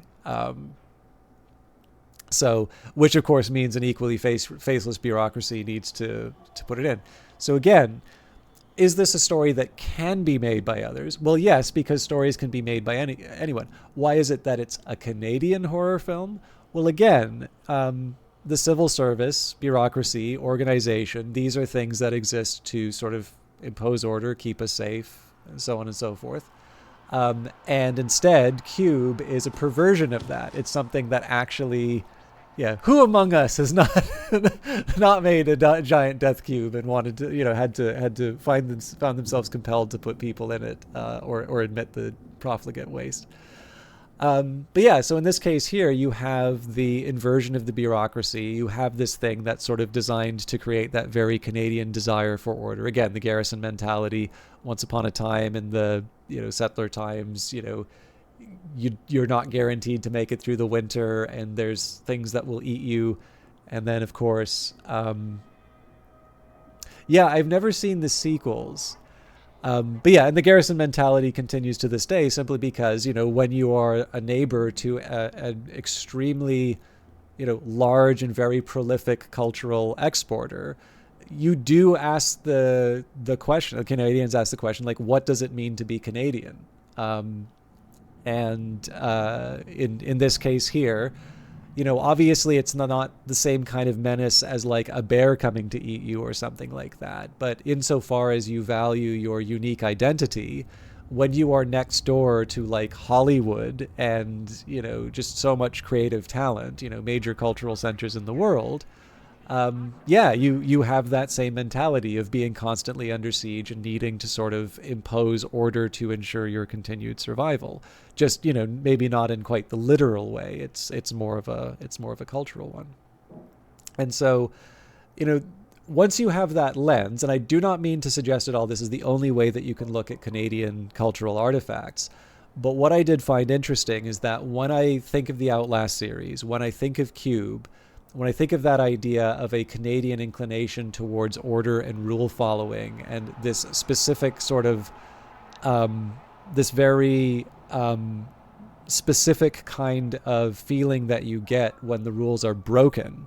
In fact, somebody pointed out that the like truly astonishing violence on the part of the Canadians in World War I they put it in this very pithy form of sort of saying that Canadians value rules and order, and if you break the rules, they will create conditions under which you really wish that there were rules and order again. That's obviously very aggrandizing to the Canadians. I don't know if we have that much influence in the world, but to me, I found it a very useful framework for finding these things out. And so again, while theoretically anybody can make Cube, anybody can make the Outlast Trials, I do happen to think the notes that they hit, the Allen Institute being a place where you wanted to go well and instead was a place where you were made more sick because they wanted to, experiment on you. Or again, the Cube, the bureaucracy being turned against you, with no individual person taking responsibility, but instead creating this incredibly hostile environment. I think once you consider those Canadian values as expressed through Canadian literary criticism, they do strike me as the sort of thing that say, like, yes, this is a Canadian cultural artifact, but of course, because it speaks to experiences we all can kind of relate to, it's one that, we all, like, everybody appreciates horror because everybody kind of knows what it's like to feel that that intensity during the chase, or the, or feel uncertainty or anything like that. But I also know that there, as with any literary criticism, right? Like, the pendulum swings. Some people don't think this is a useful framing for Canadian cultural artifacts, and certainly, I think if you could look at some very good Canadian literature or Canadian films and not necessarily see that present. So, it's a useful framework in terms of studying certain things. It's why I sort of say that this is one of those like products that you should expect to see from Canada. But likewise, I don't necessarily think all Canadians are sitting around saying, is like, how do I express order in the presence of a hostile and unknowable world or anything like that. But maybe what I will suggest is that it may also, an interesting challenge that I would put forward to my fellow Canadians, and particularly those of a creative bent. There are implications for cosmic horror, right? Where there is something about sort of this vast and uncaring universe. I sort of feel that there's, when you think of those opening lines of The Call of Cthulhu and the idea, it's like, we better hope that we don't get too good at this science thing, because if we ever find out what's actually going on in this completely indifferent and vast universe, we're just going to go mad and retreat into the comfort of a new dark age. I don't know, like, sounds a whole lot like a Garrison mentality to me. And so there's a side of me that wonders, like, what does Canadian cosmic horror look like if you choose to pick up that framing? Then that's why I like talking about it, because it's one of these things that does seem to inspire interesting thoughts. Anyways, I went a little bit over tonight, but I always like talking with all of you, and Papa Scorp in particular. I really appreciate you hanging out. The funny one for me is that I don't participate a lot in terms of like chats and comments. I like hanging out in Revive Snow's channel. I'll do some comments there, but I'm very much a write-only streamer. But I actually really appreciate it when people say like how they found the channel or what they like, because I don't know. I think every once in a while too, you don't feel like God's gift to streaming or something like that, knowing that people like your stuff or liked your stuff. Maybe I'm just sucking on one night, and it gives me the energy to go for the next one. But it's a lot of fun to sort of find how people get into this. And for those of you that don't care for Outlast, I mean, presumably you wouldn't be hanging out, but I do just want to say, I think my current plan is because there are drops. I think if you do 6 hours of viewing, you get a bunch of drops. So I think I'll do one more batch on Friday, and I'm going to be focused. I mean, if people want to see something, like, even, I'm not necessarily like looking to do the resort again anytime soon. I'll do it to get my standard, but again, it's not one that I want to like routinely go over again and again. But I'm probably going to focus on some of the Winterkill stuff until I get to level 100 with the relapse, and then I'll go back to escalation. But I think I'll do that on Friday, and then next week we'll go back to XCOM 2 on Monday and Wednesday, and then Cyberpunk 2077 on Friday. Your giant death cube is Friday night on-call shift, so it's great to see. Oh man, yeah, no, definitely to let let the night go by with the inoffensive Canadian accent.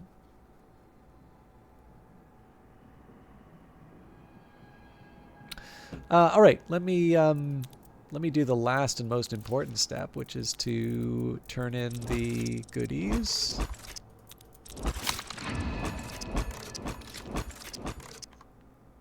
Oh, that's neat. Yeah, actually, sorry, we got our A. So I'll do a quick inventory. So 2 more A pluses. If I can do that on intensive, that would be great. What was it? Without letting, I think this one was the don't let the cold monitor get to. Yeah, I feel like I can do. I feel like I can do the.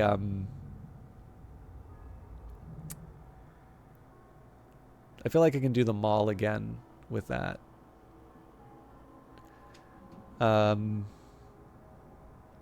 This one might be a little tricky. I think the trial I would do for... Oh, God.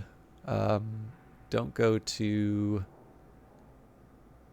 the heaters more than 15 times.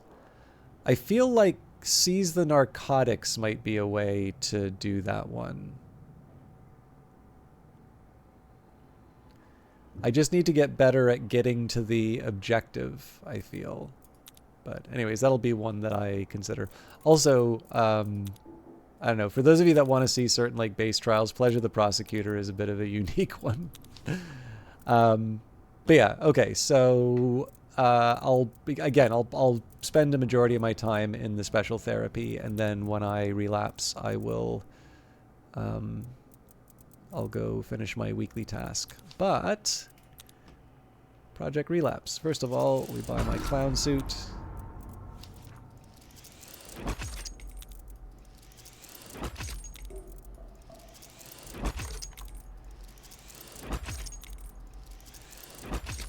The live service for this game 100% has its hooks in me. Okay, I really want this clock now. But we also have our Winter Kills tokens, so...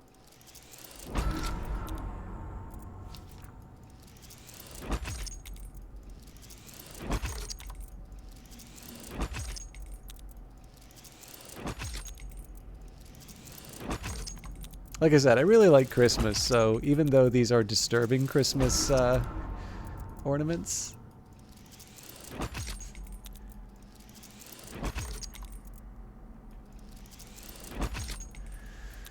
Cool. So 175 Winter Kills tokens, and then we're done. In fact, if I wind up generating quite a few more of these, I might be willing to buy... I think it was the original Winter Kills. Because again, I like Christmas, so there's quite a few pages of...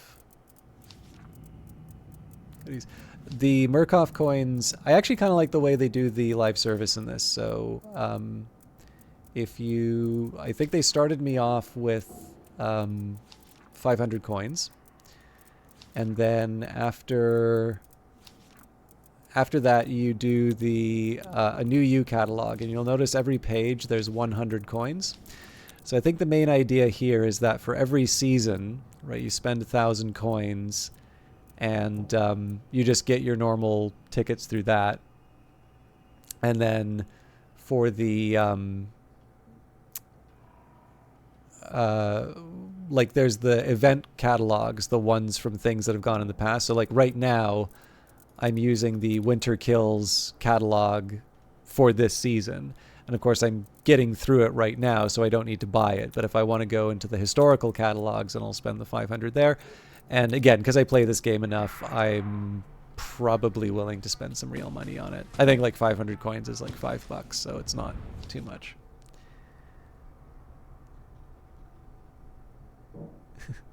I deeply want to believe here that Papa Scorp works for that North Carolina data center for Amazon Web Services. That's the one that, like... See, I like to think it actually enhances the productivity of the world because, you know, if you rely on that AWS those AWS instances, then yeah, you can't get work done. For the rest of us, it's like we can't check Reddit or like any other social media, and so we actually do our damn jobs. Okay, yeah, I gotta do the Christmas decorations. So stuff that I got through play or buying. I mean, I can't replace the books as much as I'd like to have cookies and milk. We've got Knee Hugging Elf. Some new posters.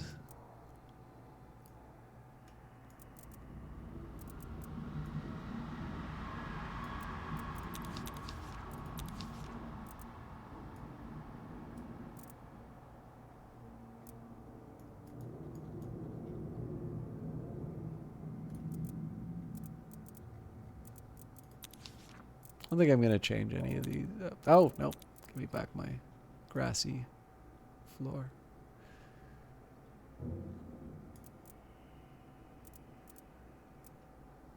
This actually looks slightly more like grass, but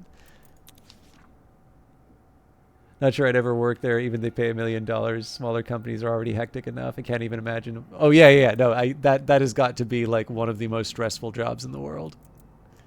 I would argue it's probably one of the most stressful jobs in the world, like without having the even without a crisis going on.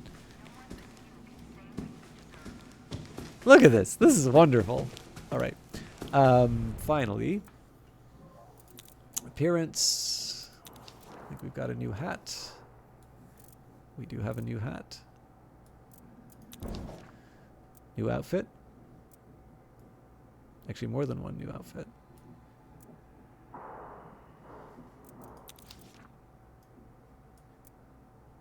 Oh, you know what? I kind of like these.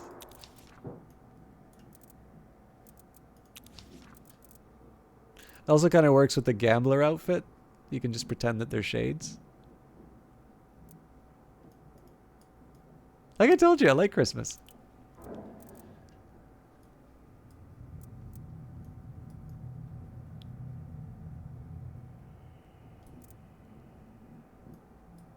I'm a little mad that I forgot to check for the numbers for the secret room in the resort mission. The only thing I'll say is, like, for my costumes, I generally don't like looking like one of the enemies in the game, and I think that's how most of the I kind of feel like that's how most of the special costumes look. So like I'll admit I'd probably go for this one. This reminds me of like the bad guy in or one of the bad guys in Raiders of the Lost Ark. But like this, I don't know, I sort of feel like I should be wandering the halls like rattling off insane lines. So the Good Doctor. I think I got that for Getting Reborn. Pirate. Yeah, so some of these look a little silly.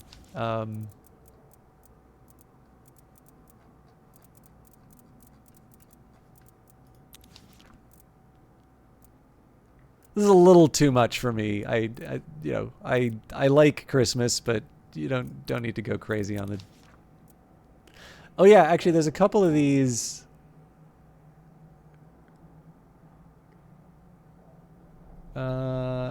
Is it this?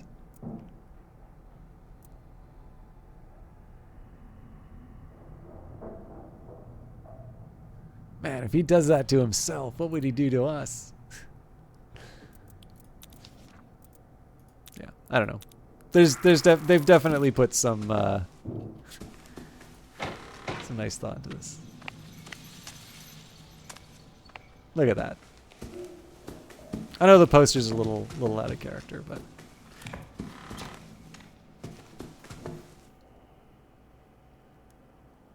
oh yeah. No, if I worked in retail, I would hate.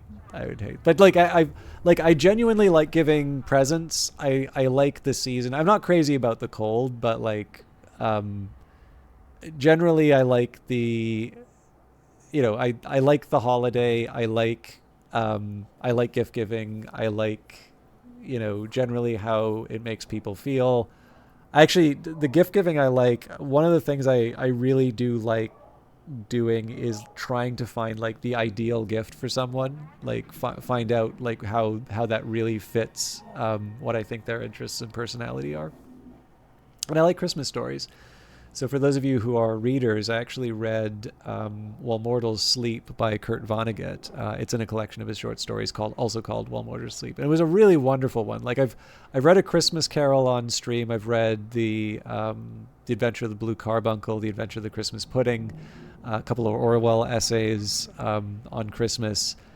And yeah, there's nice, especially for like short stories. There's nothing quite like a Christmas special, let's say. So.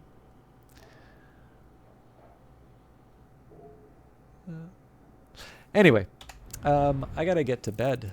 So thank you everybody for hanging out and talking. I hope some of you who play Outlast were able to get some drops.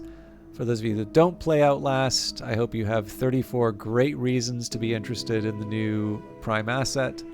And I will probably be doing some more of the permafrost missions on Friday, after which I will be back to XCOM 2 on Monday and Wednesday, and then Cyberpunk 2077 for Fridays. Unless something changes, but I don't know. I feel like a lot of you have been quite patient with me with Outlast Trials. This feels like a good opportunity to do something new and show off the new trial, but I won't. Unless people like really start asking for it, I'll maybe not make Outlast Trials like a main thing that I do for a while. Yeah, no problem. And I appreciate you hanging out and talking, Papa Scorp. I also need to say, I forgot to check for somebody to host, so bear with me a quick second while we've got Will Shand online tonight. He is always a fun choice. Of course, for those of you looking for Outlast Trials drops, now would be a good time to click the Outlast Trials button down below. Check out one of the other broadcasters. I know nobody who does Outlast Trials, but I will also encourage you to hang out and watch Will Shand because he labels his stream Strange and Scary Games. He tends to play very obscure, like indie horror titles. Does it very well and has a very unique streaming setup. Quite different from me, but I mean, he does this professionally, so he's actually fun to watch. And for those of you, again, who haven't had a chance to hang out with another lovely Canadian streamer, we've got Revive Snow in chat. Anyways, this is a very, very long goodbye. Good night. Thanks for hanging out. See you all on Friday.